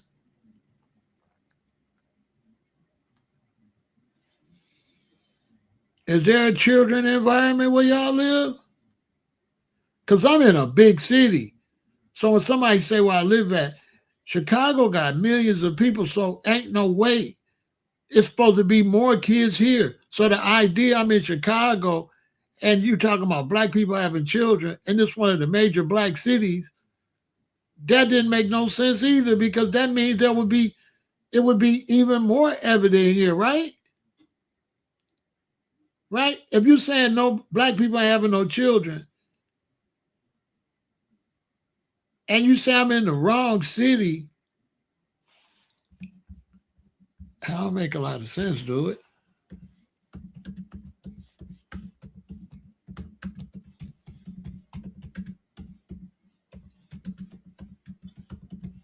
Did that make sense? That I'm in the wrong city to see?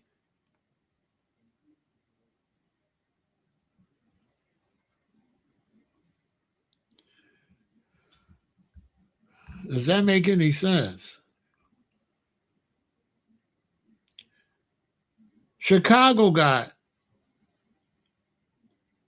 800,000 black people, right? So it makes sense. This lady said, I'm in the wrong city to see if we got children. But it's 800,000 black people. Wouldn't this be the perfect place to see how many children black people got? Or am I tripping? How is 800,000 black people not the perfect place to know how many children black people have.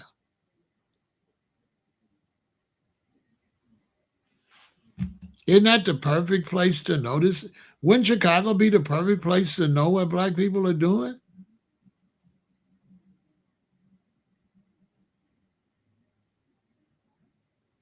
Huh? Or am I tripping? 800,000 black people. This is not ground. This is not a ground zero to. So this is not where you would determine what black people is doing. Huh? What? You have to go to some little bitty place, and that's going to tell you what black people is doing. What?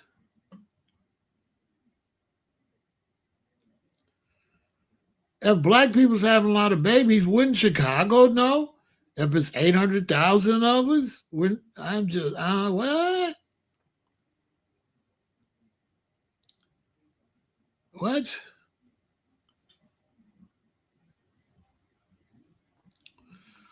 That logic is a little weird. So I don't know what's going on with black people, but I'm in one of the biggest black cities in the country. And this ain't the place to know about black people. I gotta go to a little place. I got I gotta go where it's a few black people to know about black people. I can't be where it's almost a million. That's not the place to know about black people. You gotta go where it's 25 black people. Then you'll know. Get the hell out of here. What? What the hell? If black women was having a bunch of babies, we would definitely know because there would be babies everywhere. What?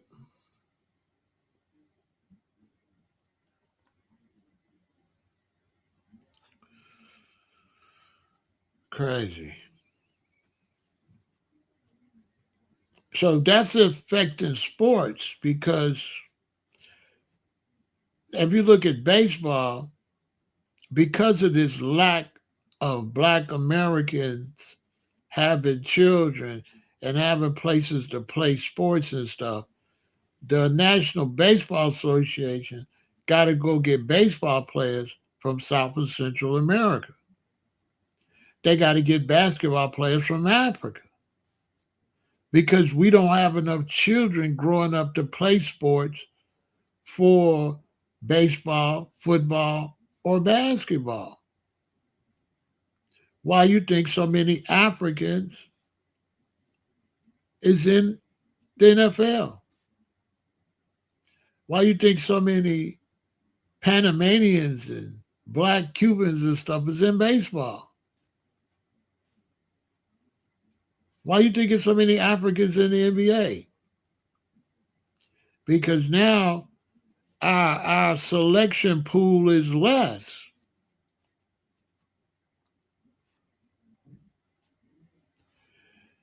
You don't drive around Chicago and see the basketball courts full like you used to. Now I was born here in 1958. I can see change. What, I'm crazy? I don't see the change. And I'm the baby boomer. I'm the boom. My generation is the example of the most kids. So how am I not a professional on that? If and I study stuff like that. I'm not on the internet. I'm on the internet because I study. I got knowledge. I look stuff up. I've learned more on the internet trying to talk to my audience than most people learn in their whole life on their own. I'm looking up statistics. People don't look up none of this stuff. The average person don't look up nothing. I have to because I'm a content creator. So I have to know stuff so I can talk and state the facts. So I'm like a fact expert. I will look it up to make sure I'm correct.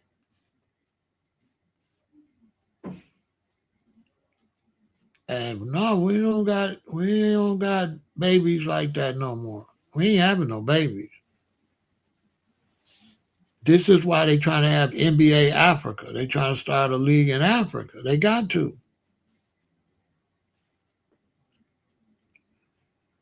We already been pushed out of baseball. Now we can ready to get pushed out of basketball and football because we ain't got no kids. When you ain't got no kids, you ain't got no military, you ain't got no business, you ain't got nobody to make no money off of or nothing. When black people had a lot of children, facts. I was born in 1958, the baby boomers. It's a fact. When I was a little boy in grade school, do you know that if you had a candy store, if you was the candy lady, do you know that you would be able to buy a house and a brand new Cadillac? Do you have any idea how much money the candy lady used to make in the 60s and the early 70s? You have any idea how much candy? Do you have any idea? And they seen it and they jumped in. Do you have any idea how much Nowalators and Lemonheads and Boston baked beans and stuff was sold in the 60s and 70s? But Jay's potato chips, man, billions of dollars. You have any idea how much Fruit Loops and Sugar Smacks was sold because of children? Each station, each TV station had its own cereal. This station pushed Kellogg's. This station pushed General Mills.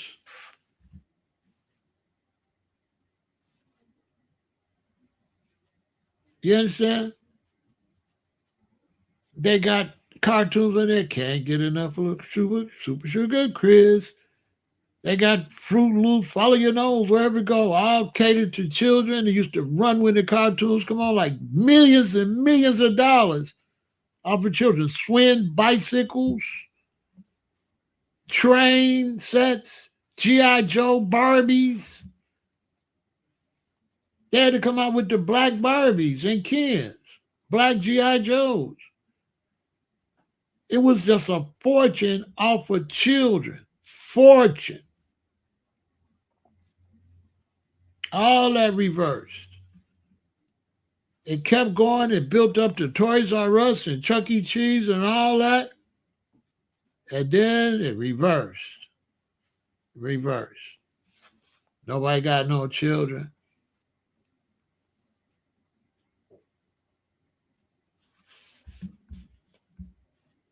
Watch. Wait a minute.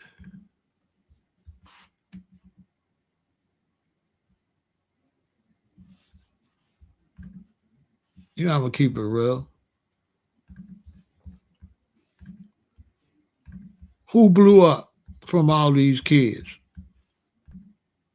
Who know Dave and Buster's? Let me show you Big Pharaoh really be outside. Who know about Dave and Buster's?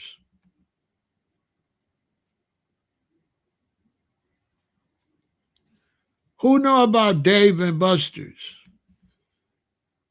And why was Dave and Buster's big? They don't even show it. Now they trying to push the food. Dave and Buster's was big because of the games, not the food, the games. Dave and Buster's now, look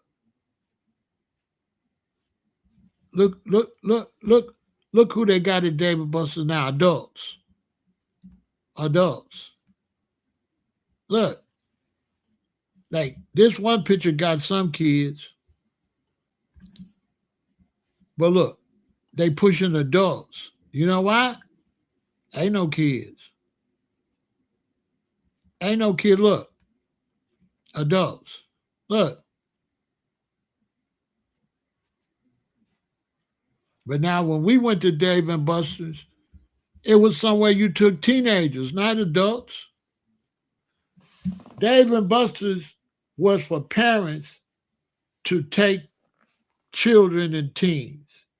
It wasn't for parents to have fun originally. But as you start having less children, they had to start catering to young adults and start dumbing down young adults, right? That's why so many young adults are so stupid. Because if you don't got no children, now you could be a dumbass longer.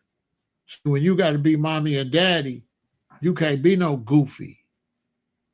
But if you're a man now or a woman now, and you don't have no children, you can extend your childhood and be a big ass goofy.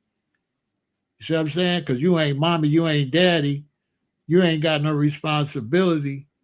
So here you is, you're a grown man, you 26 years old, you ain't got no kids, you a big ass goofy, because you ain't got no son. So you ain't got to be grown for your son, because you ain't got no son. So you, your mama's little boy, still at 26. You the little boy. Your ass 26. Whereas when I was growing up, soon as you had a baby, you ain't no little boy, no little girl no more. You mommy and daddy. And all that little boy stuff is over. On my soul. In my era, once you get your woman pregnant, that's it. It's over. No more little boy. You can't be a little buster no more. Now you daddy. You grown. Yeah, you grown. Yeah. And they say, well, ain't you going to play with your kids? You can't play with no 3-year-old or no 4-year-old or no 5-year-old. The stuff they do, you can't do. They're going to get on the little horses. What are you going to do? Get on there? No, you wait to get them off. They do little baby stuff. Yeah. Stop acting like we give birth to teenagers. No, we give birth to little babies.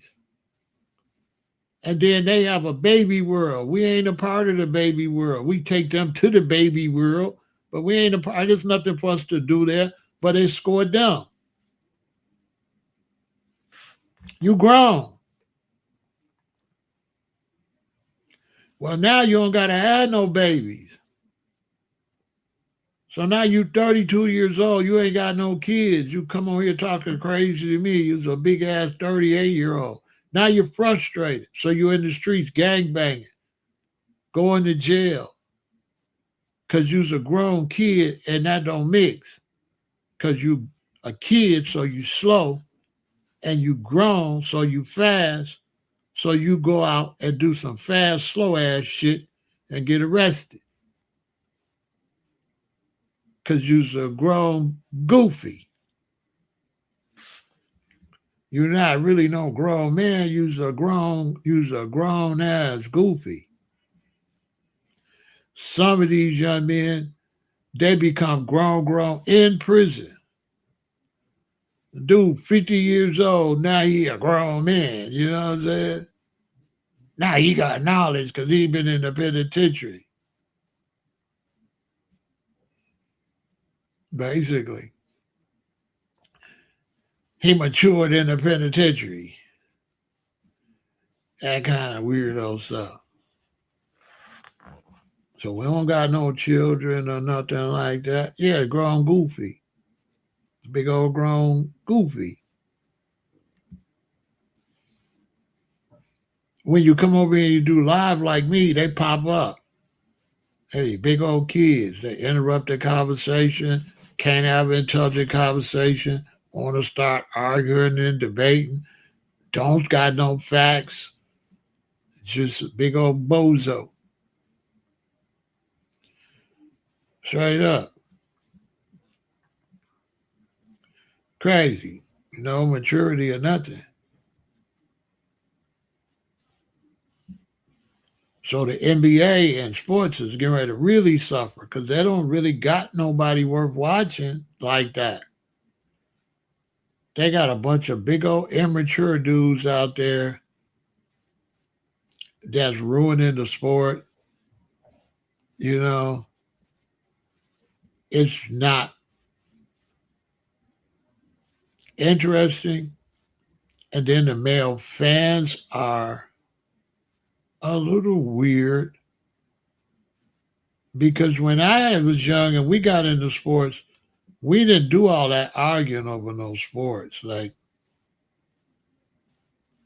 the internet's not happening and not helping. Like I don't remember being against no other teams like that. That's the new immature stuff. Like when I was growing up, you was just pro your team. You wasn't anti no other team. You wasn't talking bad on no other team like now. And we sure wasn't gonna argue over no basketball game or no football game like that. You know what I'm saying? So these dudes now they be on the internet arguing over a team. You know what I'm saying? Which is about as astute, Anytime your emotions in something you ain't making no money from it, you's a goofy. You's a goofy. Boy, you think I'm finna go out and put my emotions in Chicago Bulls and I ain't making no money? Boy, you better get the hell out of there. I wouldn't give a damn what the Bulls do. If they win, that's good. But I ain't getting paid. Boy, listen, I am not a cheerleader. I'm a man. Boy, I'm not cheerleading for nobody. I wish I would cheerlead for the Bulls, the Cubs, or any of that, and they making millions and billions of dollars and they ain't making a dime. Boy, get the hell out of here. They making money. They got me. The Bulls is all of that. No, the Bulls is better than KC. No, the Bulls is boy. Yeah, all right. All right. All right. For free? Boy, you gotta pay me, boy, to troll for the Bulls. Now, if you pay me, I'll troll for the Bulls. I'm not trolling for the Bulls for free. I don't give a damn who they is. But now, these dudes, they'll call you all out your name over the sports. They be at the games fighting. They be at the football games fighting. Grown men, white ones, black ones, they be fighting over somebody. They ain't making a dime. They be talking, that's my team. That's not your team. That's the owner's team, fool. That's not your team, boy. Boy, that's not your team. Boy, if you don't get your ass out of here, you want to argue with me about somebody we ain't making no money? Boy, you better get your dusty ass out of here. Ain't no way in the world. Ain't no way in the world. Ain't no way in the world. I'm going to be arguing for no billionaires over no billionaire owner's team. And he a billionaire. He sitting back smiling, making $1 billion. I'm here talking, no, man, the Bulls, man. The Bulls is all of this, man. The Knicks ain't nothing, man. It's the Bulls, man. Y'all ain't got no guards. Y'all ain't got no guards. You know what I'm saying? I'm going to be trading. We got the power forward. We got the power forward. We got Danny Espy. Yeah, we got Danny Espy in the trade.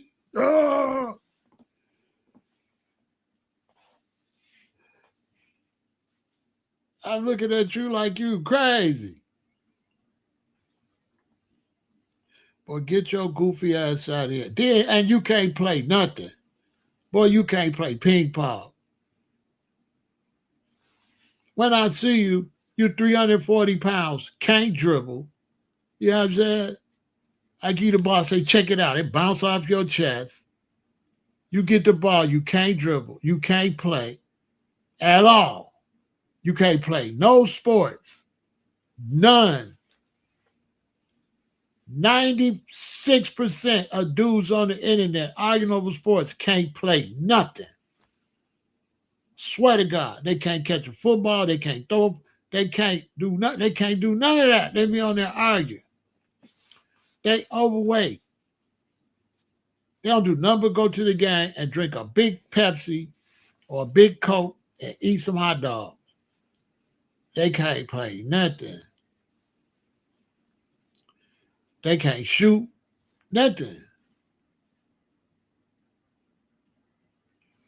The average black man that you play basketball with, the only thing he's good at is hacking. He's a hacker shack. You know what I'm saying? That's why I don't play. I'm not playing no sports with no dudes. Because 85% of them, they can't play. They hacker shack.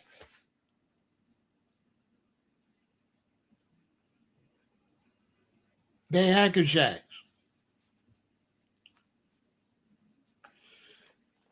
They want to debate over LeBron all day like they love him or like they want to marry him.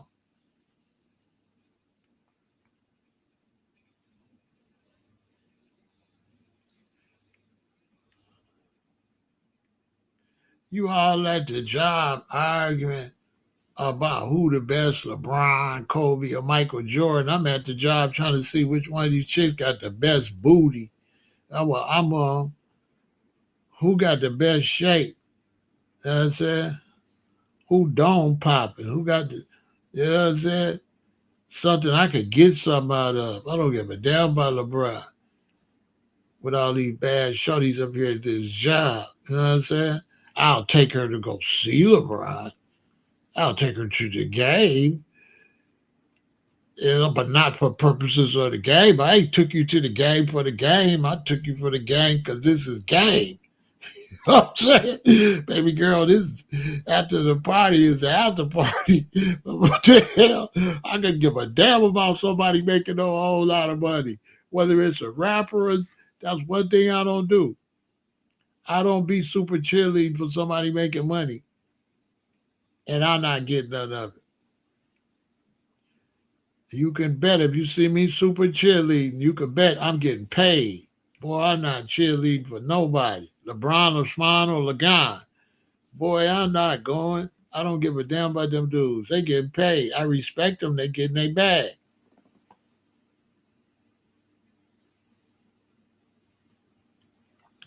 There's dudes that got LeBron and Jordan tattoo on them. I don't put people faces on me. Nobody face. Not a woman, not a person alive or nothing. I don't put no face. I'll put like a lion on me. I'll put an ankh on me. But I ain't put nobody face on me. No. I ain't even put my children's face, my wife face. I ain't put nobody face on my body. I'll put symbolism or something. I ain't putting no, I damn sure ain't tattooing no dude on me. Boy, you imagine you're a woman, you with a man, and y'all go to the bedroom and he take his shirt off. He got a dude on him. Hell no. Boy, your wife looking at you, you got a dude tattooed on you. She's like, he's a LeBron more than me. Look at this here. So what, you want to marry LeBron or something? That's how she looking at you. So, I mean, boy, I'm not getting no Michael Jordan tatting on me or no number 23 or none of that. Boy, what? I'm not getting the Chicago Bulls on me or none of that. I'll get Chicago. I'll get the word Chicago, maybe. I don't even think I get that. I don't think I want Chicago wrote on me like that. I don't know. I got a tattoo I got to cover up. But I'm going to get like some Egyptian stuff or some ancient stuff or some kind of symbolism that means something. I'm not feeling. Boy, I wish I would tattoo some dude on me. And then you don't draw him right, and he don't look like Michael Jordan. He look like Lauren. I'm like, I said Michael Jordan, not Lyco Lauren. This is Lyco Lauren. Who is this? Everybody's me. Who is that supposed to be, Jordan? Hell no. Hell no. Boy, I'm not finna get that. Boy, what? Bro, you kidding. I don't know no man I would get tattooed on me. I wouldn't even get Haile Selassie on me. I ain't gonna lie. I ain't putting no man. I ain't putting no woman on me either. Like no naked chick and all that. Come on, man. I ain't putting no naked chick on me, man.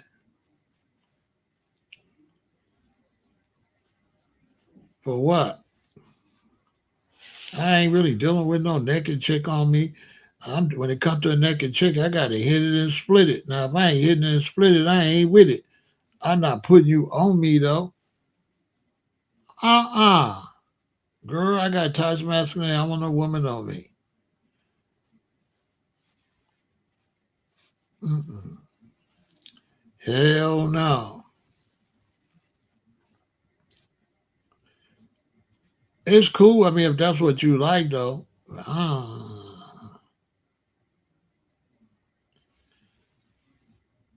I got to have some dominant stuff on me, like an alligator with his mouth, with his teeth showing, or something like that. Some real gangster shit, like some brutal, some man stuff, a gorilla or something.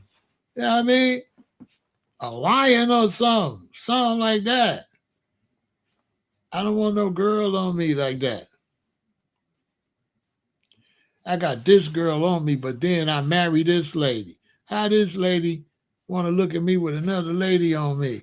Then I ain't gonna put her on me because she might go bad, cheat on me. Now I got this cheating ass woman tattooed on me. You know what I'm saying? Mm-mm. I ain't doing all that either. What? LeBron tattoo. Pause. Hell no. I don't like no athlete that much. I don't know no athlete I like that. I like my favorite athlete. If I had any athlete, I wouldn't tattoo him. Would have to be Muhammad Ali, because at least he stood up for something black. He was standing on business for black people. But I wouldn't put him. I wouldn't tattoo him on me though. Hell no. Now, if I was a fighter or a boxer, I'd tattoo some boxing gloves on me. But I ain't no boxer. So I want, you know what I'm saying? I got a gun tattooed on me. I ain't no boxer. I ain't no boxer. I think I got two Uzi pistols tattooed on me. I forgot what they is. I don't got no boxer on me because I'm not finna box. Okay? I'm not finna box. You understand? So I'm not finna box. I don't push violence. I ain't with it. But I'm not finna box. I'm gonna knock you out your socks, though.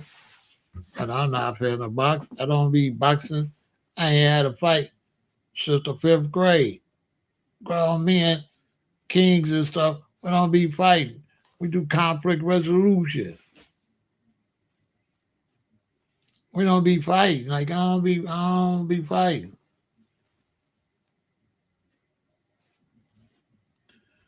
Was Ali for reparations? I don't know because reparations wasn't an issue. So wasn't nobody pushing reparations. So nobody, you can't be for reparations unless it's an issue. Reparations wasn't no issue. Reparations is only just now an issue. Reparations have never been a subject matter until now. Facts. In Black America, reparations have never been a subject issue. You had a little reparations group, but nobody knew who they was.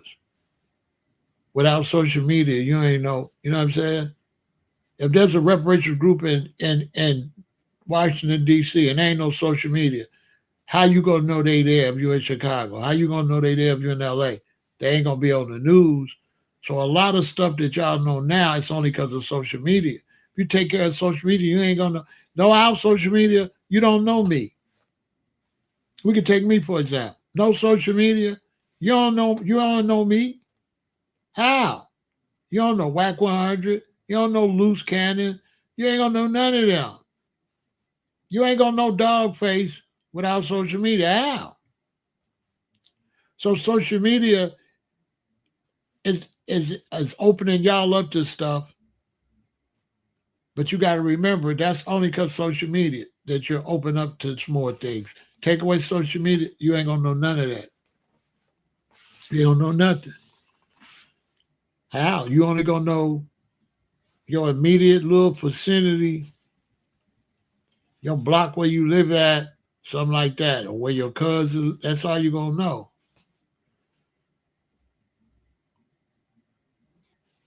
Basically, is where you move around. Without social media, all I'm gonna know is what all the folks doing on the west side, what dude doing on this block, that block, what they doing in the Wild Hundreds over there, like that. That's the only what they doing at O Block, what they doing up on the north side in certain areas. That's all I'm gonna know is my little immediate group and where they live at and what I pick up in here when I'm in those areas. That's all I'm gonna know. And what's on the news. So if CBS, ABC, NBC, if they don't report it, you ain't gonna know. But once you start getting Facebook and all that, Instagram and all that, now you know stuff that you never had access to know. So reparations, I never really heard of it before. I never heard of reparations till social media. Because back in the day, the only thing you gonna hear is something that somebody you're around bring up. And your chances of being around somebody like that is kind of small unless you in some like type of black conscious situation. And then if you was in the black consciousness, there would have to be somebody in black consciousness that got flyers and stuff like that for you to know anything. Like there was an OG and he used to give out flyers, and that's how we used to know what was going on. And without him giving out, you know, stuff like that, uh, we wouldn't know what's going on.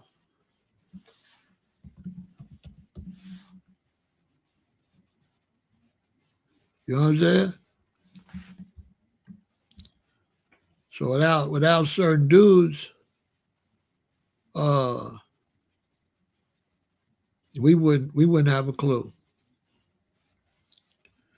We had certain brothers that would, you know, let us know,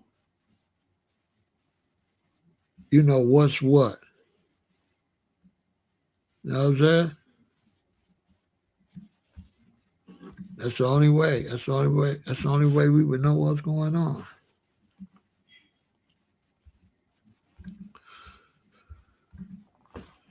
So you all a little fortunate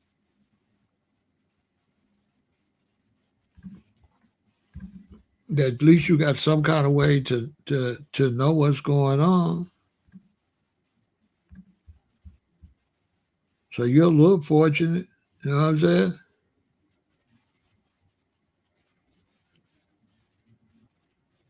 At least you can know somewhat what's going on.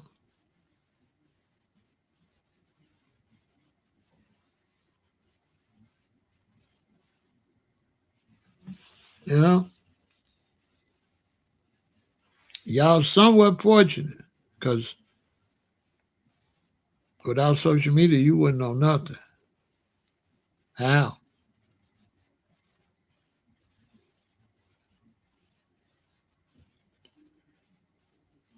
Ain't no way you would know.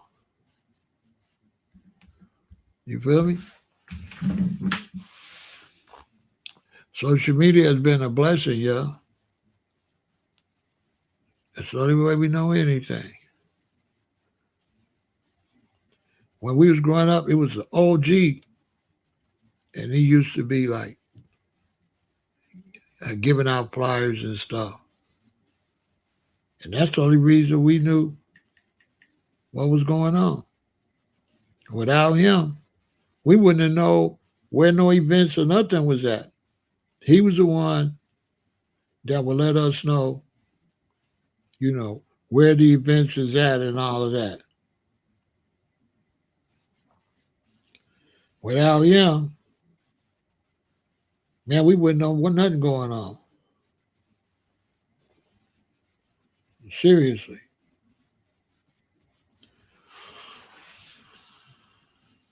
Black Wall Street, we wouldn't have knew none of that without social media.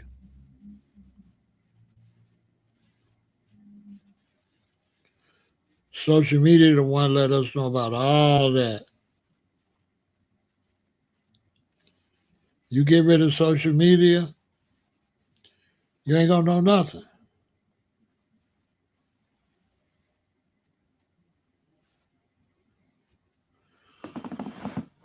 Real talk.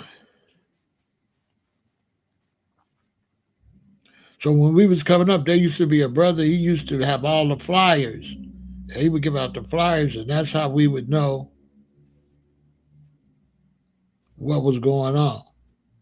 Without that brother giving out the flyers and stuff like that, we wouldn't know nothing. Seriously.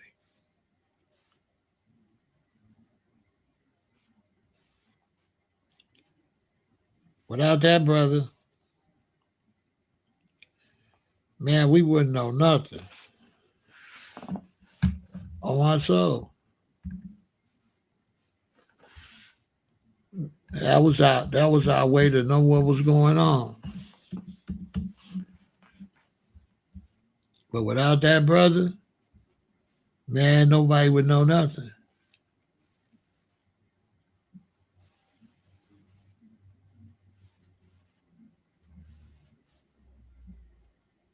That's a fact. And that's how we knew. That's how we knew what was going on through the brother.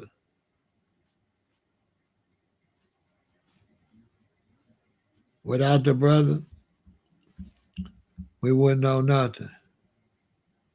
Brother named Will Cosby.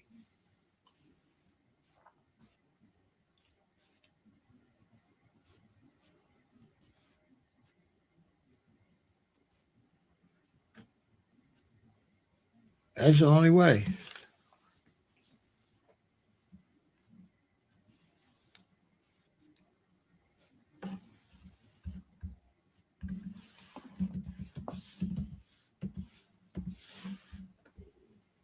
Yeah.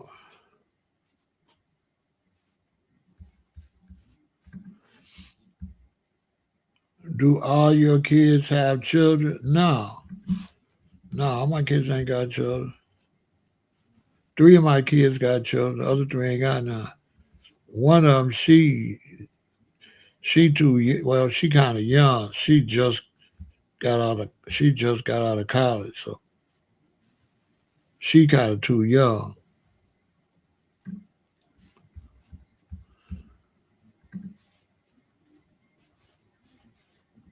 Yeah, she kind of too young. 2 of my sons got kids. My middle son, he don't got no kids yet.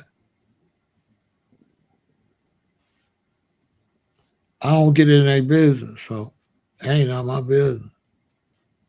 Once you get grown, I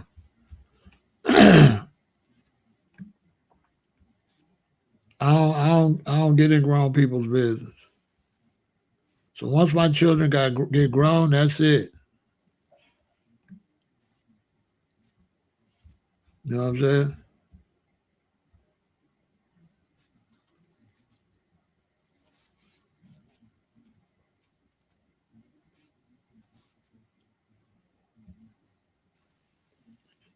Once they get grown, that's it.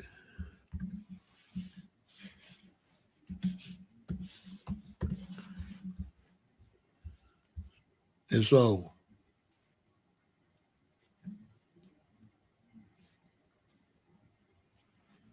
You know what I'm saying?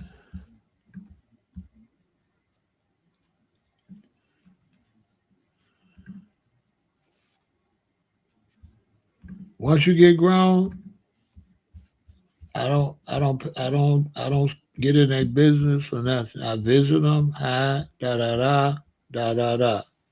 Everything I taught you when you was younger, and that's it.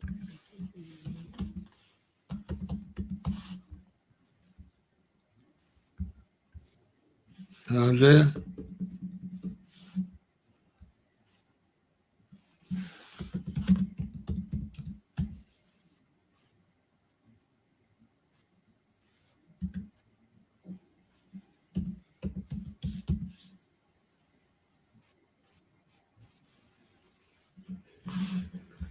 You know what I mean?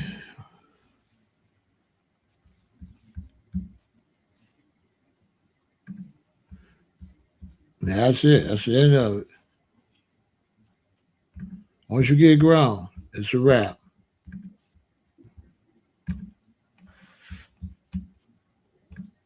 That's basically how I function with my children. Anything they have to learn it when they're young, or they have to ask me. Once they get grown, they gotta ask me. If they don't ask me, I don't know nothing.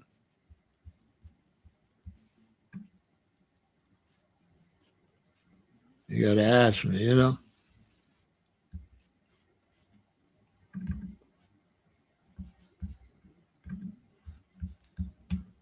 Yeah, they gotta ask me.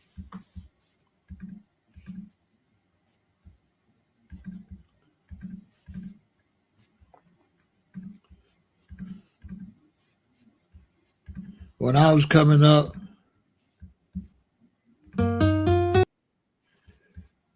there was certain brothers that knew the knowledge, and they would tell us, uh,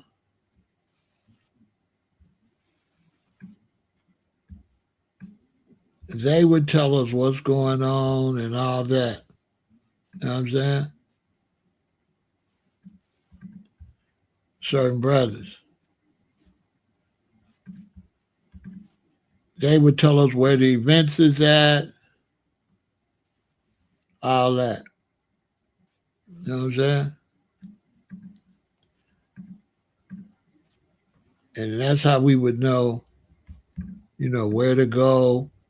We didn't have no way to knowing nothing that. So you had brothers that would be like what you would call part of what you would probably call the conscious community, and they would be the ones would let us know, what's going on.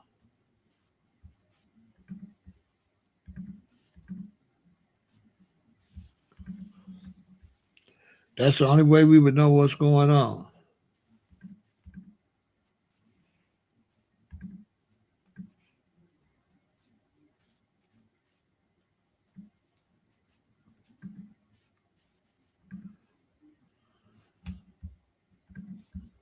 Seriously.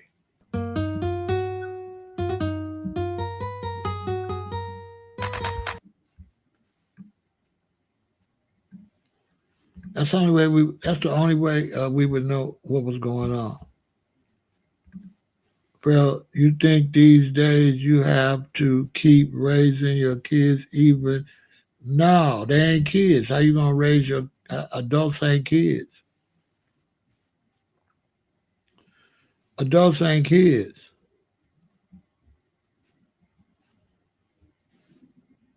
So that's an oxymoron. You know what I'm saying? Adults ain't kids.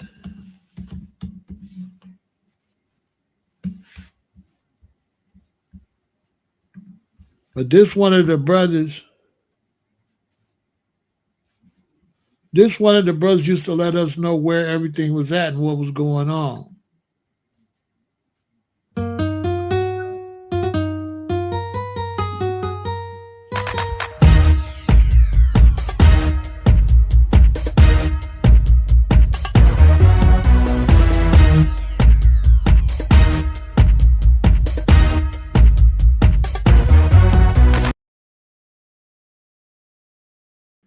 You say I know what you mean. No, like no. I when You have children.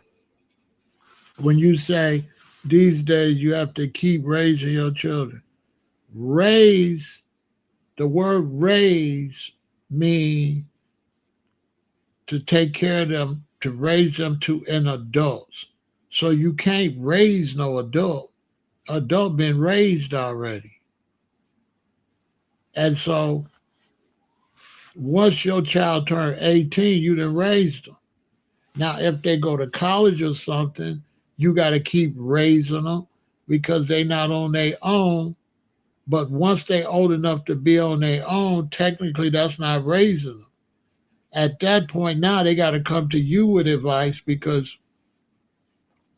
if my son gets older and then he gets a woman pregnant, they got a baby, that ain't none of my business. You can't go intrude into his life.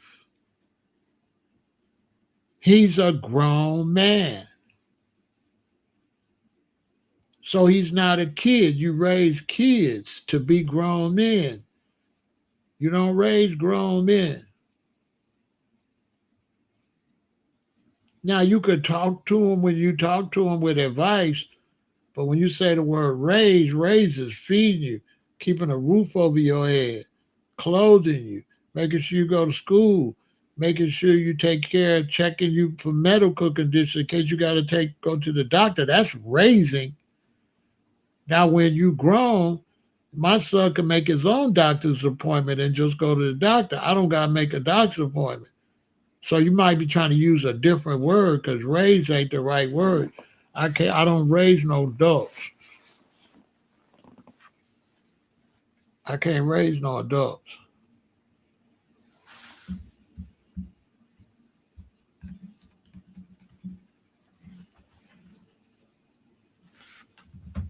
Like that. Okay, so what you trying to say? Do I do what with my because if they need a lot, then you didn't raise them in the first place. How you raise them if they need you? Because you raising them so they don't need you, right? So how can I say I raised you, but you need me, but you need me? Then I didn't raise you. I'm raising you to be independent. So when you're a little boy, yeah, I'm running your bath water. I'm not running no grown man's bath water. And then once they get older and they have a sex and a relationship, they got to work it out. They're a couple. They're a unit now. They got to work it out. I cannot come to no grown unit and get involved with no grown unit.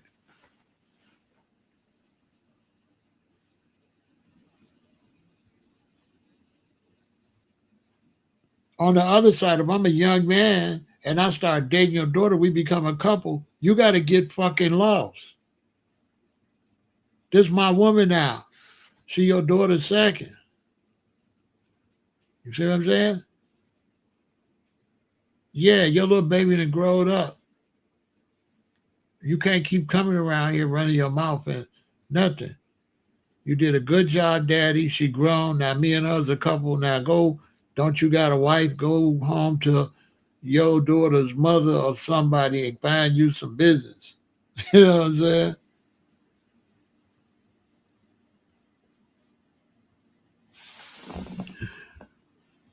Basically.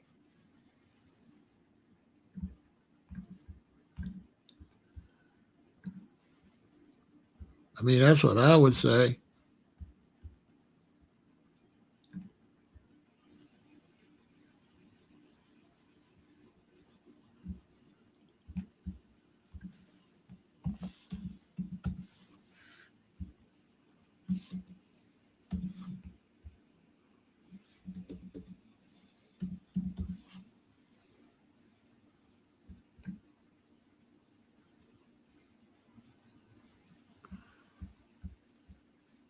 I can't see no,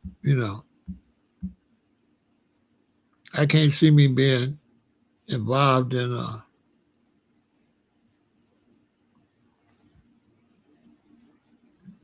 no adult situation.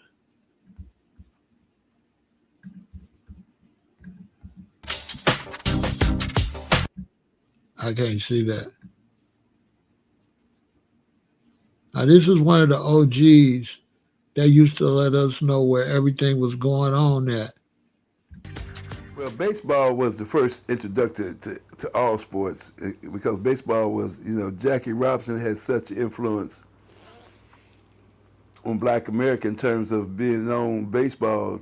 A lot of black kids played baseball at the time. It's really funny because at the time baseball was really cheap to play. I used to have a baseball glove, a bat. If you didn't have no cleats, you didn't need no cleats. Where everybody used the same bat. So you need a lot of bats. I grew up in a league that had like a bitty baseballers. That had like you get into the first league, then you go to the pony league. In the little league, then you go to pony league, and you go to Connie Mack. So in the park I grew up in, it had 4 levels. And so at different age groups, you change the level you could be on. I had some friends who was serious, played baseball up into their 20s. Because they was trying to go to the pros, And so, baseball was the #1 sport. But then basketball, I like to say that it was after seeing Bill Russell and Will Chamberlain in the 60s, we embraced basketball. That's what happened. The basketball blew up. You got to understand, in 1954, DuSable went downstate. So it was always on the underbelly of Chicago. The Harlem Globetrotters is a Chicago team. Basketball is something that's innate to the black community in Chicago. And so, like I said, Bill Russell, Will Chamberlain were at that time the guys. Well, they used the name Harlem Globetrotters because New York was so prominent. But they came from Chicago. Most of them went to Phillips High School. Most people don't know that. It's not Harlem Globetrotters is not from New York. They're from Chicago. This was in 1966. The #1 draft choice of the NBA was a brother named Cassie Russell from Chicago. Now imagine he played during a time with all the segregation, and he went to Michigan, University of Michigan, where he was like averaging 30 points a game. So, brothers started getting into basketball. Like I said, after DuSable went downstate in 54, that was Sweet Charlie Brown and them guys, basketball just kind of, for the young people from then on, basketball was the sport because you was running. It's like baseball. Sometimes you be sitting there, when you got pitch me, man. Oh, you keep throwing balls. Hell, how long is this game going to be out? We going to play all night. So that basketball was more of a action constant. And had an ending time that was pretty much set. With baseball, you may go to sleep on that sucker. Especially if it's a pitching dude, can't nobody hit the pitcher. So that's Brother Will. I'm going to try to get some more interviews with him, but he giving me a hard time. I keep telling him, man, the people need to hear your information at your age. If they don't hear it from you, they ain't going to never hear it.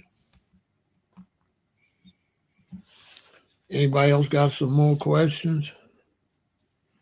Baseball was always our first love, was baseball. When I was little, baseball was first, then basketball. We used to play baseball. Baseball was our first love. Basketball took over because you didn't have to deal with the weather. You could go in a gym, and you can't play baseball in the gym. So that's how basketball became greater than baseball in cities that got winter, because you could play basketball in the gym. So you could play basketball all year round. You can only play baseball in the spring and the summer. So that's why basketball was better for children. Because if you go to high school, you got a gym, you can play basketball. You can't play baseball at high school at a gym because you might only have gym for 45 minutes or an hour. You ain't baseball take all day. You can't play one-on-one baseball. Now, we used to go up to the school and draw a box with an X, and we play strikeout with a rubber ball. But like I said, that got to happen outside. So baseball, and then baseball, you needed 9 people because we used to play other streets. We didn't play little league baseball. Some of us we played street baseball, Aberdeen Street against May. We had our own bases, our own balls, and all that. That's some history people don't know. In Chicago, Foundation of Black Americans, especially on the south side of Chicago, we played this 116th in Aberdeen against 116th in May. We have our own bats, our own balls. It wasn't a little league. It was the neighborhood boys, little boys. It was a baseball field down on the corner. We bought our own bases, bought our own gloves, bought our own catcher's mitts, bought our own equipment. We bought everything.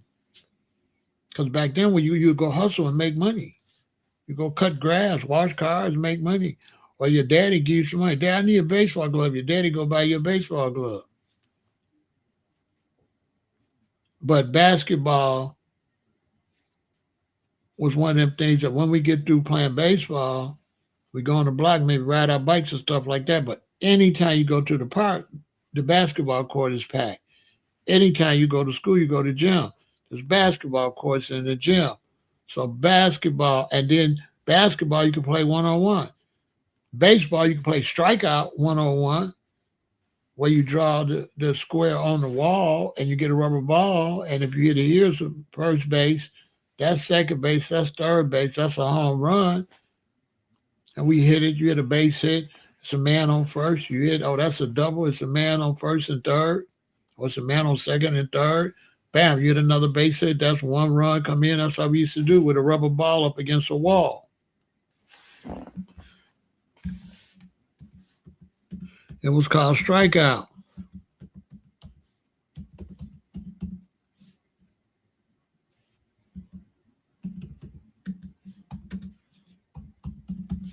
It's called strikeout.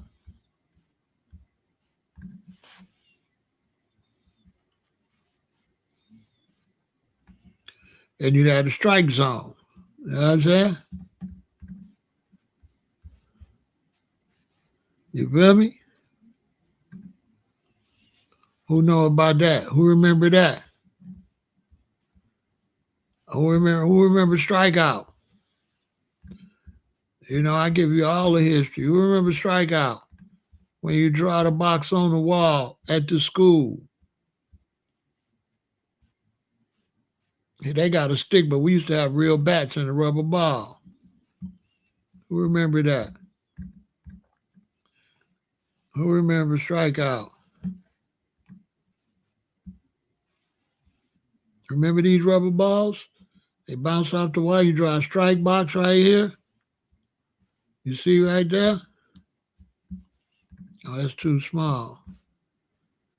And we go up to the school like that. And that's the strike zone. Who remember that? Who remember strikeout? They call it stickball, but we used to do it with real bats. Yeah, we used to do it with real bats. Who remember?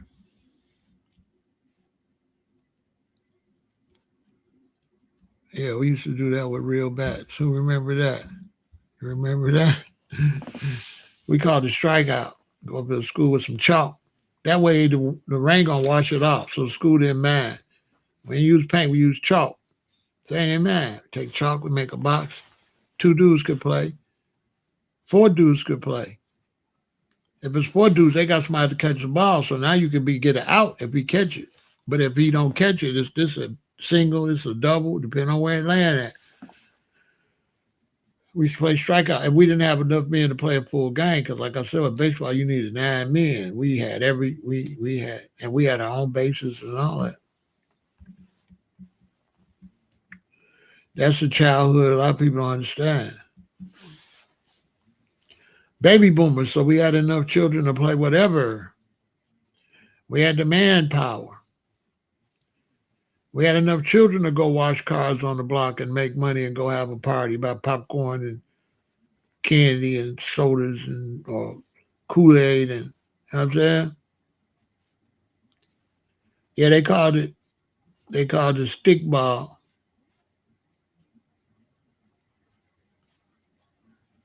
Did PJ take a liking to baseball? I don't know. His daddy liked baseball. His daddy played baseball. I don't know what PJ. I don't know. That's my grandson. I don't be around him like that. He be with his mama. I don't know.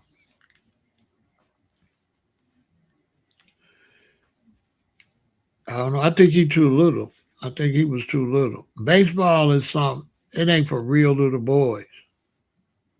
Strike box. He's called strike box. Oh, okay. Baseball is not for little bitty babies like PJ. Baseball is for older boys. 6th grade, 7th grade, 8th grade, like that. When I got into baseball, we was the little boys. The older boys are the ones that got us into it. We never would have did it. So the older boys, like my friend Jesse, his brother Ludi and Curtis, they're like 2 years older. Those the ones that organized it. So older boys organized our baseball teams, and we be the little boys, and they put us where ain't nobody gonna hit the ball at. It was never a little boy thing, but no, PJ would not get into baseball.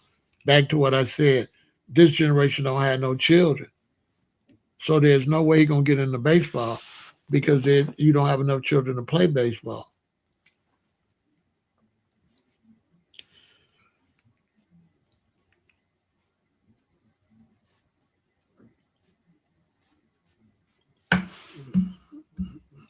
That's foolishness. Let's listen to that.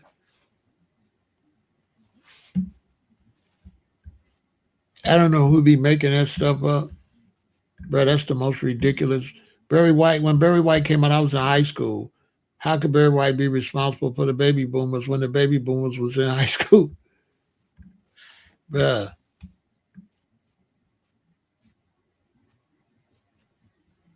Barry White is the '70s. The baby boomers is the late '50s through the '60s. Make some sense.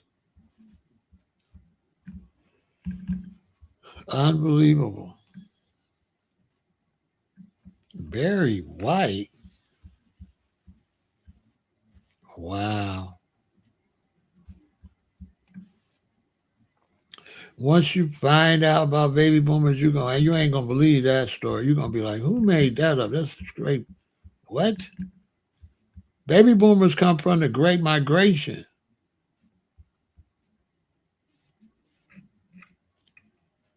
The Great Migration is in the late '50s.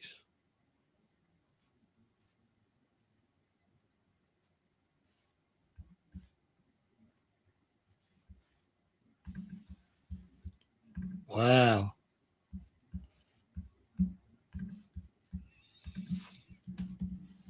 This the baby boomers, black and white television. The baby boomers is, whew, what music is the baby boomers? The baby boomers is, whew, uh,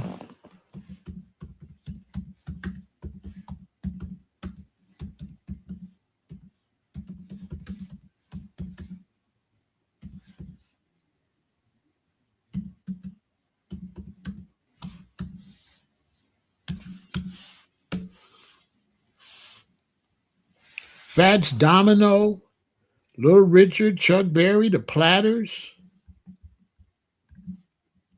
Sam Cooke, Johnny Mathis, Ray Charles. The coasters. Yeah. The baby boom, that's 1957.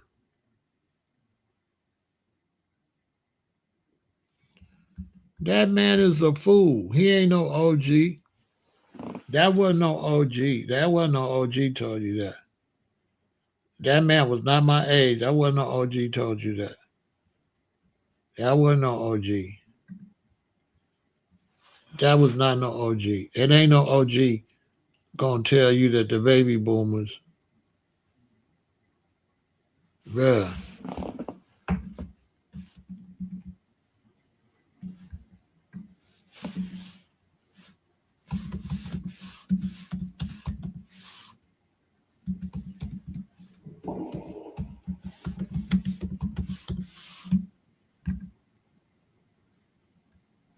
bruh,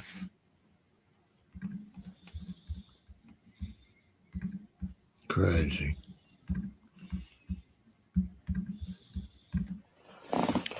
Baby boomers was born between 1946 and 1964, right after World War II, bro. Bro, bro,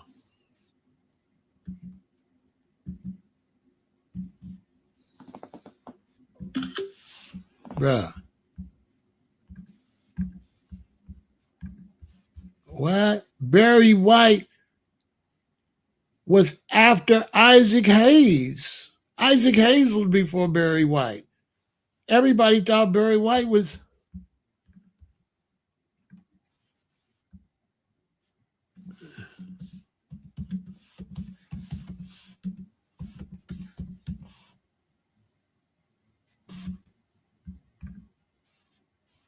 Lord have mercy.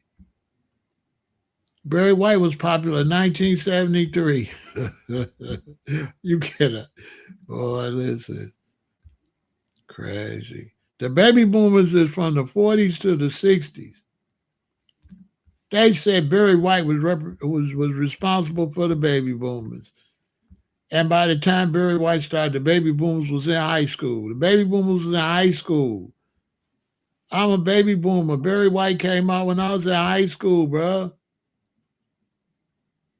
I was like a sophomore. How the hell he responsible? What? And he wasn't nothing like that. Barry White was not that like that. Barry White, nobody was having nobody was playing no damn Barry White when they was with no woman. Who the hell made that up? Bruh, no, Barry White was not, you would not put on Barry White to be with a woman. Barry White was not no sexy music. Barry White was party music, but Barry White wasn't no sexy music. Barry White, no. Hell no. And the baby boomers didn't have babies based on sexy music or music. My mom and them didn't have no babies based on music. They had babies based on having sex. Music had nothing to do with the baby boomers. That sounds crazy. Your mom and daddy didn't have no record player in their bedroom.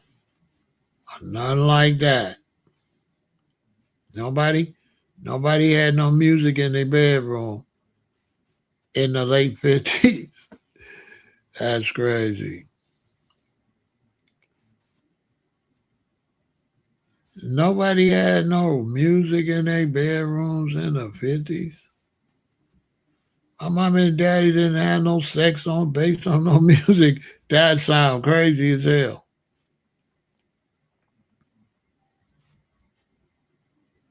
People just be saying anything, Mikey. I'm telling you. That's one reason I'm so valuable out here. Bro, they be saying anything.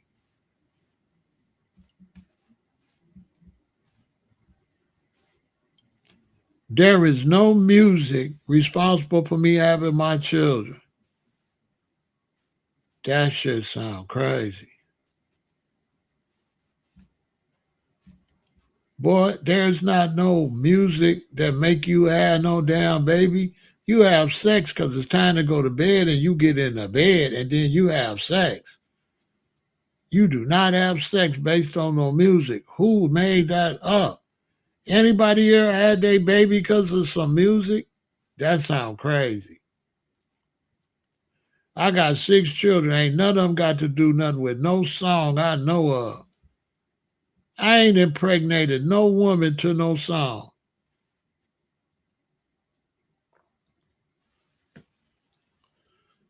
What? What make you impregnate woman is her body. That's what make her get pregnant. Her breast and her butt. That's what causes babies. Breast and butts. Not on music. What the hell? Music do not make you get excited for no woman.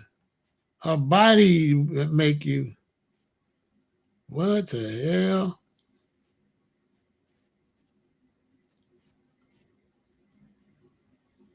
He don't know what the hell he talking about. It ain't no mood for having no babies, bro. Babies ain't romantic. Babies is human. Breeding is human.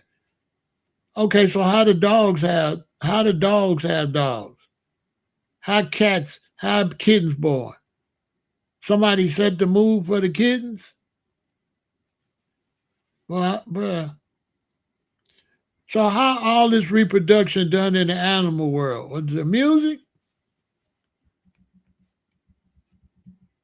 Think it through, Mikey. Ain't no gorilla listening to no music to have no baby gorillas, bro. Music ain't got nothing. Mood? What do you mean mood? Bro, you don't get hard because of no mood. What? That sounds crazy. So if you ain't got no music, Mikey, that's the only way you going to get hard? And you got to hear a record? Really? What the hell? Ain't no mood got nothing to do with sex, bro. Sex ain't based on no mood. Like sex is not based on no mood. That sounds crazy.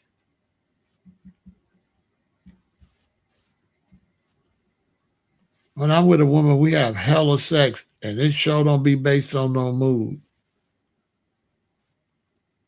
We ain't no way we get a sexy mood that much. That's a hell of a lot of sexy moods. That shit sound crazy. Hold on, wait a minute. I ain't never had no sexy mood. Like I don't. That sound crazy.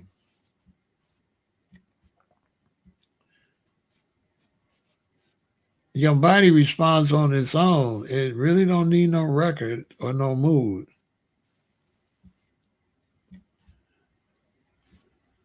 For a man to get aroused is basically based on his age, his blood circulation, and his nutrition goes down there and makes that hard. No nutrition, that ain't gonna get hard.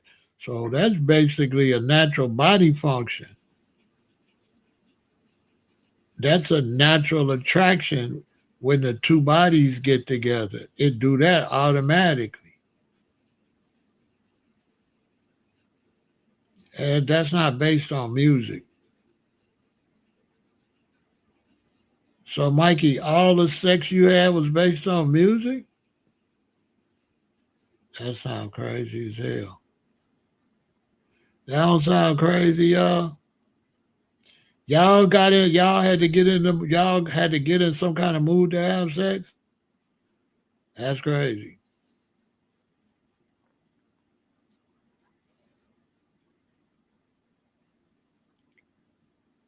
That mean the women I was with, it was music in their head because they stayed ready to make it pop. I don't know. I don't know. That sounds crazy.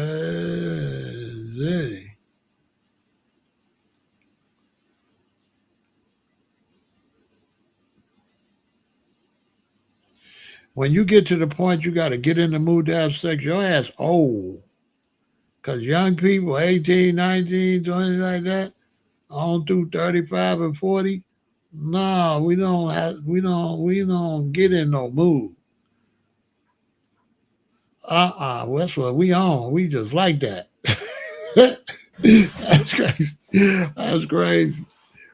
That's how crazy as hell. Are a lot of people getting that kind of information? Somebody tell me something in the chat. Is that common? Is people teaching that?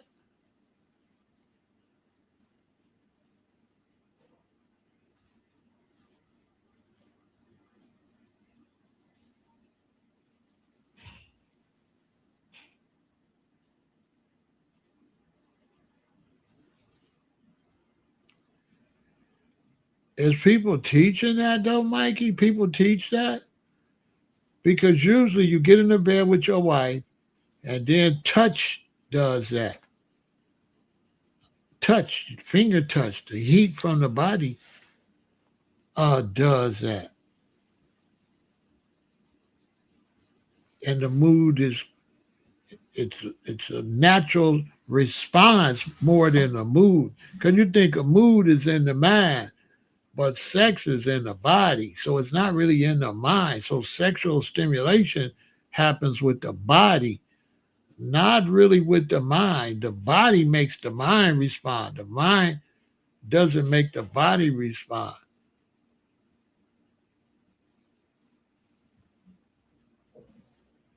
It doesn't. Not that I know of. That sounds crazy.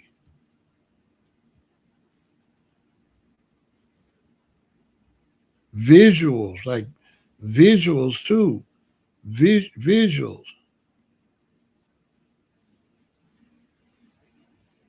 They just call it baby making music. That's just something they say. They don't really mean that. Okay, I get what y'all saying. Right, baby making music doesn't really mean that that's the music you make babies. That just means sexy music. But that doesn't mean that it's really to make babies. Oh, okay. I'm glad you said that. Okay. All right. No, that's not what baby making music, that's not what that means. That doesn't really mean baby making music. That just means sexy music. But it doesn't really mean it's the music to make babies. Okay, yeah, okay, I see. Yeah, okay. No, when we start calling it baby making music,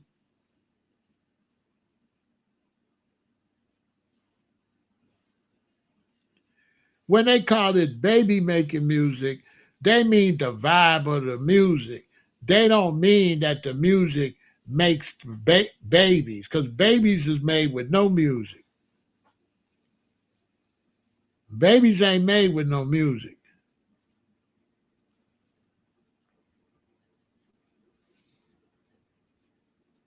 Yeah, babies not made with no music. People in the jungle making babies. People in India having babies, they ain't got no Barry White. They ain't got no Isley Brothers. No. Okay, I get it. No, baby making music is just a phrase meaning sexy music. It doesn't really mean baby making. It's just a phrase. Because you might be at a club and they play Barry White and you can't make no baby, There's no in real talk.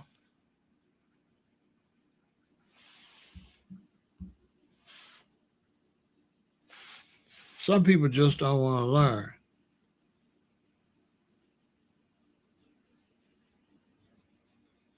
Some people, Anthony, some people just don't want to learn. There's no record that had me making no babies, bro. I mean, what? What? So which record y'all had that y'all made y'all babies? Y'all made babies to a record? That sounds crazy. Why y'all making up fake shit? I got 6 children. He telling me choosy love. I don't even know choosy love. What the hell is that song? What? Ain't no record. None of my children was born to no song. What?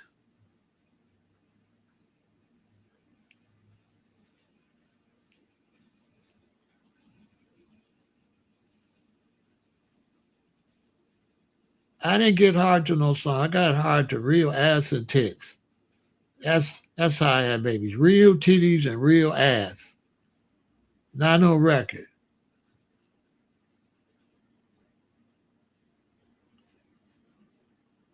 What the hell? The real body stimulates sex. Bodies. Women's bodies stimulates men. Not no record. Okay, now you just being silly. You know, I don't want to deal with no silly. I don't want to deal with no silly people. I used to play the Ozzy Brothers when my girlfriend be by. She never got pregnant.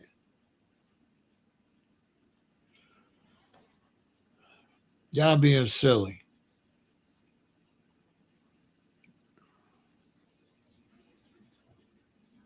When men and women have sex, they not playing no music. 99, 98% of the time, they are not playing no music. And most of the time, the bedroom is quiet.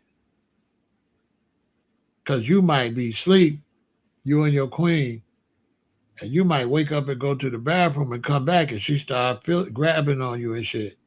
So sex is spontaneous anyway.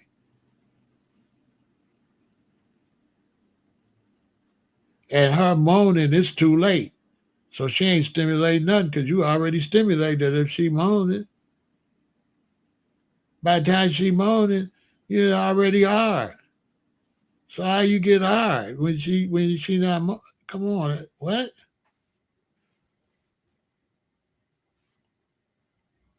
That's cool, but on social media, hey, Quayla, the reason I'm straightening these dudes out because they don't know they're on social media, and you can't be giving out false information on social media like that. You have our job is to keep it real, not no fake stuff. It's not funny. Our job is to give people the real information so they be intelligent, not funny, acting a clown, saying stuff. And then when somebody tell you that's wrong, and you won't even think it through. Nobody uses music to have sex. That sounds crazy. Sex is based off of the attraction for the other body, not off no music.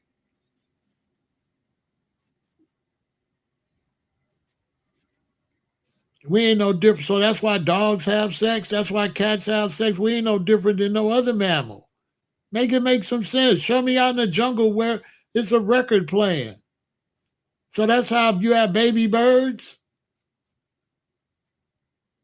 What? Listen, man. Y'all raise dogs, so you breeded dogs. It was music. Music. That's how your dogs breeded. I thought the female go in heat. That's what I thought. I could have swore females get hot on their own. That's what I could have swore.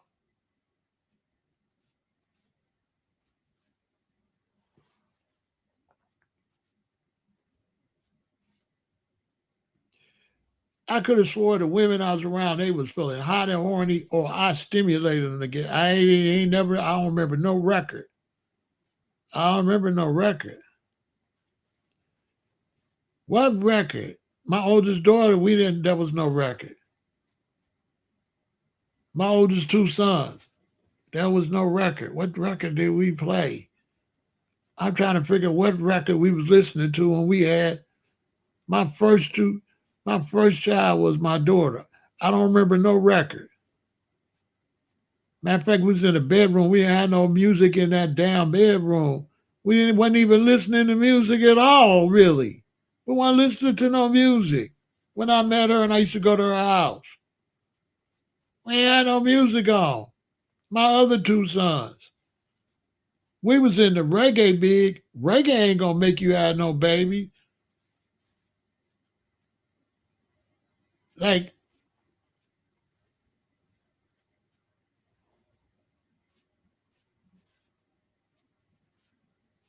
so we sitting around listening, we'll be forever loving child.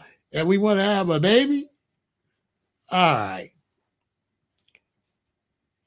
Who was next? My youngest son. I had got stabbed up and I wasn't listening to no music. And I got his mother pregnant. I couldn't even walk. We was horny on our own. Who's next? I ain't going out all my kids. The music had nothing to do with none of them. What the hell? Y'all kids was born to a record?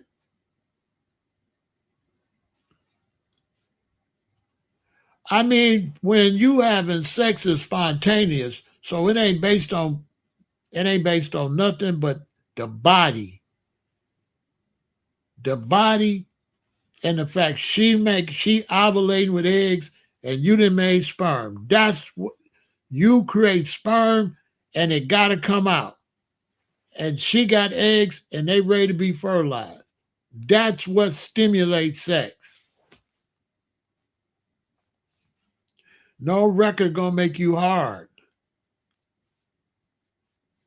You sure ain't gonna get hard off no damn Barry White. What? If that's the case, everybody that's impotent, all the men that's impotent, go play some Barry White, okay?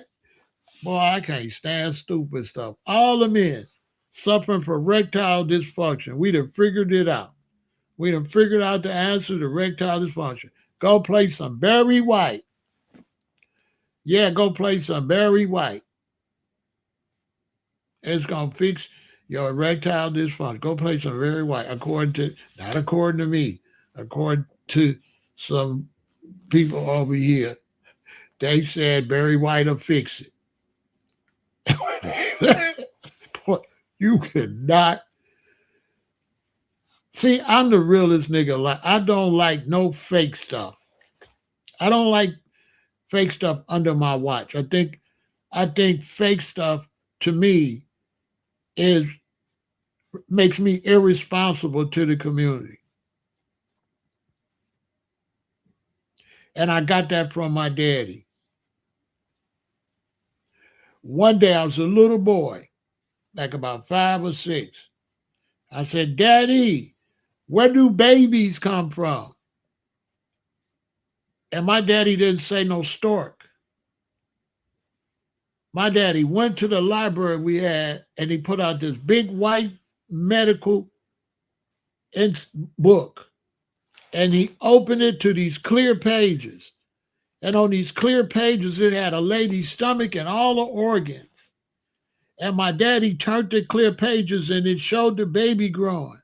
And he said, see, this is what my daddy told me when I was about in first grade. I said, Daddy, where do babies come from? Because TV had the stork, and the stork would deliver the baby, right? Bugs Bunny and all of them showed the baby. I swear on everything. That's where I got this from. My daddy, rest in peace to Randolph Elliott Stewart. He said he went and got the book, and then he showed me the lady body. And then he showed me, he said, see, so you're going to take your little pee-pee, your little wee-wee, and the man put the wee-wee right here. That's what my daddy told me. And then he going to shoot some stuff in there. And then it's going to go in there, and then she going to start making a baby. And then he showed me the baby growing in the stomach. And he said, see, when the baby get this big, then he showed me the baby coming out. Then the baby going to come out. I was in the first grade. And I was probably the only kid at the school really knew how to have a baby. Now, now my mama, if she would have been on, she's like, boy, granddad, why you telling him that? That boy, I don't know what you talking about. My dad be like, yes, he do. He know what I'm talking about, don't you? He know exactly what I'm talking about. Bessie, these kids ain't stupid. So I asked him, and he told me the truth. My dad didn't tell me it was Barry White. My dad didn't say, what you do, you get together and you put on some Barry White. My dad didn't tell me no story. My daddy showed me, he said, you're going to put your little thing in there. It's going to shoot some stuff out. And then it's going to mix with her. And then she's going to start making a baby. And he showed me the baby growing. It was a medical encyclopedia, something. You know, it used to have libraries back then, or you couldn't do your homework. So parents used to collect books. So when their kids get to school, they could do their homework. You ain't want to go to no library. So a lot of black families and white families had extensive book collections. That was a part of your dining room. Your dining room, you had to have shelves with encyclopedias. And men used to come to the house selling encyclopedias. Who old enough to remember when dude would knock on your door and come in and ask your mom if she want to buy some encyclopedias? Encyclopedias was a big thing.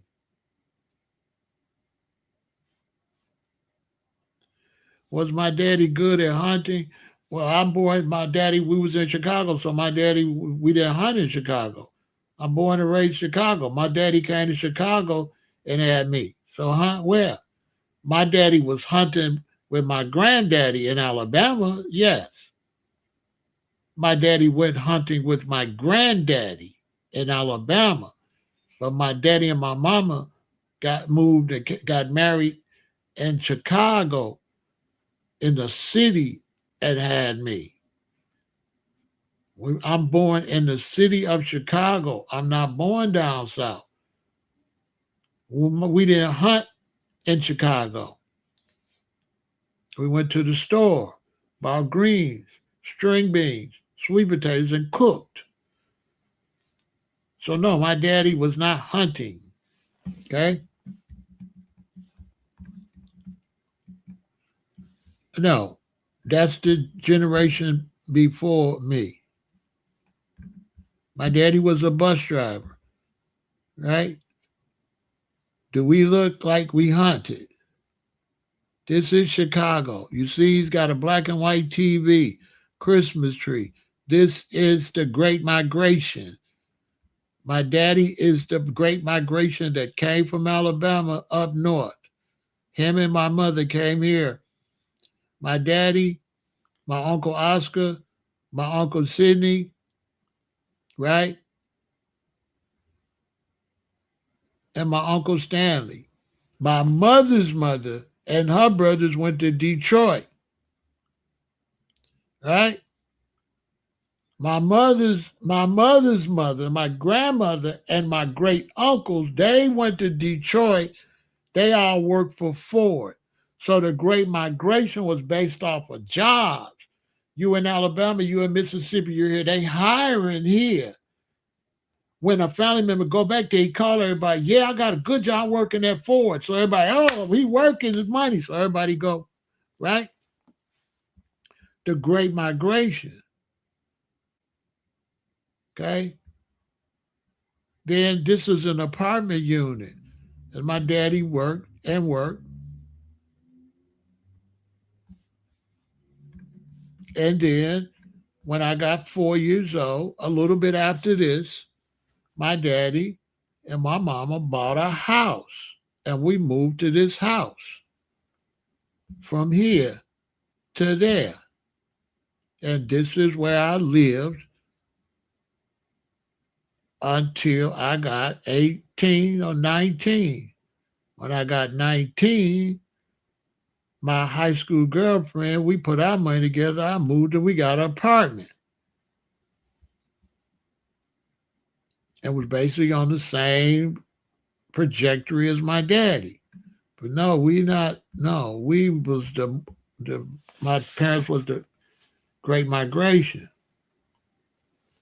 That's why I was born and raised And these streets, this the streets I'm talking about, riding bikes up and down in front on this street. When you look behind the house, I would used to cut back there before everybody got a fence, and that's a park back there. And you go to your right, and that's the school. I went to school on that next street. But on my street, if you go all the way to the right, or if you go to that alley and go all the way to the right, it's a street that goes and stops because the school is there. And there it was a baseball field that the neighbors kind of worked together to put together, and the city came and put up the cage and everything. And we used to go out there and play baseball. It was for the kids to play baseball too. It wasn't for no little league or nothing. So we had a baseball field right there, and across back here in the park, if you keep walking between the neighbor's house behind, make a right, there's basketball courts, swings, playground, and the school.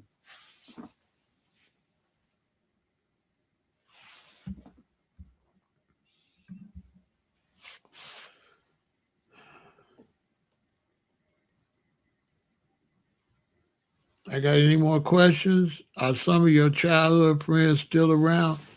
I mean, my childhood friends is around. I one of my childhood friends turns out to be my cousin's brother now because his daddy slept with my mama's sister. Me and him, we and my cousin, we went to dinner about 3 times so far.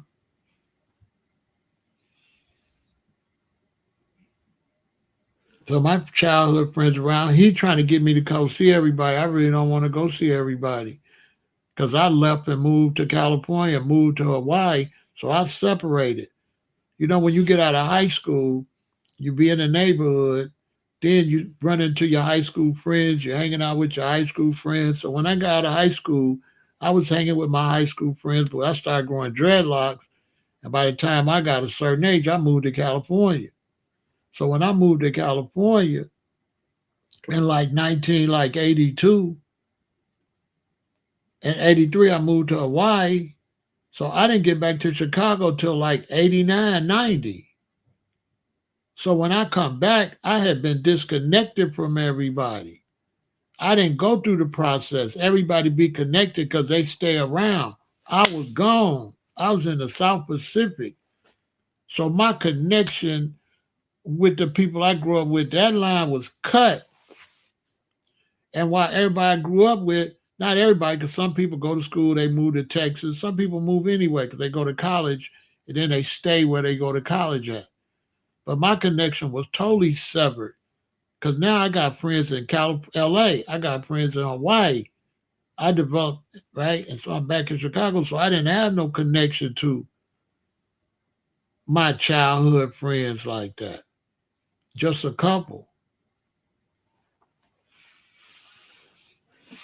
By the time I got back, I really wasn't into finding no childhood friends. For what? I was a grown ass man. I don't want to go back and do kids. I don't like going back because we was kids. We was kids.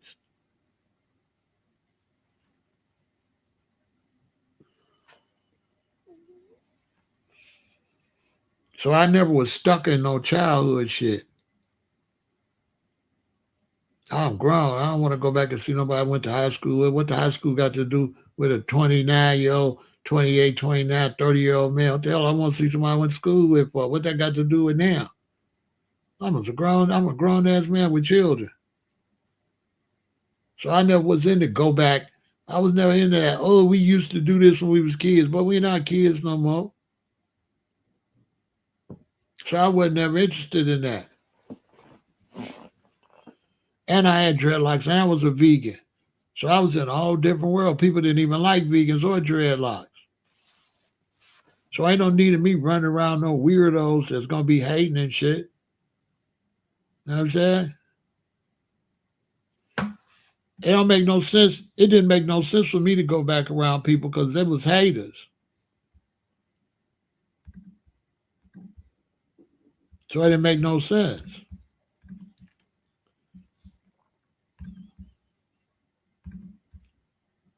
At that time, Negroes, they was, they didn't have no benefit. I didn't feel like Negroes had no benefit in my life.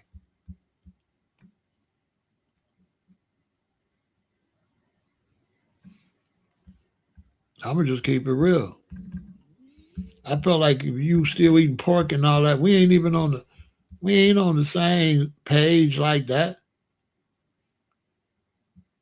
And people was real crazy back then and say little stuff. You see how dudes is now. So I don't like being around people saying little. I ain't with that. I'm not comfortable with people saying little weirdo stuff. I was super grown. I had already lived in the hills. So this dude right here, he ain't coming back. I ain't trying to deal with no weirdo stuff. I don't want to hear your opinion or none of that. You know what I'm saying? Cool, we was childhood friends, fine. We ain't kids no more. I'm grown. You know what I'm saying? I'm grown now, so I really wasn't into that. I wasn't into that childhood friend nonsense. I was on a whole nother. I'm on something else, man. You know what I'm saying? And then I always got queens and children. I keep a queen and some children. So when you're a grown man and you got a queen and you got some children, boy, you don't got no time for no cacan and kikiing. I'm trying to run a record label. I got a queen. I got children. They got to go to school and all that. I ain't doing no little boy visiting. Boy, I'm big Pharaoh. I don't got time. Well, I got time for that. I'm daddy now. I'm taking my children around. They friends. Daddy don't do friend. Dad, I don't do no high school. I never went backwards. I was a grown man. So I ain't never been interested in going backwards. When you have children and a wife, and I always had a wife, even if I get a divorce, I get another one. So I never had time. I just never had time for somebody that wasn't family oriented. When you got a family, that's a lot of work. When you got children, they got to get prepared to go to school every day. And you got to pick them up from school every day. You got to drop them off and pick them up. When you got a wife that got to go to work and come home, when you working and you got to work and come home, there ain't really no time for nobody outside of the family. The family is a lot of work. Seriously. A family takes a lot of maintenance and a lot of work. And especially when you the man and you the protector, you the security, you the police, you everything for the family. You daddy, you husband, all that. That's a lot of responsibility. On top of you got to go make some money. Kakan and Kiki and don't pay no bills.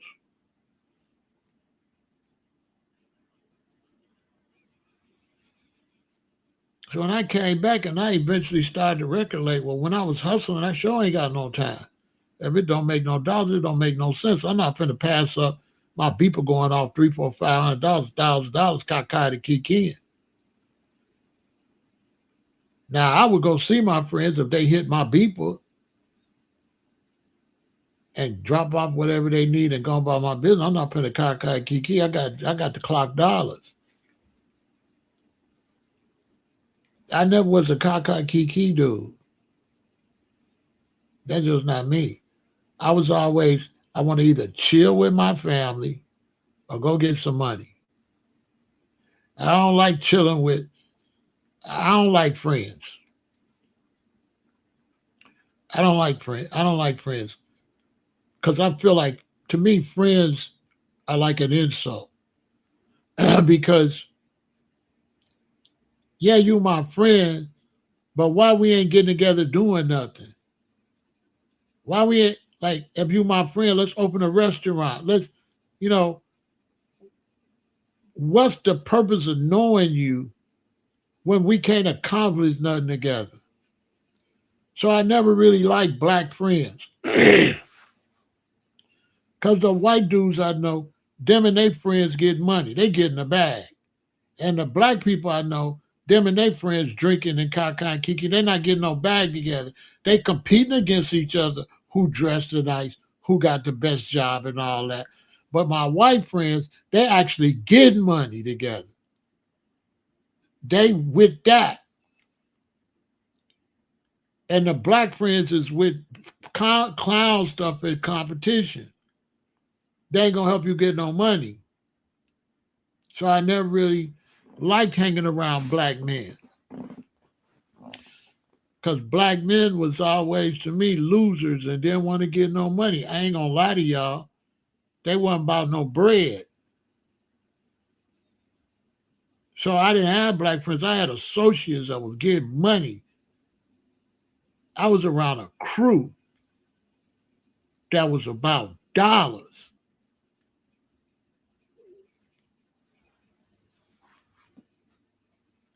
I don't like Kakan and Kikan. I feel like if you getting together and you can't make no money and you can't do nothing to prosper and build your family, you worthless. I don't know no Italians hanging out and ain't building. I don't know no Jewish dudes hanging out ain't building. The only ones I know that hang out and don't build nothing is black man. The other men, if they hanging out, they get money. If they ain't getting no money, they don't hang out either. I don't know no white man that hang out with no man unless they get money. But just a high man, no. He at home with his wife and his son. He hang out with his sons. He'll help his sons start businesses. He'll set up stuff for his sons in the garage, show his sons how to make. That's how they do. Set up. He spend his time with his sons, teaching his sons how to get some money. Man, I'm with my son. I'm teaching him carpentry. I'm teaching him how to do this. I try to teach him how to do that. I'm teaching my son how to do that. They do not hang with just idle kaka kiki. I'm not hanging with you if you ain't trying to get no bread. I'm not hanging with you. I don't want to be bothered with you. Period.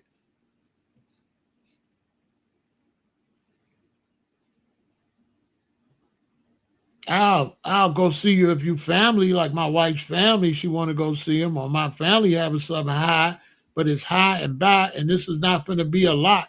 This is going to be a couple times a year. You know, my daddy and mama, they never visit relatives but once a year, twice a year. My daddy would go see his brother a couple more times than that, but they really wasn't dragging us to doing a lot of hanging out. We go visit relatives for summer vacation and stuff like that. They was real nice to go visit relatives. But other than that, my daddy wasn't around a whole lot of men like that. He was always with me, my mom, and my sister. He was always daddy. He was always daddy. He was always at home with us. So I'm pretty much like that.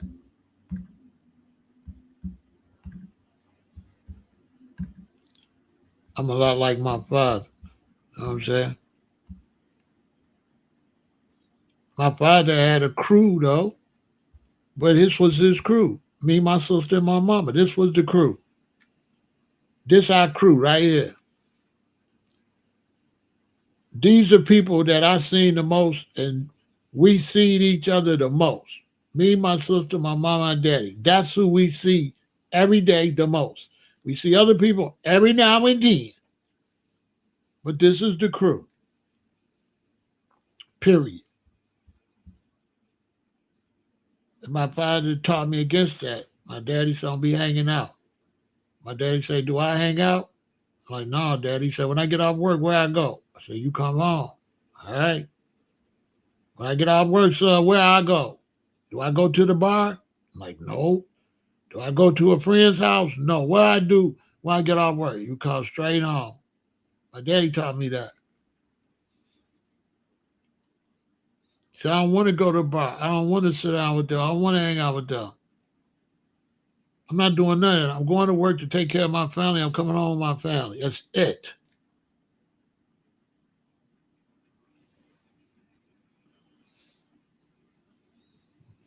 When I meet you, you're a dude. As soon as I see you with a bunch of dudes and y'all ain't making no money, you'll never see me. I'll never come back around you again. Like, oh, these some losers. Because a person gonna be a builder or a destroyer. And if I get around you and you're not trying to build with me, you're gonna hate on me. There's only two ways. It's only two. It's only God and Lucifer. And you're gonna be one of them. Ain't no neutral. So if you ain't God body, you the devil. So as soon as I don't see that God body in you, that God vibe, I'm not coming back around. I know what you is. It's only one other choice left. If you can't bring nothing to the table, what I'm gonna hang out with you for? I could do bad by my dammy. I could do bad by myself. I don't need you. I don't need you to do nothing. I could do nothing. I don't need you. I know somebody talking about baby music, but what about this song? Nothing from nothing leaves nothing. You gotta have something if you want to be with me. What about that song? Nothing from nothing leaves nothing. You gotta have something if you want to be with me. What about that song? That's the song y'all need to sing. If you ain't standing on nothing, I don't got no time. That's why all you little young black brothers need to know. Find somebody about something, gonna do something. If not, go home and concentrate so you could do something. Because somebody ain't doing nothing, gonna distract you from doing something. Instead of you doing something, you with this loser that ain't encourage you to do nothing. You could have did something.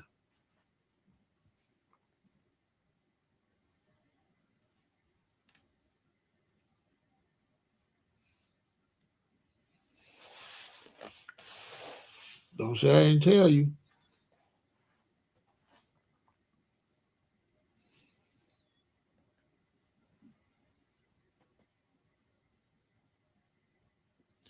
So my childhood friends, some of them alive, some of them passed away and take care of themselves, but they got no purpose though. They ain't got no purpose.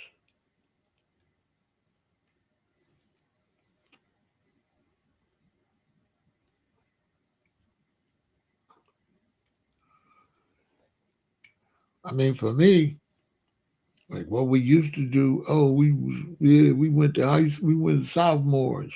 I'm 68. The hell I care about sophomore year in high school.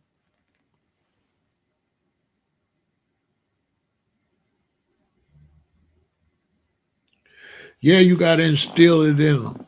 If ain't nobody building nothing or doing nothing, tell your children don't hang around nobody that ain't trying to build with them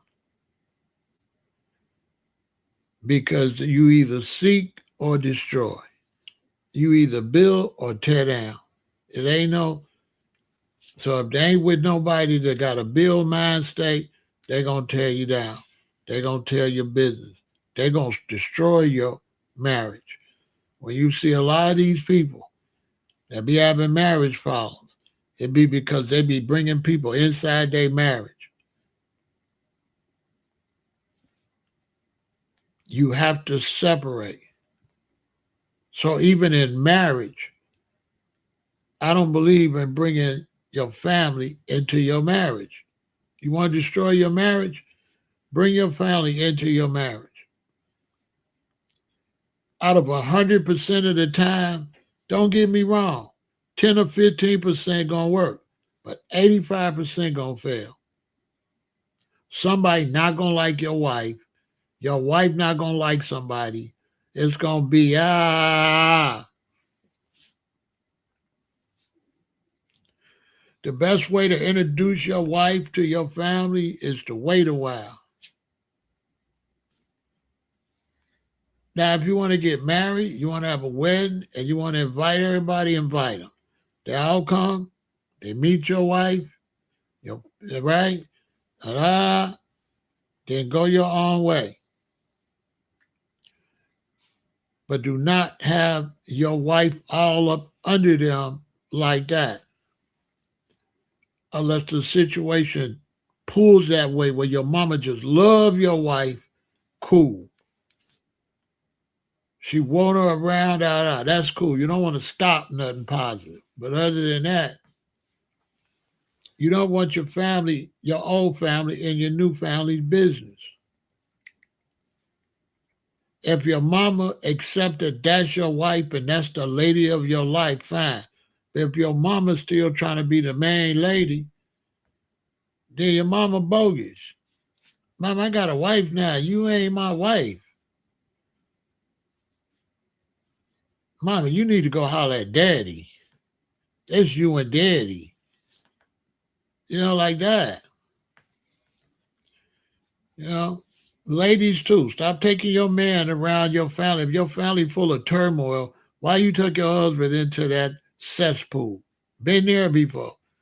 I've been with women where they family ain't nothing, just a cesspool of confusion. And now you took me around this confusion. My name circulating for no damn reason. Don't be introducing me to no haters. I don't give a damn what kind of haters they is. You know they haters. Leave them haters. So now when I'm distant, because I don't want to be haterized, they don't like me anyway, because I'm trying to be distant, because I'm trying to stay out of the haterism. So now they looking at you like you think you so good, and then they don't want y'all to be together because you don't want to be in the haters. So they ain't gonna like you. They gonna want a man. They gonna want her to be with somebody gonna get in the cesspool with them, which is fine. I ain't getting in the cesspool with y'all like that.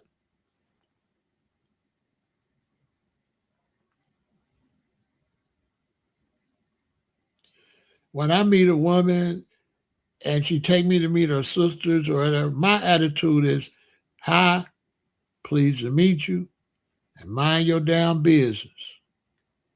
That be my attitude. I'm happy to meet you. I do be happy to meet them. But don't be crossing lines. Don't be no professional line crosser. Stay over there where you at. She with me now. She my woman, and now she your daughter second. Don't be trying to still make her your daughter first and make me second. It don't go like that, especially if we got children. Once we got children, she can't be, she got to be me and the children. She can't be your daughter like that no more. Is you crazy? No, you step down. My sister married, is her and her husband. I'm not in the picture. I stay out the picture. She is married with children by that man. And I respect that, and I stay my ass out the way. Me and her husband, we real cool. You know why? Because I'm never around. So he likes me. He crazy about me because I'm never around. And I'm sure early he probably thought I was messed up I wasn't around. Until he fell out with a couple of people probably from the family, right? Now I ain't watch it. I didn't watch it.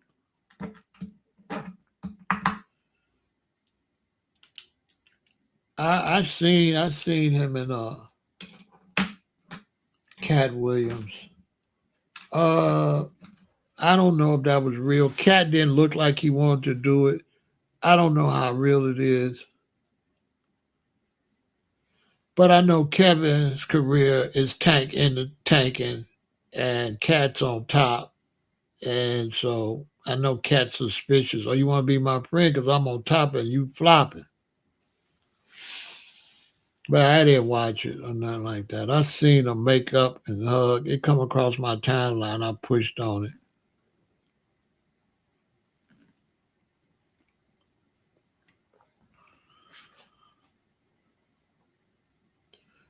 Kevin Hart is a snake to me.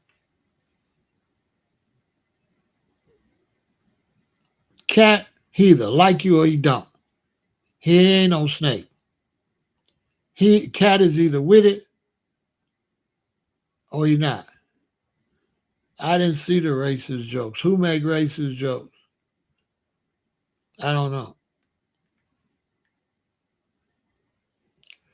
Kevin is funny. Say it with your chest. Kevin funny. Don't get me wrong. I ain't gonna hate on Kevin. Kevin is funny.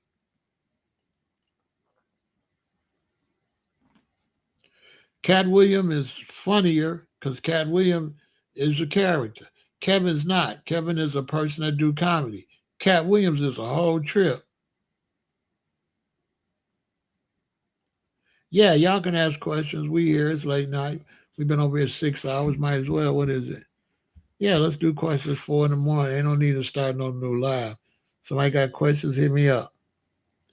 You don't like whose racist jokes? Anybody got questions? Any questions? Anything? Let it rip. Let's make it happen.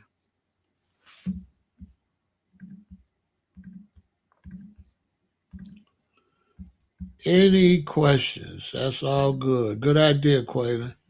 Any questions? Let's do it.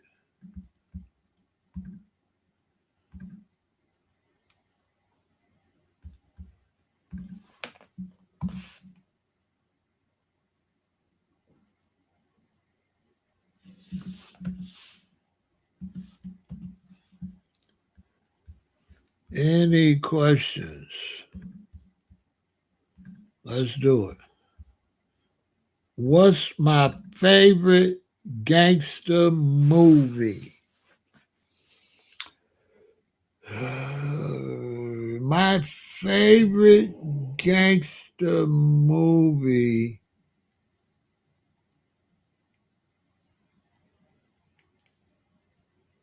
Ooh, I got a bunch of them. Ooh. My favorite. I got a bunch of them. Oh.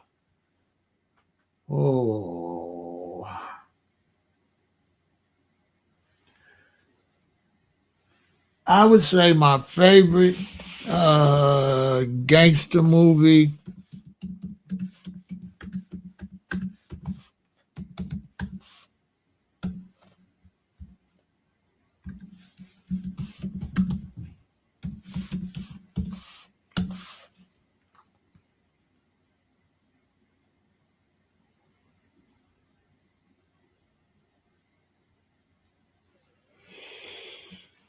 would be, hold on.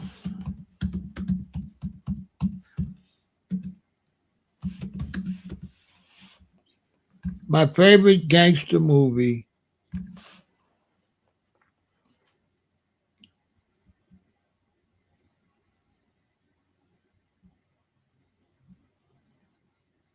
would be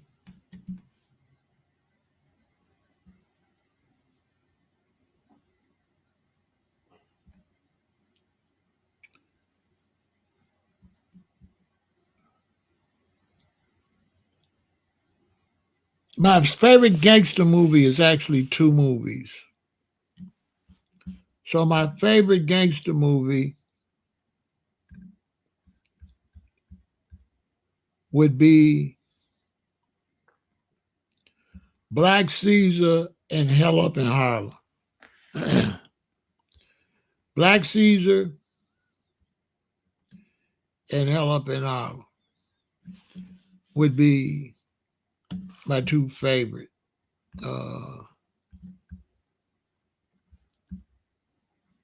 gangster movies. I'd have to take both of them.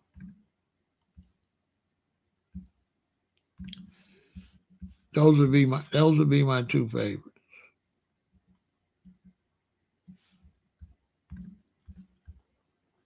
Black Caesar and Hell Up in Harlem. And the reason they're my favorite because they're black and they're very historical, and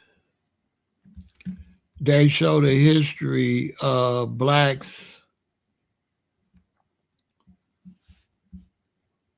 uh, when they started the numbers rackets and how the Italians tried to push in on the blacks.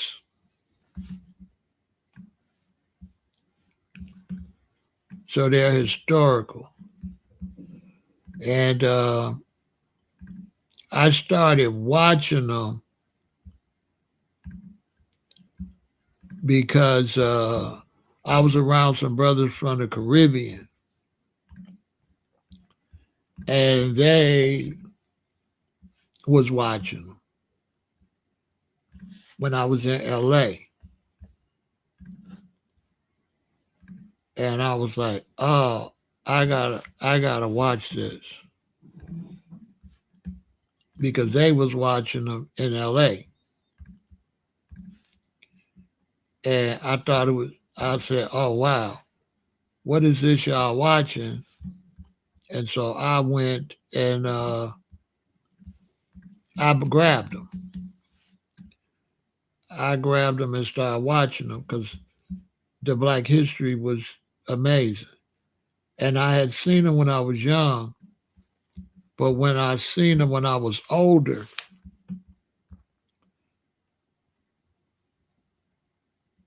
that's when I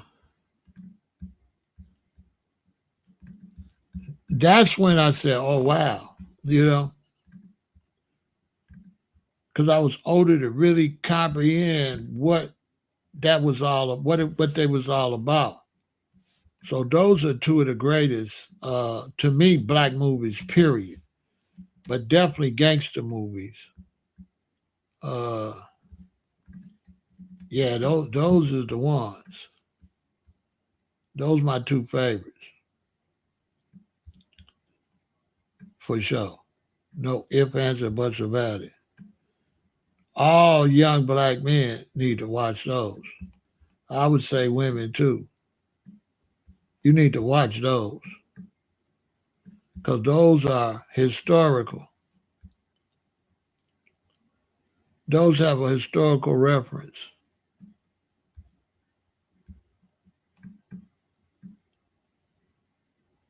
So yeah, you should definitely watch those. No ifs, ands, or buts about it.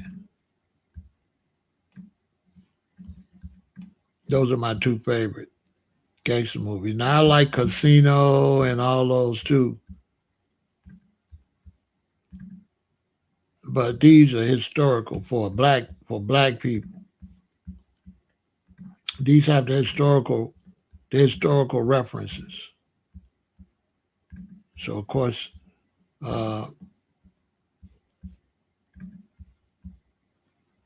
get more out of those.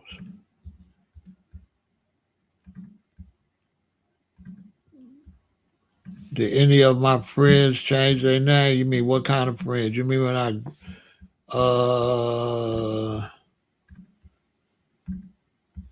any of my friends? When I got a certain age, I didn't have friends. So when I changed my name, I wasn't really around friends. When I changed my name, when I was young. I really wasn't around no friend. I was with my queen, my daughter's mother. So I wasn't really around. When I started growing dreadlocks and checking for Kemet and Rasta and all that, I wasn't around no friends. I wasn't around no friends. See me, I wasn't around no friends like that. Because when I became a senior, I got a girlfriend who was a sophomore. Then I graduated. She was already getting put up in school, so she graduated early some kind of way. So I was my girlfriend. She got out of school. She went to St. Louis Pharmacy College of Pharmacy. That's when I was going to music school and all that. And then she came back So when she came back, me and her got an apartment.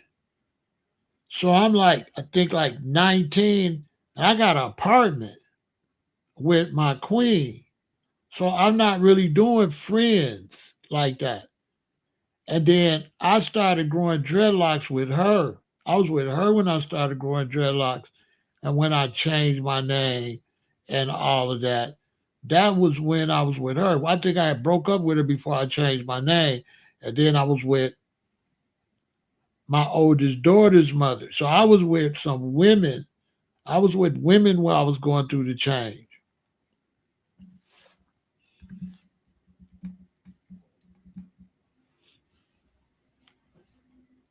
So I wasn't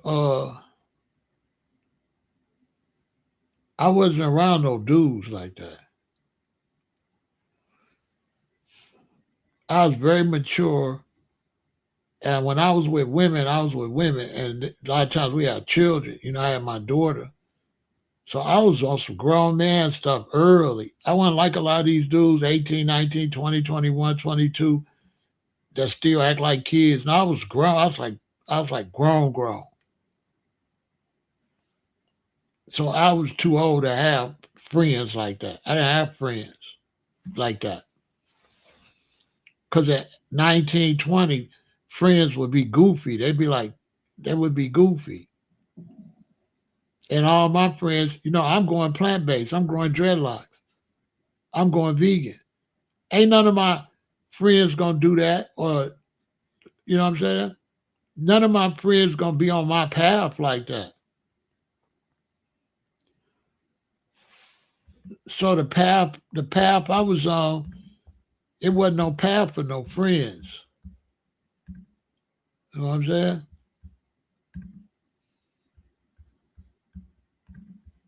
It was a solo path for a queen. See what I mean? See, I was on my own path. And so if you wasn't on this path, I wouldn't be around you. Like, how would I be around you? So it was not. It was not a way for me to be around you because I'm around a whole new vibe.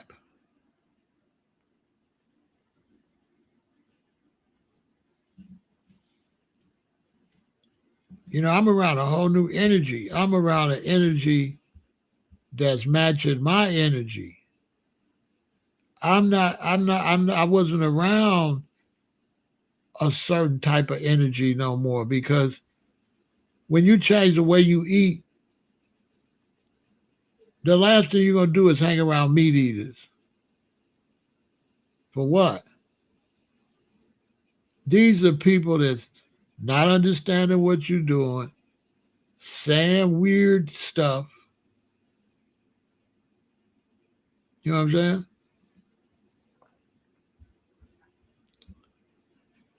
So you're not gonna be able to stay on your path hanging around people that ain't on no path.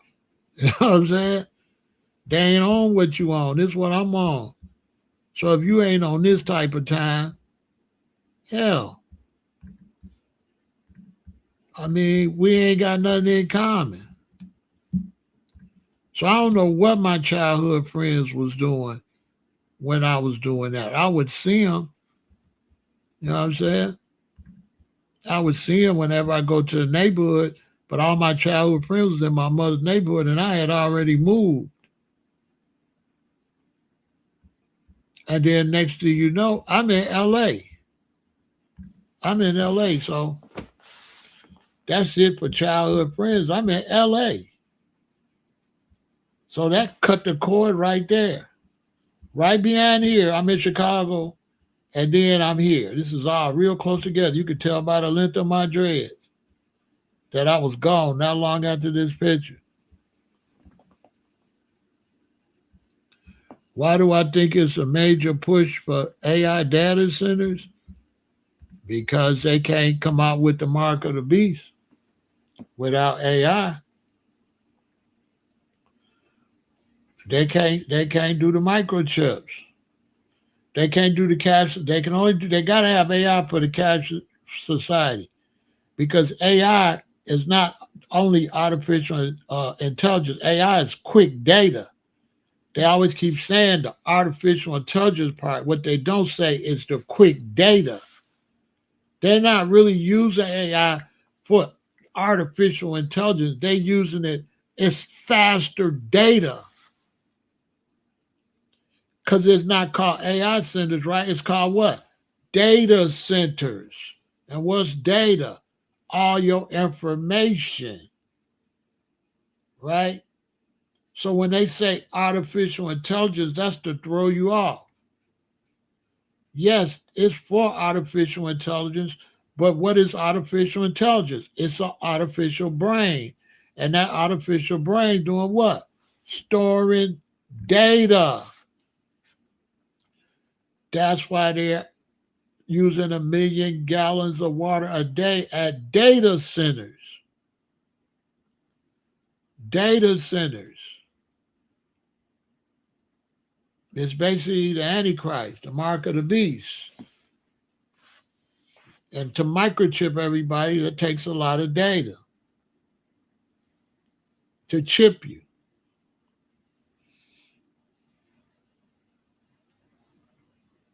They want total control. They want everything computerized. They want everybody with the mark of the beast. You can't buy no sale without the mark of the beast. And that's what they pushing for. So I'm going to get kicked out of society anyway. You either going to take the microchip or be kicked out. So ain't no need of, I mean, the inevitable for me is starving, living under a bridge somewhere, or if I find somewhere, because some of these people believe they could run somewhere and get away from the Antichrist, and they might be able to. You might be able to go somewhere. But if you go to another country and they go into the cashless society, what you gonna do for security purposes in them other countries? Because it's still gonna be crazy. What you mean sooner than who think? I don't think people know when it's gonna come. So when they say sooner than you think, I don't know. Because the cash society here already. Right? The cash society is here now. So I think the better question is the cash society is here. But the cash society is here and the cash society. So the better question is when they gonna get rid of the cash. Because it's already cashless society. I'm on Comcast. That's cashless. My lights is ComEd. I pay for that cashless. My phone, I pay for that cashless.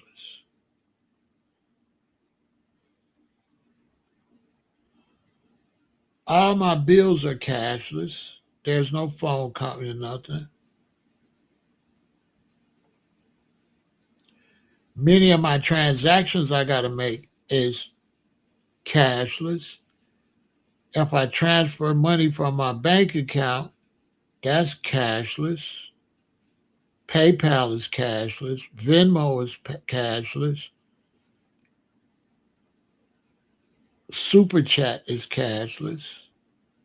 Everything going across the bottom of this screen, Cash App. Hit my Cash App, my Venmo, my PayPal. That's all the cashless society. My payments, when people pay me, is cashless. When I sell stuff, that's cashless. Sold through the internet.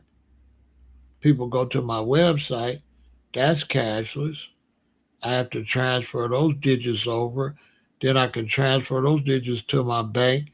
And then I can take the money out and make it cash. But it all starts out cashless. I turn cashless money into cash. So we already in the cashless society. All your food got a barcode on it. Bop, bop. They raking it, right? That's the cashless society. Go to the grocery store. They raking your food on the same thing gonna rake your hand on. What you think they raking it on? That's the barcode reader. Everything you buy, it's on the barcode reader. Da da da da da. Everything. Everything. So we there. It's cash society right now. The only question is how long can I survive? Because all my stuff, everything got the barcode on it. There go the barcode right there. The barcode on everything already.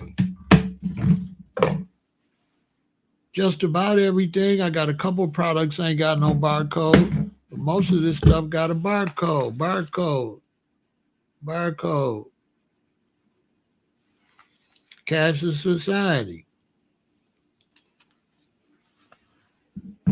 We there already. I'm in the cashless society. Knee deep.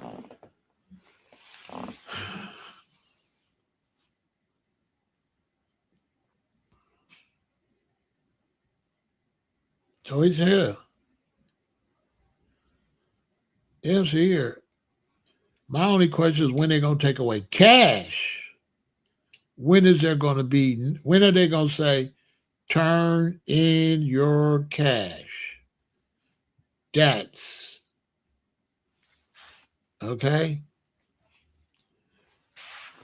It's not officially a cashless society, right? Until what? You can no longer use cash, right? Cashless. And they finna do that soon. You can tell soon they gonna say we don't take cash no more. They gonna do it slow like they doing it. Oh, we don't accept cash. We don't accept cash. We don't accept cash. We don't accept cash. We don't accept cash. We don't accept cash. We don't accept cash. We don't accept cash. It ain't gonna be nobody accept cash. It ain't gonna be no stores. Everything gonna be on the internet. Hey, I went to buy my iPhone, and when it got time to pay for my new iPhone, I had to go. I had to take that digital. They don't take cash. I went to the T-Mobile. T-Mobile store don't take no cash. You don't pay no bills cash, no rent, no mortgages paid with cash. You don't pay your bills with no cash. All that stuff is cashless. The only thing, the reason it's not a cash society, they haven't took the cash yet. But they are going to take the cash pretty soon.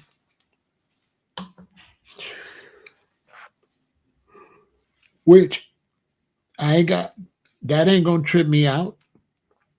I'll rake my card and stuff. It's not until they want me to put the code on my forehead or my hand. That's when we got the ultimate problem. If they want me to rake it, I ain't gonna like that either, but I'll do that. But I haven't done nothing that's an immortal sin.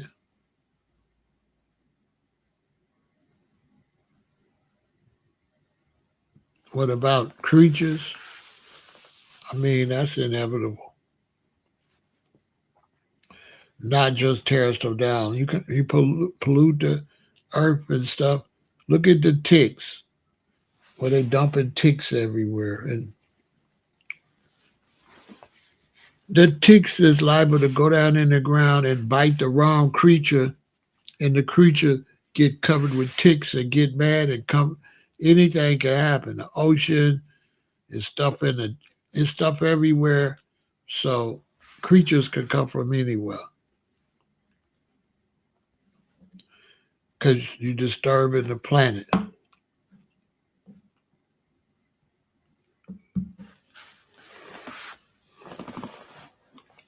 So yeah, creatures can come from anywhere. Especially you keep messing around in the ocean. Yeah, you keep messing around the ocean. There's parts of the ocean that's too dark to see anything. So I mean, you all happen to be living where all that's finna happen. So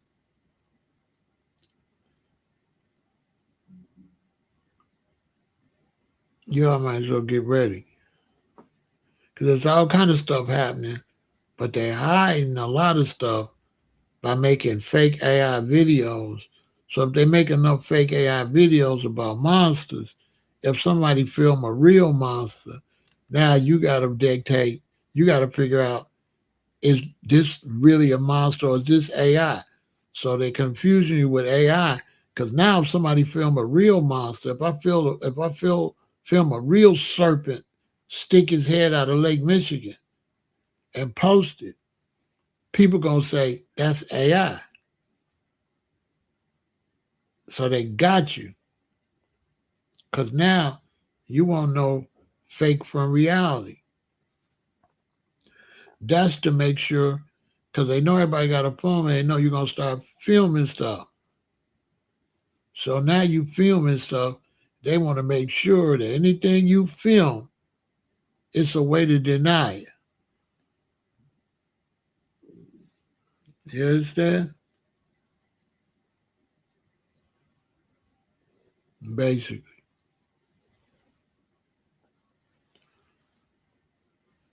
So it's all kind of creatures.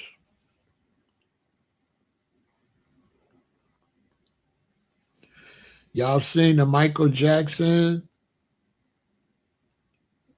Not the one, but the documentary on 60 Minutes?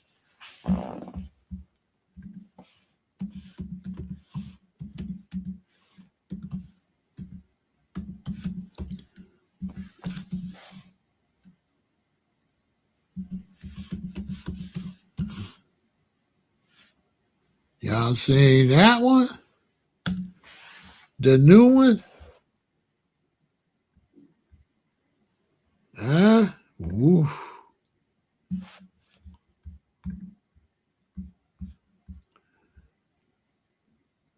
Y'all seen Michael Jackson groomed by a monster? I told y'all. The people that listen, y'all seen this one from 60 Minutes Australia? Hey, you want your whole mind blown? Go watch that. And then go join my Patreon and watch my video I said about Michael Jackson. Hey, boy, let me tell you. Then go join my Patreon. Go join my Patreon.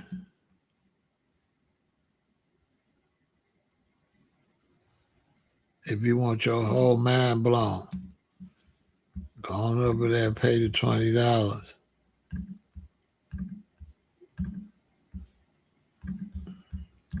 This one right here. I had to take it from over here and cut it off and put it on my Patreon. Go watch the 60 Minutes. Then go watch and see what I said. Yep. Go watch the 60 Minutes. And then go watch what I said. Boy, it's going to blow your mind. Man, boy, that's 60 Minutes, boy. That's 60 Minutes Australia. I told y'all. I told y'all. People thought I was saying stuff, and I said it before this dropped.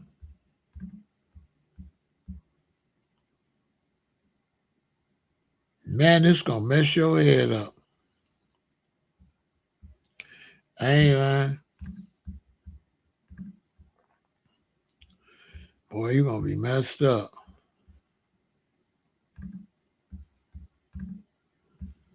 You're going to be messed up. Boy, you watch that, boy. I told y'all.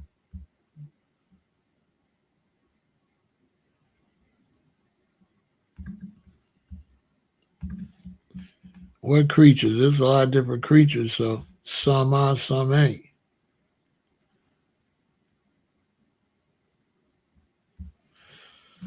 Boy, you go watch that, your whole head gonna be blown. Your mind gonna be blown, boy. It's hard to watch. The 60 Minutes Australia, it's hard to watch. I ain't gonna lie. It's hard to watch. And they, man. And then you watch that, and then you think about what I said, and you're gonna see they leaving something out. They leaving something out. And they got one picture in there. I got it. I don't want to show it because I don't think I can, of him. And when you see that picture, you're going to remember. And when you see what they were saying, he was saying, when you listen close to what he was saying to them children, you're going to see that they not telling what I told y'all. They leaving that part out. Because clearly, it ain't normal. Clearly, it's not human-like. Clearly.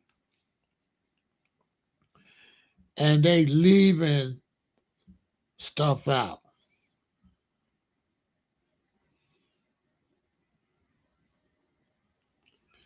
It's so bad, I can't even repeat nothing that's on there. And in the 60 Minutes Australia, they had to leave a bunch out. They couldn't even tell everything. So I'm like, well, if this is this bad and you can't show this on regular TV, and this stuff so bad it didn't make this, what the hell? But I knew it. I told y'all.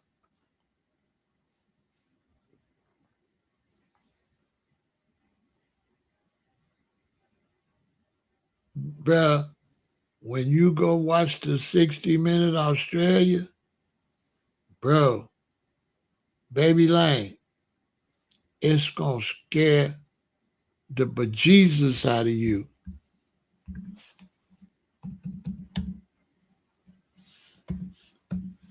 I ain't lying. Bruh, you ain't going to be no more good when you see that, bruh.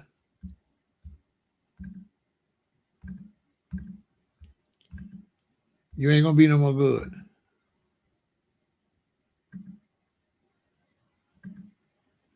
You ain't going to be no more good.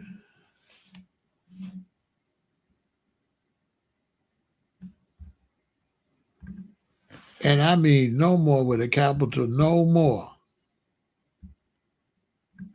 I am not kidding you. Especially if you think about what I told y'all. It's on YouTube. Here it is. World exclusive. It's been up 2 days. World exclusive. Man, listen. When you watch that, you ain't going to even believe that. And then when you start thinking, how much have they left out?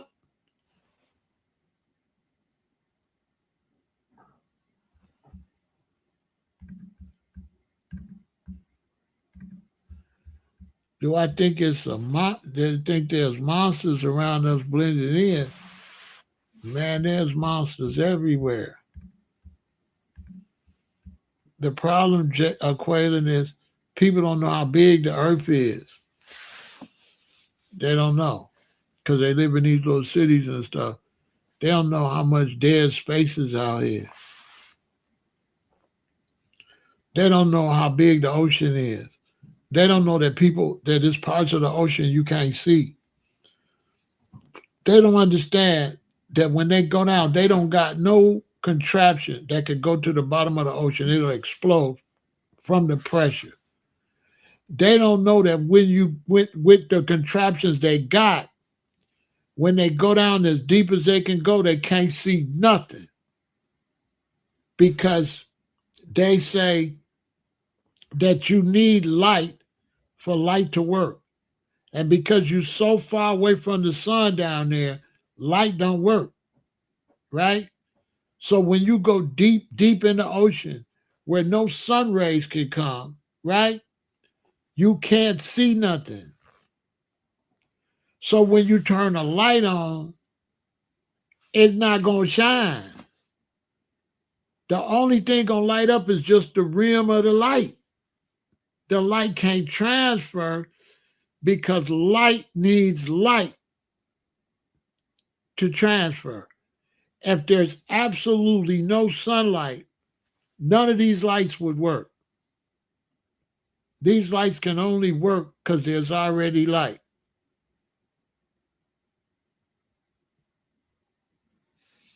I don't know. I don't be speculating on all that. It'd be foul for me to say all that. I don't know. You know what I'm saying? Anything is anything, you know. So I don't really do speculation. I only talk about what I know. And I know you can't see nothing in the ocean. And I know for sure that anywhere you go, there's creatures for that environment. So when you go in areas where it's pitch black, there are creatures there. I don't have to see them or know. It's just common sense. There's nowhere you can go where there's not a creature that's adapted to that environment.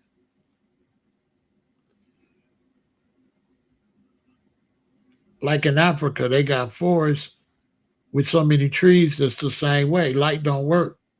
And you can't see nothing in them forests. In West Africa, Nigeria, stuff like that, they got forests. If you go in there, you can't see nothing. No sunlight comes in there, none. And they got animals that live in there that can see, but you can't see them. Because I had an African tell me about that. He said they got a forest and they got an animal living there called a tiger beast. And he said, not a tiger, it's called a tiger beast. And when it smells you, it starts growling and salivating, and it could be 4 miles away from you, and it can smell you, and it's headed towards you. And he told me they got forests. I think he was from Ghana. He might have been Ghana or Senegal. It was way back in 1976. I forgot where he was from. And he said, my brother, we got jungle so black you can't see nothing in there. And he said, there's no insurance company that will cover you.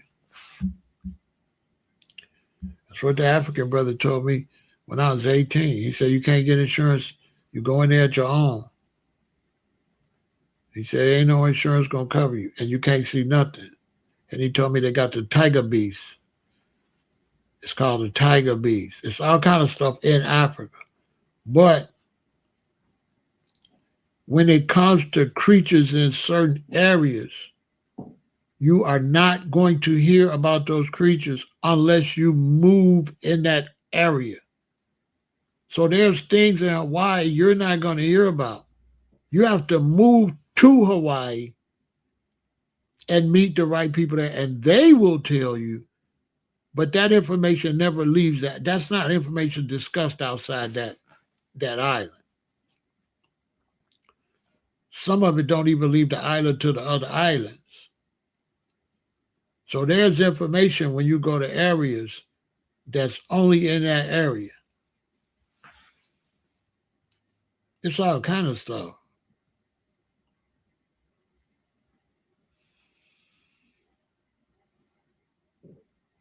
But you gotta travel.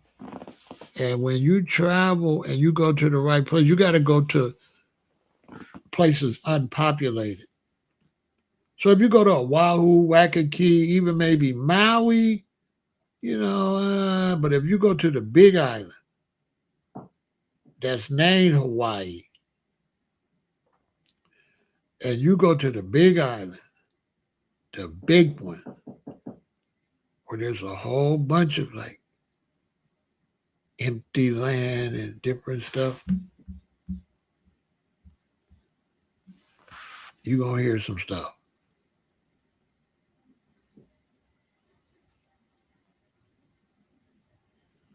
You're gonna hear some stuff.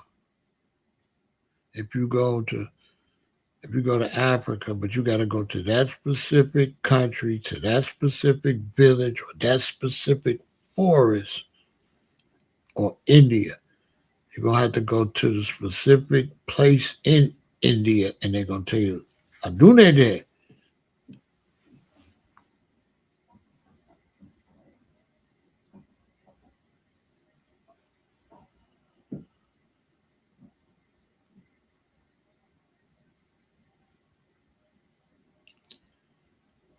It's stuff everywhere uninhabitable, but where? You know what I'm saying? It's not the fact they're in the Everglades, it's where specifically.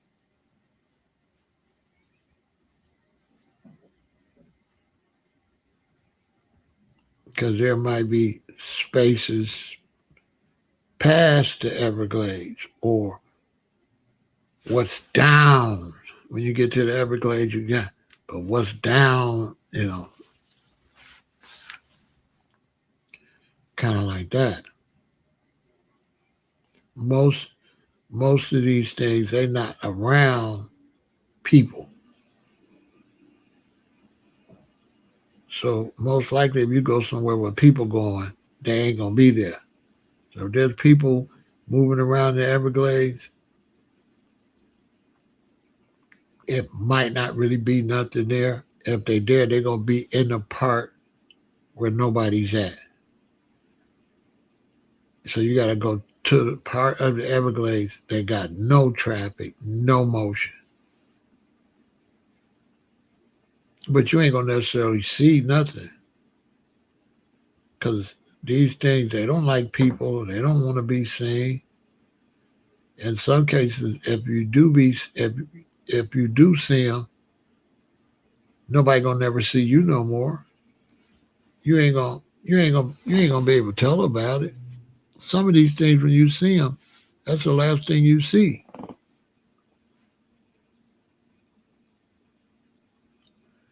Then they got things, if you see, you'll have a heart attack and you'll pass away right there. It'll scare you. You heard the word scared to death? That ain't no joke. There's stuff that will scare you and make you have a heart attack. You'll pass away.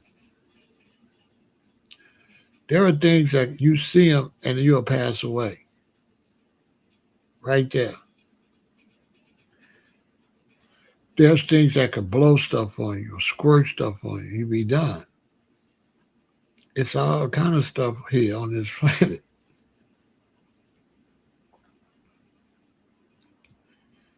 Simple things like worms. You ain't seen all the type of worms in the ground. You ain't seen all the snakes on this planet. You ain't seen all the birds. Man, it's all kind of stuff on this planet, man. You got to move to where them people at. Then they tell you about the pig man and all that. If you don't go to Hawaii and get around the right people, you ain't gonna know nothing about the pig man.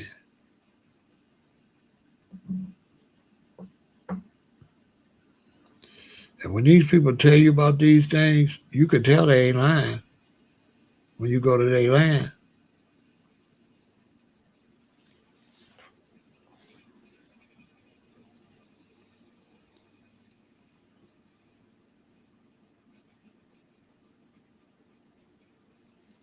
Yeah, I'm a bird, but there's places right where you at you can't go. Okay, like look, let's say I'm going to Chicago, I want to go to Atlanta. I'm gonna go to Chicago, I'm gonna go south. You go get up in these mountains, right? Tennessee and Kentucky. I mean, way up. You just keep going up, up, up, up, up, up, right? Right? Let me see which. Hold on. I'm going to tell you exactly.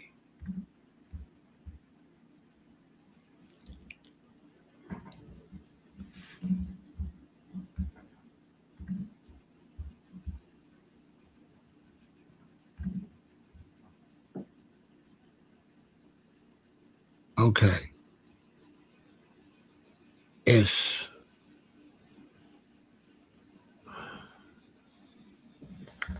I don't know if it's Kentucky or Tennessee. It's either Kentucky or Tennessee. I think it's both. I think you go up in the mountains in Kentucky, and I think you come down in Tennessee. But you go way up, and you go up and up and up and up and up. And you up in the clouds on these mountains going south from Chicago to Georgia. You're going up and up and up and up. And the road is crazy that they even made a road. There ain't no side. So if you slide, you sliding right off the mountain, right? So you up on this like 2-lane highway way up in these mountains. And when it rains, it's just water running off these mountains. Now, anything could be in the mountains. There ain't no way in the world you gonna know what's in the mountains. Ain't no way. It's impossible. It's uninhabitable. Can't nobody get up there and see nothing. It's no way you know what's up there. It's impossible. Anything could be up there. I'm talking about miles and miles and miles of mountains. And you be up so high that when you start coming down, you'll come down, right? Down, down, down, down. Then you'll hit flat.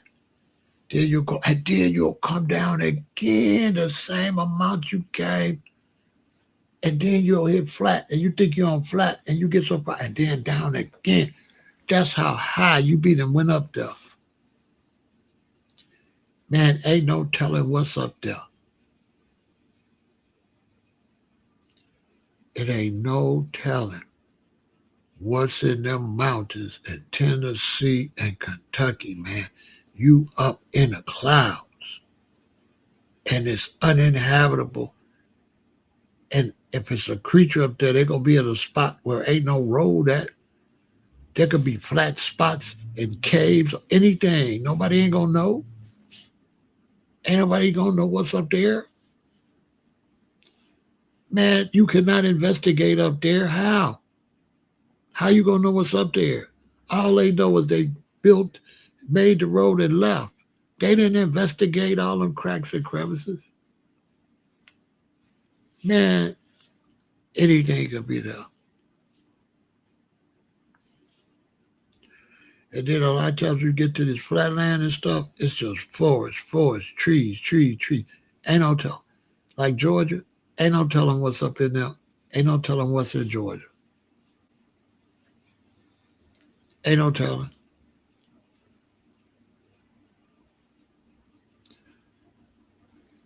I was here in a suburb outside Chicago. I was driving back towards Chicago. And you know, you're driving, you can't look to the side, but I looked for a second. You know what I seen?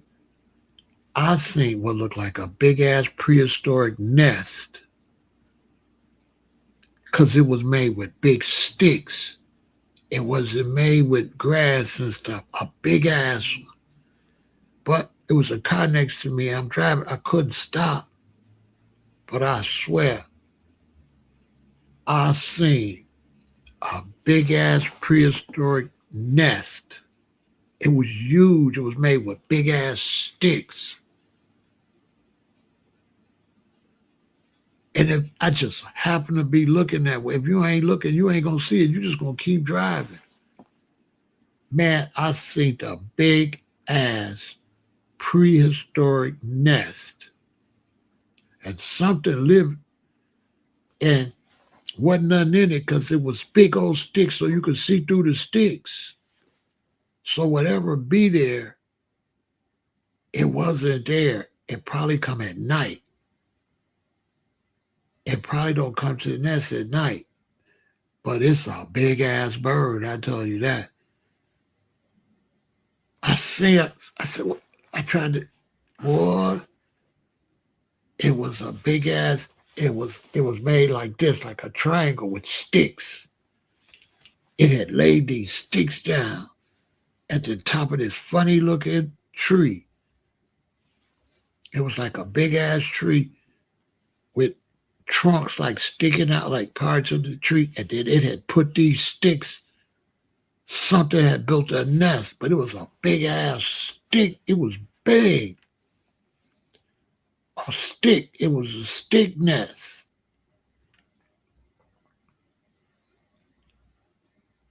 It was made in a triangle, a bunch of sticks put together, man, with the center part open. It was round and went up like this, and it was round. I seen it. There was no way to turn around and go back because it was one of these two-way.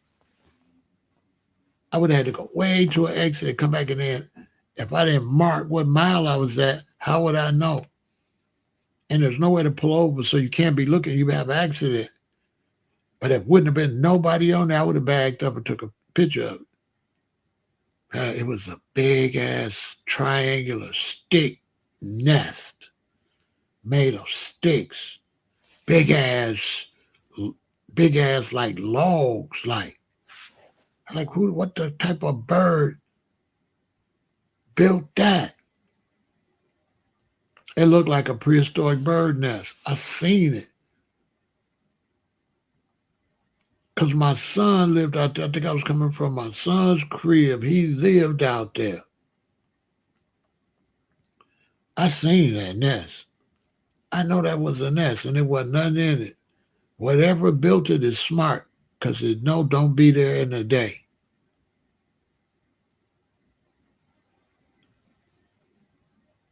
And it don't look like a nest. It looked like it was weird.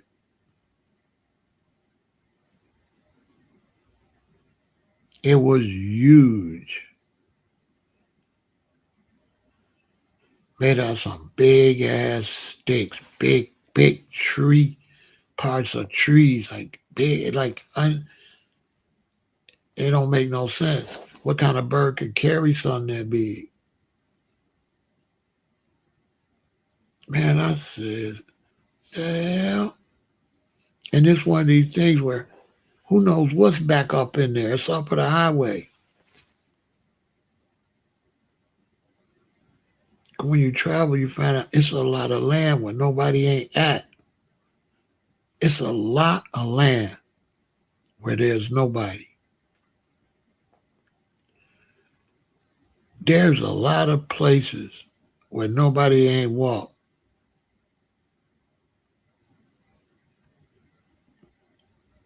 Yeah, I know about that.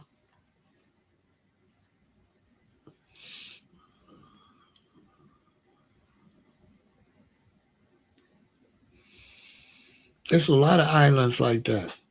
There's a lot of islands, man. Man, it's a lot of islands. They don't chart all them islands. They don't chart all them islands. Because there's islands in Hawaii. There's a forbidden island on Hawaii. You can't go there.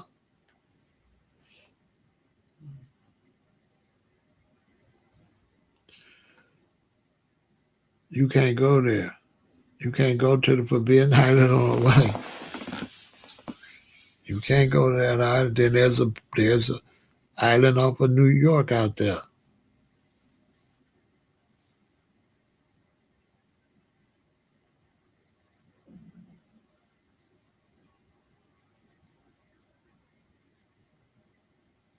Exactly. Exactly. Because those things can hide. They've been here a long time. They know how to stay out the way. They know how to stay out the way. When you really get out in nature and you see how much nature will nobody be at, that's when you wake up. Because you'll see places where nobody be. Never. There's places you can't really get to. So it's just land and bushes, and trees and stuff, but nobody can get to it. Like in Hawaii, they'll have a place like you standing up here, right? It's a straight drop down. And there's no way to go down. It's just a straight cliff and there's land down there. And all around it is straight cliff. There's no angle. Then the ocean is here, but the ocean is full of rocks. So it ain't no way to sail to it because it ain't got no smooth ocean. The ocean is all rocks and stones. There's no way to walk down there because it don't have no angle. It's just a drop off. And then down here, it's a whole bunch of trees and wild greenery. Now, there's no way to walk down there. There's no way to get there with a boat. That's where them type of things, they go live there. Just like in your house. In your house, if you got roaches, the roaches going to go through a crack and live where can't nobody get to, right?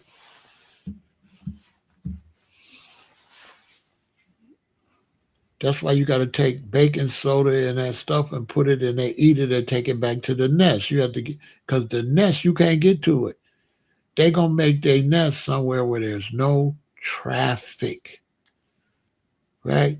So creatures, they go where there's no traffic. So anywhere there's no traffic, it's all kind of stuff live there.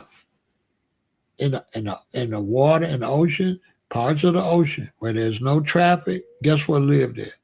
Parts of the ocean where nothing be in there, guess what live there? Mountains, no with no traffic, guess what? Flatland, name it. Anywhere, desert, parts of the desert where nobody be, guess what's down in that sand crawling around?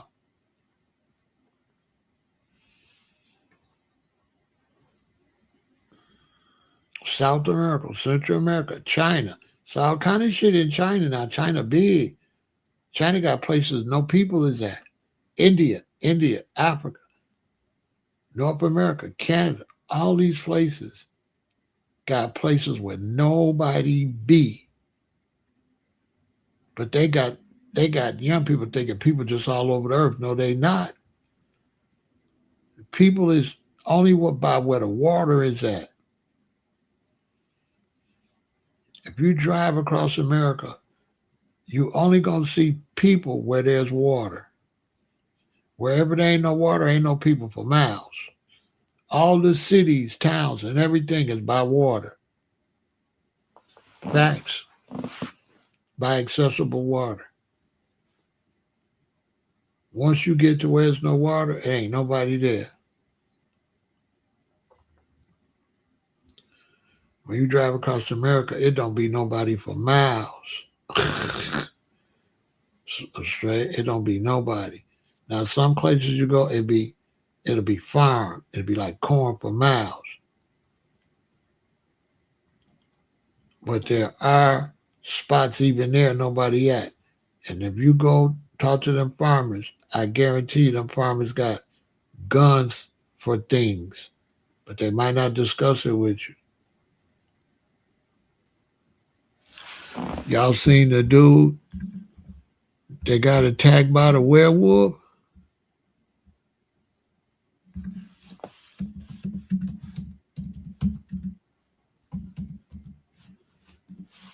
Y'all ain't seen that?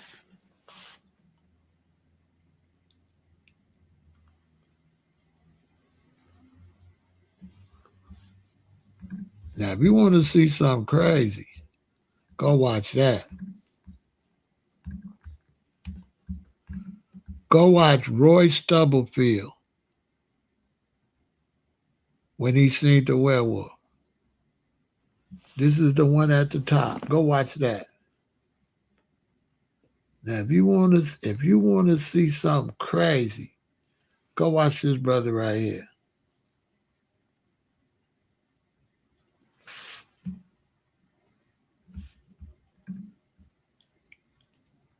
Go watch it. Go watch that. Go watch Roy.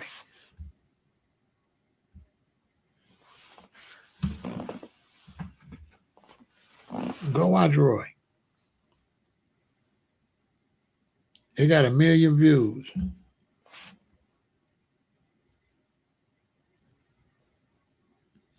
It's 3 hours long. Go watch it. This one right at the top. All you got to do is search "man sees werewolf." It's going to come up. Roy Stubblefield. Go watch that. If you ain't a believer. I bet you'll be a believer after you watch that. And then there's another one with a white dude, him and his wife. He's seen one. He's seen one. And when he went to town, he decided not to camp where he was going to camp after he seen. He went to town, and he told one dude, like, yeah.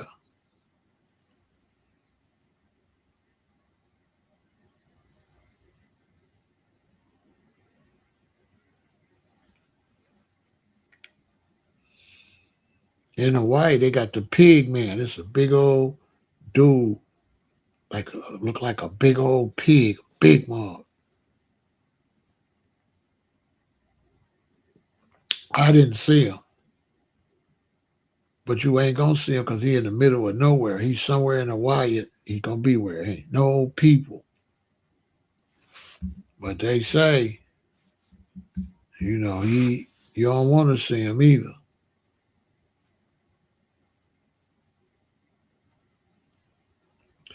And Hawaii's missing person list is long as hell. Boy, you don't want to go back up in them bushes, man, in Hawaii. Anybody tell you don't go up in them woods, don't go up in there. And they got the mini unis in Hawaii. They some little bitty people. It's a bunch of them. Sometimes they cool, sometimes they not. They call them mini hoonies. They some little people. But sometimes they cool, sometimes they not. That one man, they tried to turn his car over. You got all type of stuff in Hawaii.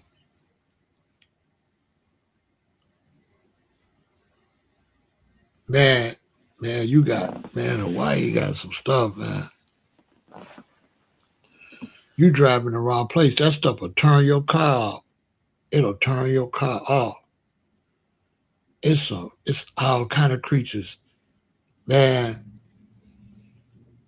that's what really took me to the next level is when I lived on the big island of Hawaii. That took me to another level. Because when you get out there in that natural land where they ain't developed it like that, you could tell. You're like, oh, I get it. You could tell.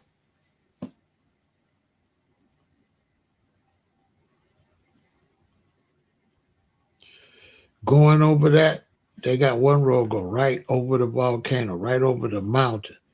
When you get up there, it's all type of stuff up there. Man, it's dangerous driving over that mountain.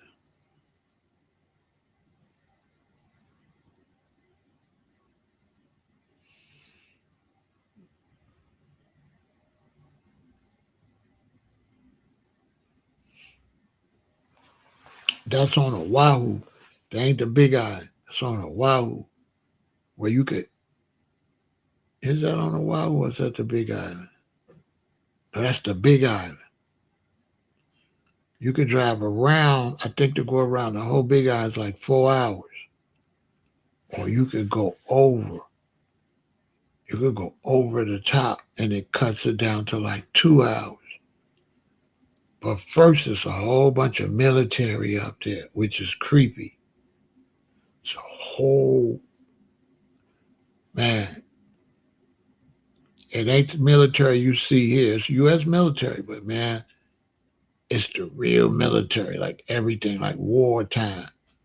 But it's also like miles and miles of just spooky, just spooky. If stuff live up there, all type of stuff over there. Man, it's all type of stuff in Hawaii. I ain't gonna lie.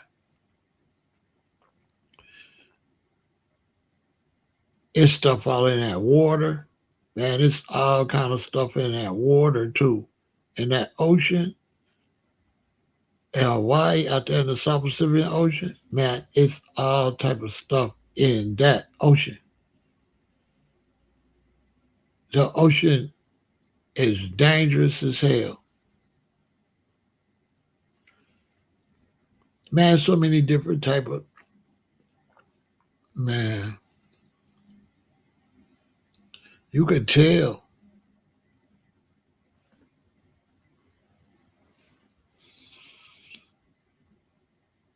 You could tell. And what's crazy, a lot of the people know. The local people, they know. That's what make the local people.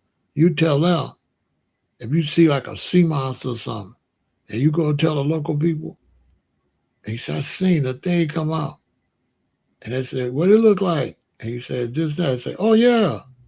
On my soul. On my soul, they reaction gonna mess you up.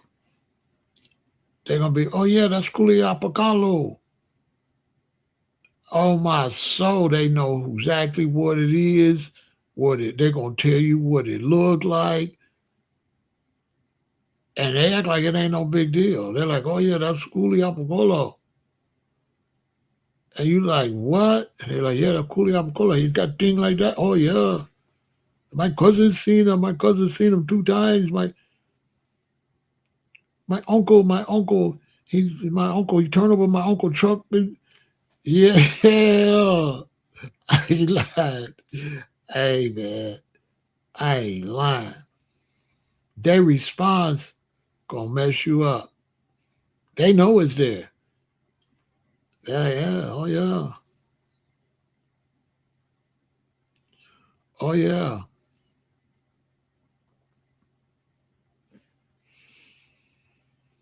I told that before where that thing flew up behind my queen's car. Scared her. She didn't talk for like 4 or 5 minutes. When she finally got to the spot, she was just frozen in the car. It took like 4 or 5 minutes for me to get her to talk, to tell what happened when that thing flew up behind her car. That's on one of my.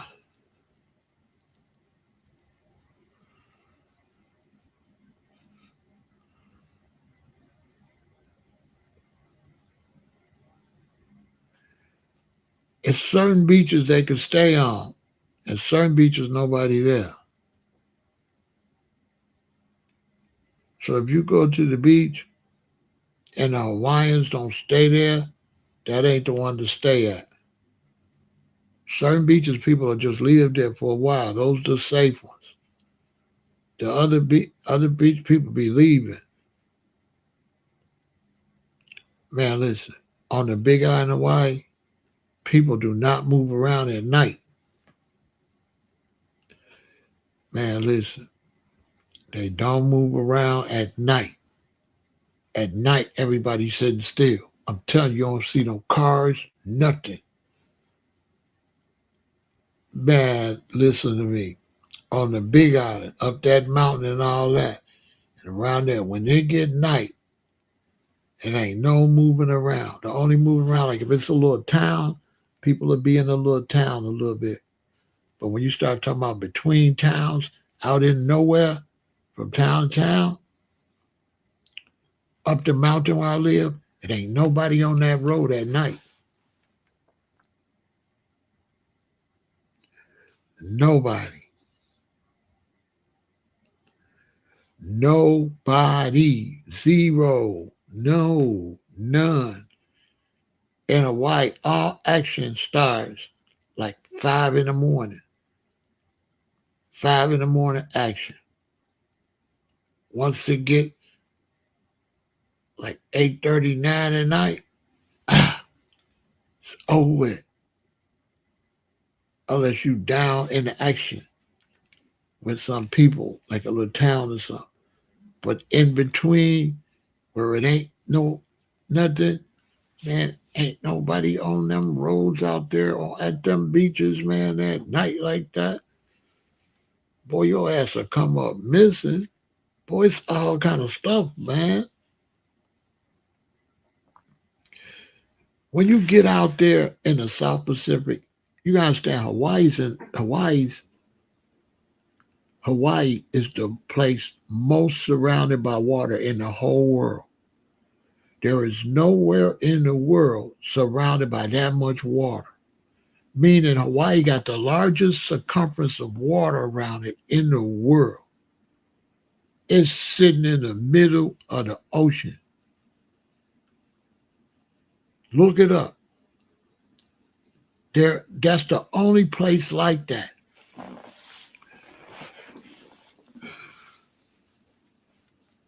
Jamaica and all them is close to land. Hawaii's not by no land. It's a 5-hour flight from California to Hawaii. You out in the middle of the South Pacific. Hell no. No, you're not. No. No, you can't shoot that stuff, that type of stuff.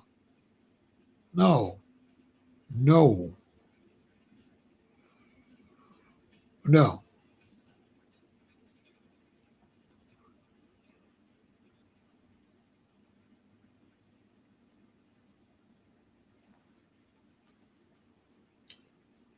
Even on their land, they have lanterns and stuff like that. But as far as on land having like functions, they only do that on a full moon. Because on the full moon, when you out there in the dark like that on Hawaii, and the full moon look like daytime. So the full moon, you could see everything. See, street lights kills the full moon. But when you're out there with no street lights as a full moon, it's just like day. So they'll have parties and functions on a full moon. If the hippies or somebody having a party, they'll have it on some land only during a full moon. But when it ain't no full moon, you safe at your campsite, but you gotta have dogs. I had 3 dogs. They was Doberman, Great Dane mix. Boy, you gotta have some ears, boy. Cause creatures, they not coming by dogs. Cause dogs tell. So creatures they come by dogs because dogs can hear and dogs are warn. And they don't want to be detected.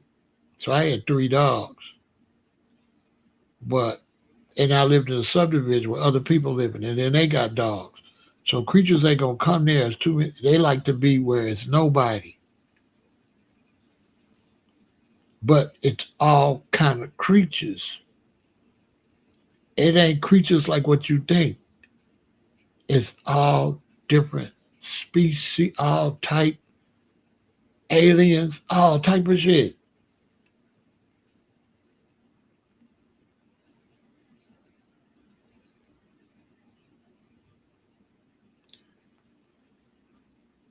In Hawaii, it's all type of stuff out there.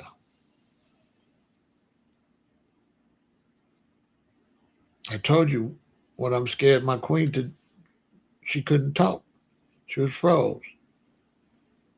And I'm almost scared her to death when that thing flew up behind the car.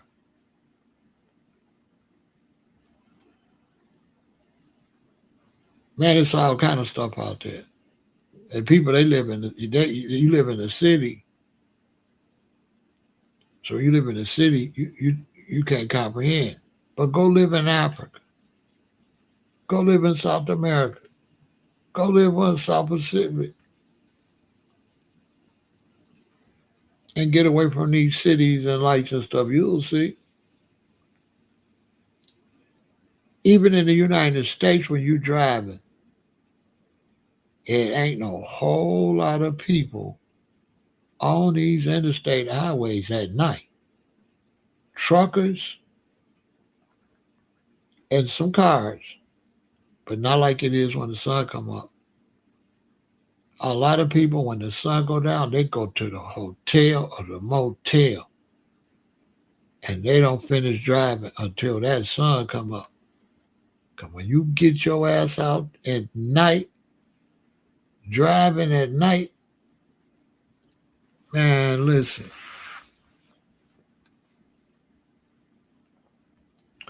Look, I swear to God, we was going to New York, right? Me and four rappers, there's five of us. We was going to New York to a function. So we hit New York State, right? We driving. It's night. One of the rappers said, "Dang, Joe, look at them deers." So I don't see nothing. When I got down further, I seen them. It was like 8 deers. Them big ones with the horns, just standing there, facing the road. Look like they're trying to figure out if they're gonna run across. So when I start looking, it's just deers and deers and deers and deers standing on both sides of the roads looking at night. At night. Then I started noticing all this blood on the highway where these trucks been hitting these deers. Man, now that was scary. Because there was big old globs of blood on the highway. And you could just see hundreds of deers standing there thinking about dashing out there. Big ass deers. Not them little deers. Not them Chicago, Indiana deers. No, the deers like Bullwinkle. The ones big like mooses. Big horns, a lot of them. One point we looking at had to be like 25 of them standing there looking. Then you're driving this way. Then there's a grass center. Then there's cars going that way. And when you look across over there, they over there too. They over there on their side where they driving that way. Then the grass is in the middle. And then they on our side just hundreds of, but it's night. They ain't got no lights like that. There's no street lights on the interstate. So there's no lights could shine on them. So you don't see them until your car lights hit them. Bro, they standing over there. Man, I forgot about that story.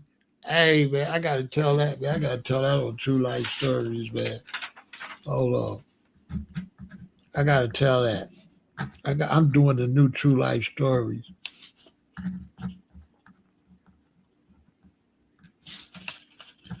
The deer in New York.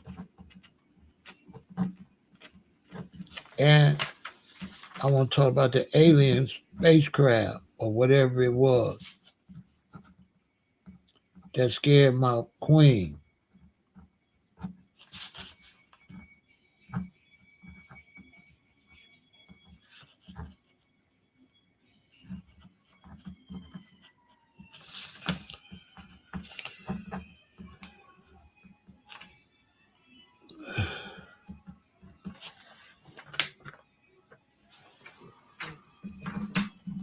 No, firearm, man, there's creatures out there. There's creatures out there. It's not normal. It's not a normal place.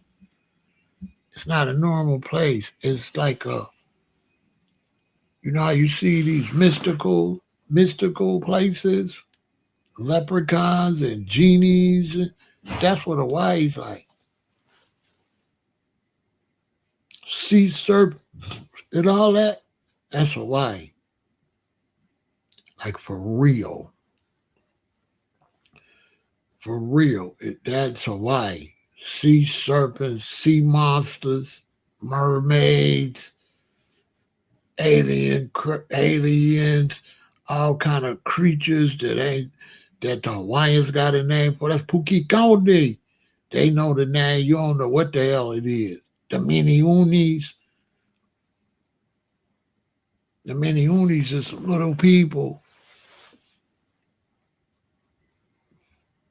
The Hawaiians have seen them a lot.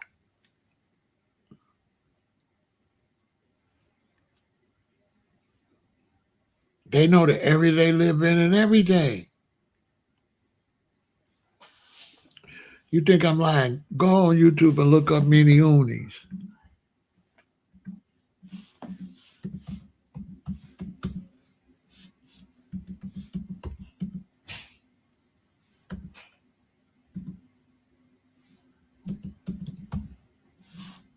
Hold on. Boy, I ain't kidding. Boy, y'all think I'm playing?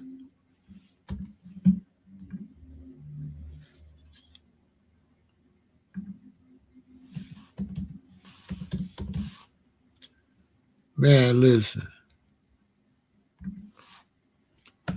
Boy, y'all think I'm playing? Boy, I'm not playing.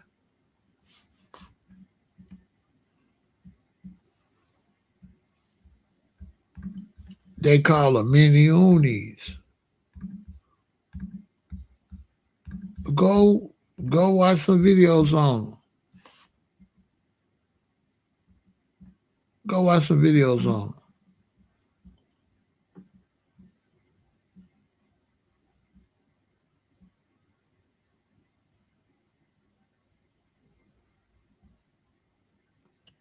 If you think I'm lying.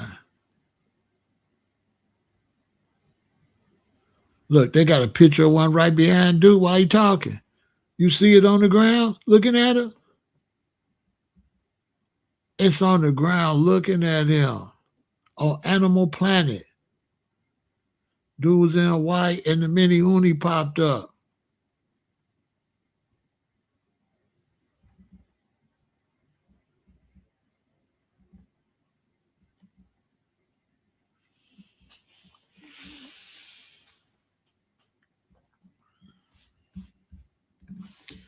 Man, listen.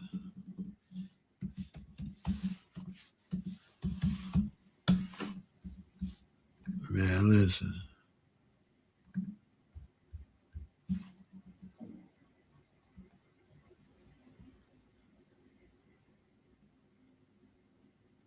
Look, they said a scale creature came out the lava.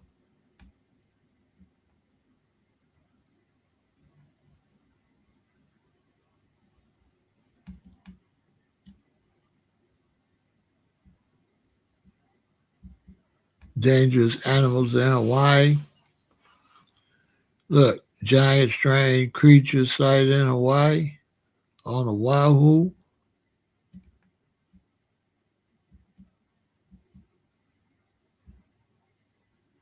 Man, listen. It's creepy out there.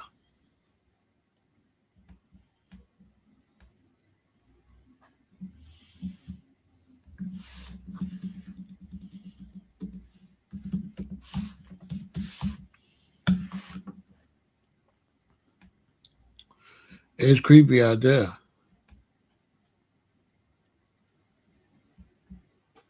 That place will make a believer out you.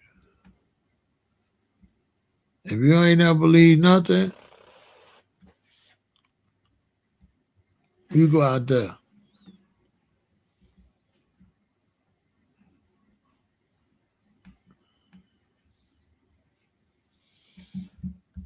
I bet it'll make a believer out of you.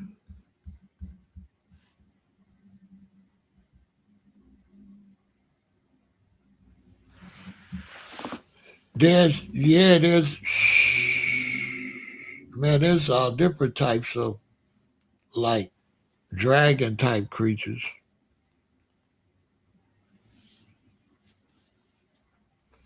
I had experience with that dragon type energy because I was out there, right? And I was constantly talking about dragons. That's probably what chased my woman up that mountain. So I was constantly talking about dragons, dragons, dragons. So I was reading this book on dragons that this white lady wrote, showing that, if there's no such things as dragons, why are they on the federal government endangered species list? So we down at PAHOA, we down on the beach, right? And we in a house like this on Black Sand Beach. And we up like that. And then that's the beach right there, Black Sand Beach. So I've been talking about these dragons, telling them about my studying on dragons. So I look up. And you know how in the day in the evening time it's a full moon and they like dragons like pearls. Dragons like pearls, they like stuff that look like pearls. And they like jewelry and gold and stuff. So they say a lot of times dragons live in sunken ships, like treasure ships. They'll go live on top of the treasure because they like shiny stuff. So anyway, the moon is up and I'm looking and there's a cloud and it's formed exactly like a dragon. Mouth, body, wings, everything, a cloud. The moon is up. You know how the moon be white and it still be daylight and you can see the moon? So the moon is like this and there's this dragon cloud and it's going like this. So I tell all the people up there, it's about it's about five of us up there. I'm like, look, y'all, that's a dragon eating a pearl, right? So they look and they go, wow, right? Everybody go, wow, because it was a cloud. You cannot make this up. Shaped exactly like a dragon, which, how's that going to happen? And it's the full moon. And not only that, it went like that and the mouth went right like this from y'all side. This the moon. The mouth did this. So I said, oh, I can't believe I'm seeing this. Little do I know, I've been reading these books and I'm chanting this thing up. So we see that, we all amazed. Wow, I see. So it's like time to go. We got to go back up the mountain before it get dark. We jump in the station wagon, we driving. Boom, you come around Black Sand Beach, and then you got to go. The next town is PAHOA. So there's a strip before PAHOA. We driving this way, and the ocean's on this side, and we get to a spot where there's like lava rock and steam vents. There's steam vents are white, so steam coming up. And this lava rock, the lava rock looked like reptile scales, like, right? So we driving, and right when we get to the steam vents, the car turn off. The car turn off and roll right to the smooth reptile looking lava and the steam vents and it stops. So we in the car, me, my queen, her daughter, and my boy, four of us. The car won't start, it just turns off. The sun's going down. It's getting dark. Now, the way that smooth lava is made, if a reptile came up, you wouldn't see it because it would match the lava rock. It would match the volcanic rock. You wouldn't see it. So I get out the car and I look, and I could feel it's over there. It's it's there. It's something. I felt like it's a dragon there disguised like the rock, because the rocks is creepy. Okay, you got different types of lava rock, and you got the real rocky one, but you got the smooth one. It look like you're on another planet. So I know it's a dragon over there because it's a bunch of them live out there. And I just seen the thing in the sky, and the vibe told me stop talking about these dragons. When I seen it down at the beach, to me that was a warning. Stop talking about me like that, right? So the car stopped right there where the steam vents at. You gotta stand some places on why it's spooky, bruh. So I'm tripping because there's nobody moving. I told you, don't nobody be driving when that sun going down like that. So it ain't nobody out there. So if this sun go all the way down, when morning come, I feel like we'll be gone. We'll be eating. We'll be eating right there. Because all he got to do is take his tongue and grab you. It's a lizard. So all he got to do is take his tongue, just like that. You gone. This is a giant. These things are big. So I'm there, and I'm like, oh man, and the sun going down and down and down. You can still see a little bit. It hadn't got black yet. And I got in the car and I put the key in this, and when I turned it, it started up. I said, get in, y'all. We got in, drove. Now we had to drive all the way to Paoa, all the way to Mountain View, then all the way up almost to Volcano, because we lived in Glenwood,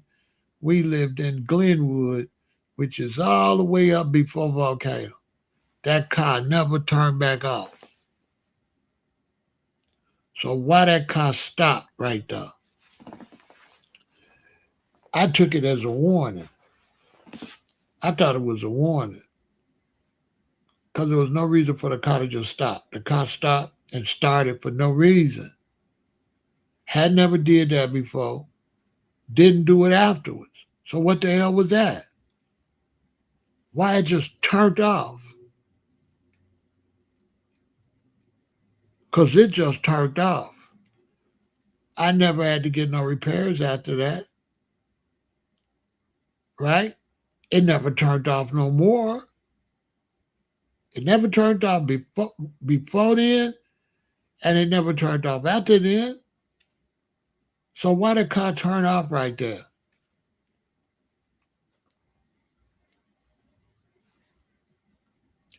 All I know is if we didn't get the hell out of there before that sun went down, we would have never been seen again. All four of us. I was sure of that. And I never talked about dragons and shit no more. I stopped talking about it. Because I felt like I was chanting that up. I was making too much noise about it. That's real. Then the other story I'm telling y'all about, we up the mountain, me and my boy Kepper,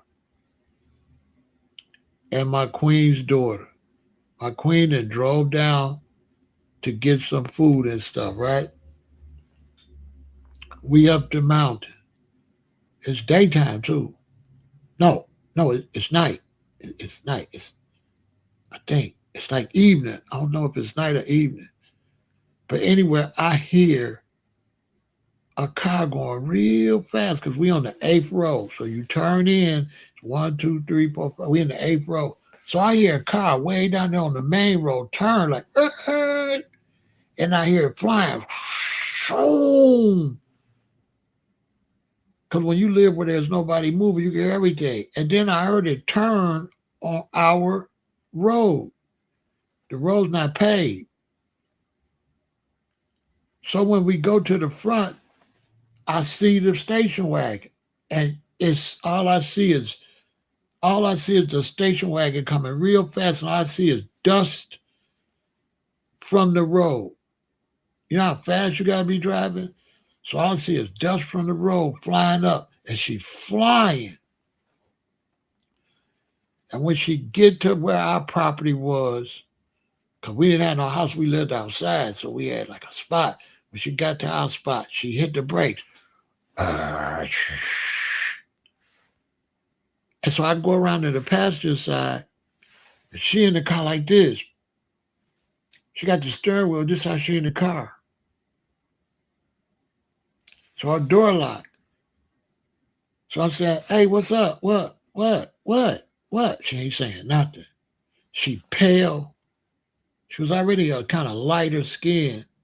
She was looking like she had no blood moving. And she just like this.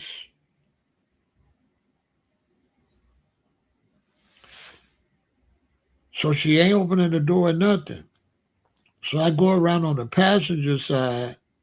There's a little crack in the window. I push the window down, get my hand in, unlock the door, and reach over, unlock her door. Then I go around that side and open her door. When I open her door, she like this. She got the steering wheel like she trying to choke it. And she just like this. So I'm saying, what? She ain't saying nothing.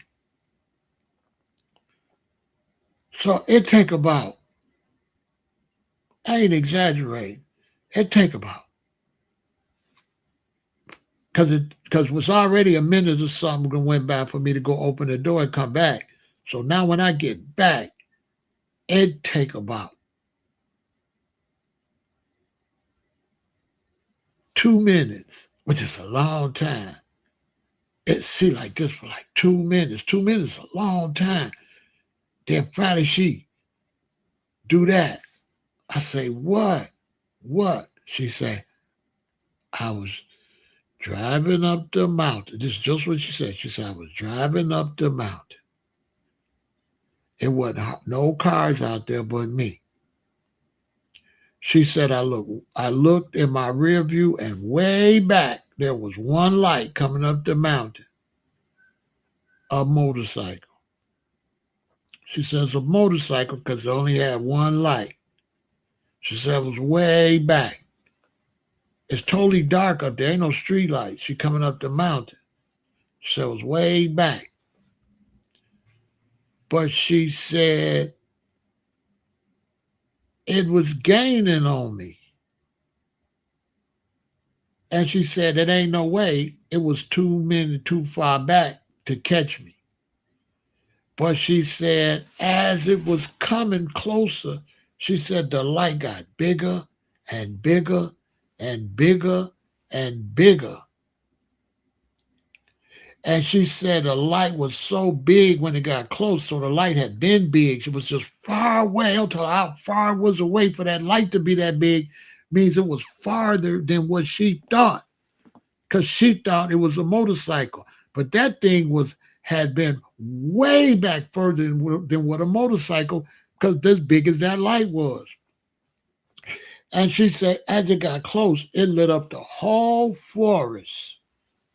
It was a light like that. Imagine a light up all the trees on this side of the highway, trees that go way in the sky. And she said it went right up to the back of the car like that.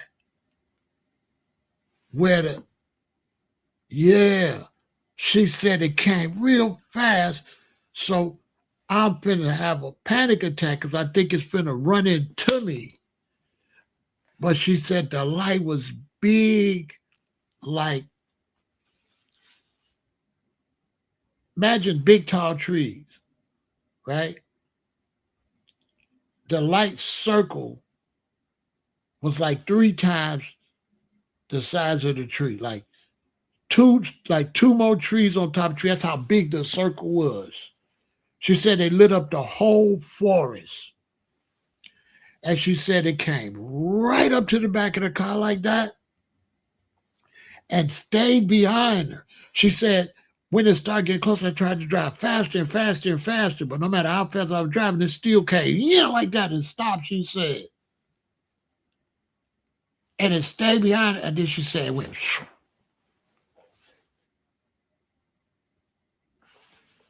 What she said.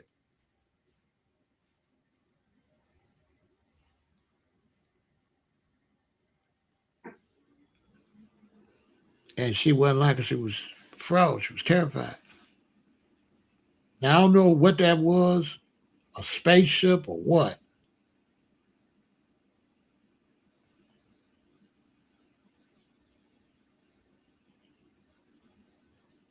Yep.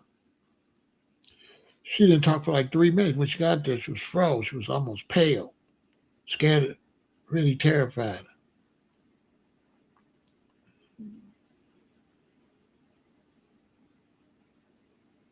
All that stuff is here. And so I was thinking, I used to talk to the black Hawaiians, like the real Hawaiians, and I used to talk to the holy man.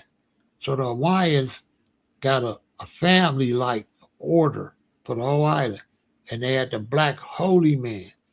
And the holy man Hawaiian, the elder, he said stuff like he was told that we was arriving. He wished we would have got there for the hippies and stuff like that. And he told me one time, he said, if you ever drive over the mountain with meat, he said, make sure that the meat is wrapped in tea leaves.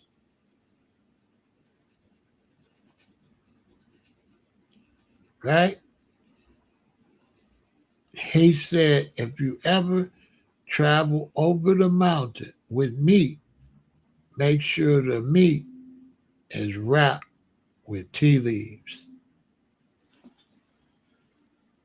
I believe it was a dragon, because Hawaii got a lot of dragons. Hawaii got an island that's known for dragons, Lanai. But the reason I'm bringing that up, because then I started wondering, because we was in the mountain. So after a few days, I started wondering why that man told me that if we driving over the mountain, make sure we got the meat wrapped in tea leaves. I should have asked him. Now, if it's meat, it means something want to eat it. That the smell is going to attract something. Now, we was vegetarians and vegans. So it's a high possibility if that was a dragon, there was nothing that it could smell to make it attack.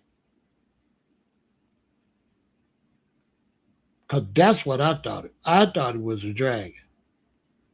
Only because she coming over the mountain at night, and I thought about the elder, and I said, why he say meat? See what I'm saying? Because he don't know we vegans and all that. So think about that. Why did the elder tell us if we ever going over the mountain with meat, make sure it's wrapped in tea leaves? Now, I was a young person, so as a young person, you just listen. How I am now, I would have said, why? What's going to be coming after I would have made him tell the whole story, right? Because why? What is the tea leaves going to protect the meat from? Right? Why y'all think, in the chat, why did he say, if you coming over the mountain with meat, why would he want you to wrap it with tea leaves? Why? Think about it. That's what I started thinking about, because I couldn't figure out what went up behind her, but then it hit me one day what that man said. Because he said, coming over the mountain. That means there's something in that mountain. Right? He said he didn't say if you're driving around. He said if you're going over the mountain, that means there's something in the mountains that's going to get that meat. That's what made me think it was a dragon. Because I should have asked him, though. I should have said, why do you have to wrap the tea leaves around the meat? And what's going to come after the meat? I should have made him tell me. He would have told me, but I was a baby, I was only, I was young 20s. I wasn't, I'm at the beginning of knowledge and stuff. I'm just listening. Soaking up what he said. I didn't ever think about it no more until that happened to her. He said, when you're driving over the mountain, she's driving over the mountain. Something pulled up on her. But whatever it wasn't whatever, and it left. So that's the part that make me think it's a dragon, because why it pull up on her, and then why it leave? Because it was looking for something, but whatever it was looking for, it wasn't there.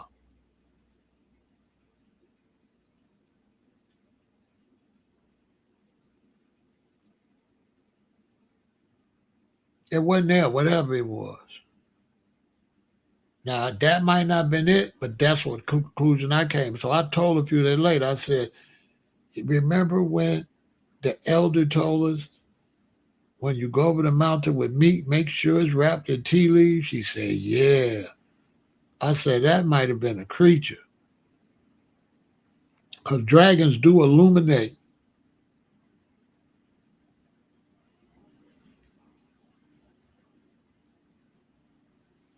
And fly.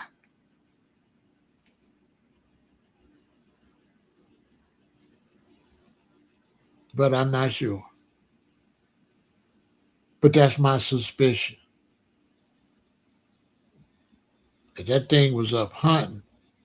I've been watching a lot of videos about people's cars stopping up there on that big island. Up there on that mountain.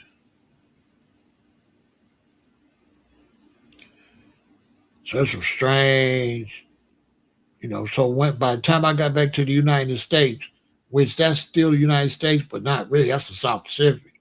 So by the time I got back to the mainland, which we call the Painland, by the time I got back here, I was different. I had a different mind.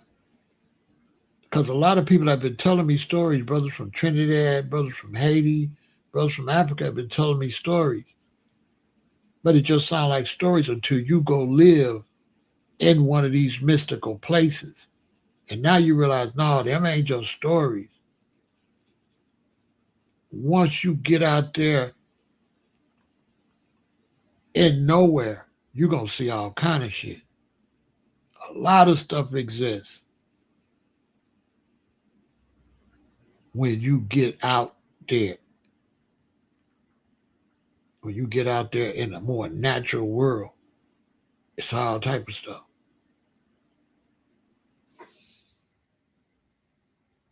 Ain't no ifs, ands, or buts about it. For sure. So that's how I take all that stuff serious, because once I went out there, the Hawaiians, they was really on that. Like, that's really a part of their culture. Like, there is things out there. There's not no ifs, ands, and buts. You could tell, too. That's another thing. If you on Oahu, where Waikiki at and all that, you might got to be in a certain area to feel stuff. But if you go to the Big Island ain't developed, right? Because first we was on Oahu. That's Hawaii 5 Waikiki, and all that, right?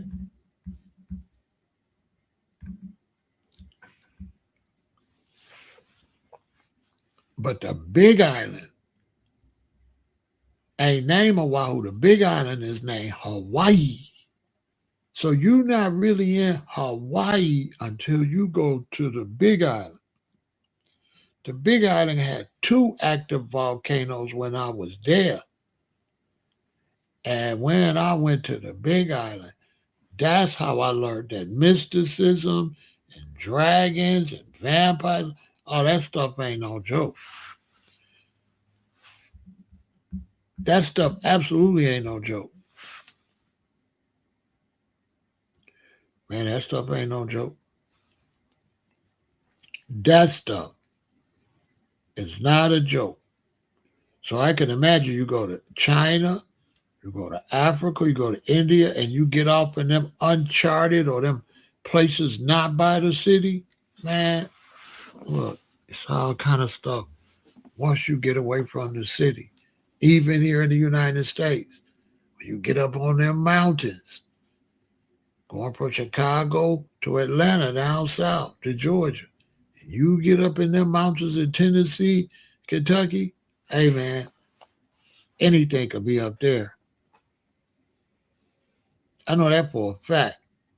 Anytime you get to uncharted, like places that's just like not a lot of human life, there's other life there. That's where they be. They be where a lot of people don't live. They ain't gonna be in Chicago. Although I seen 2 spacecrafts here, but they was probably just flying through or whatever. I seen one spacecraft fly right over me when I was getting off of when you get off like 290 and all that downtown. One went right just like that. What the hell? You can't see what it is. It's going so fast. All you see is light. You don't see no. I ain't see no shape or nothing. And it's going so fast when you look that way, it just disappeared. That's how fast that should be moving.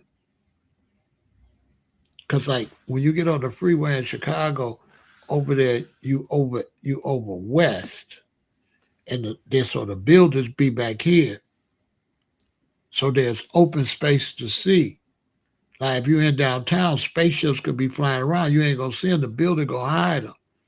But when you go west, there's an opening, and I seen 2 UFOs over there. I seen one far away when I was going to get on the freeway, but the one I seen coming off the freeway, it just went right through the windshield. But you can't see no. All you see is light though.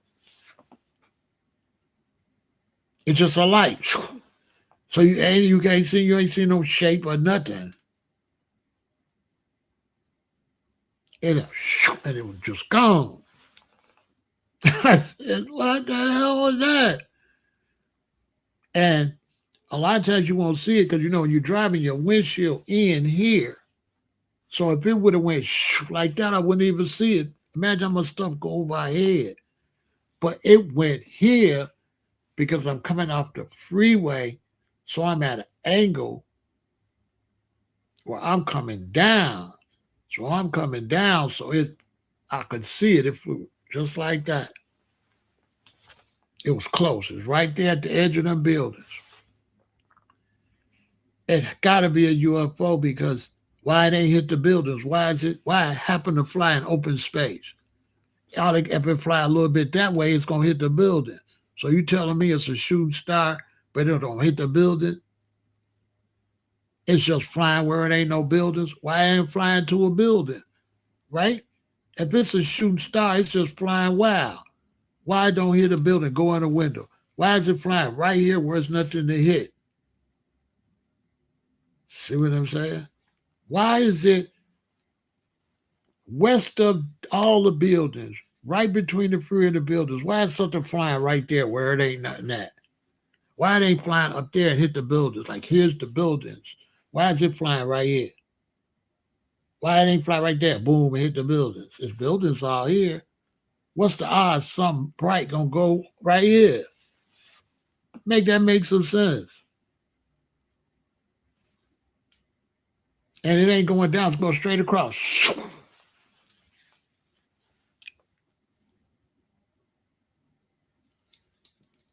Right across the top of my windshield in open space. So a shooting star or whatever that was, it's so. And why would a shooting star be that low? Wouldn't a shooting star be like coming down from the stars? Why is it going crossways? Right? Why it couldn't be no shooting star? Now that I think about it, that was no damn shooting star. How's a shooting star gonna be going sideways? Where is it shooting from? The star's way up there. That wasn't no damn shooting star. Now that I think about it, it was too low and it was going crossways. I'm glad I told this story because I always like, oh, that could have been a shooting star. Now that I'm telling it and I'm describing it, hell no, that wasn't no shooting star. Star's way up there. How's the star going this way? What it do? It shot from down there and turned, right? It would have to shoot like this and turn, right? No, that wasn't no damn shooting star. Ain't no stars that low. That was a spacecraft. Why it's going sideways downtown? The star's way up there. I never thought about that till now. That wasn't no damn shooting star going sideways because it went sideways. It wasn't even up there where the stars was at. It was down close to the buildings.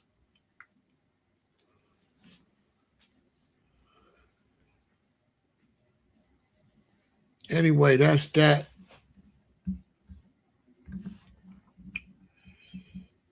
That's a good 8 hours. Enjoy. Rewind it. Send it to your friends. Hit the like button. Share, subscribe. Support the channel. And until next time, victory. You already know how it go. And stay positive, you know? Stay positive.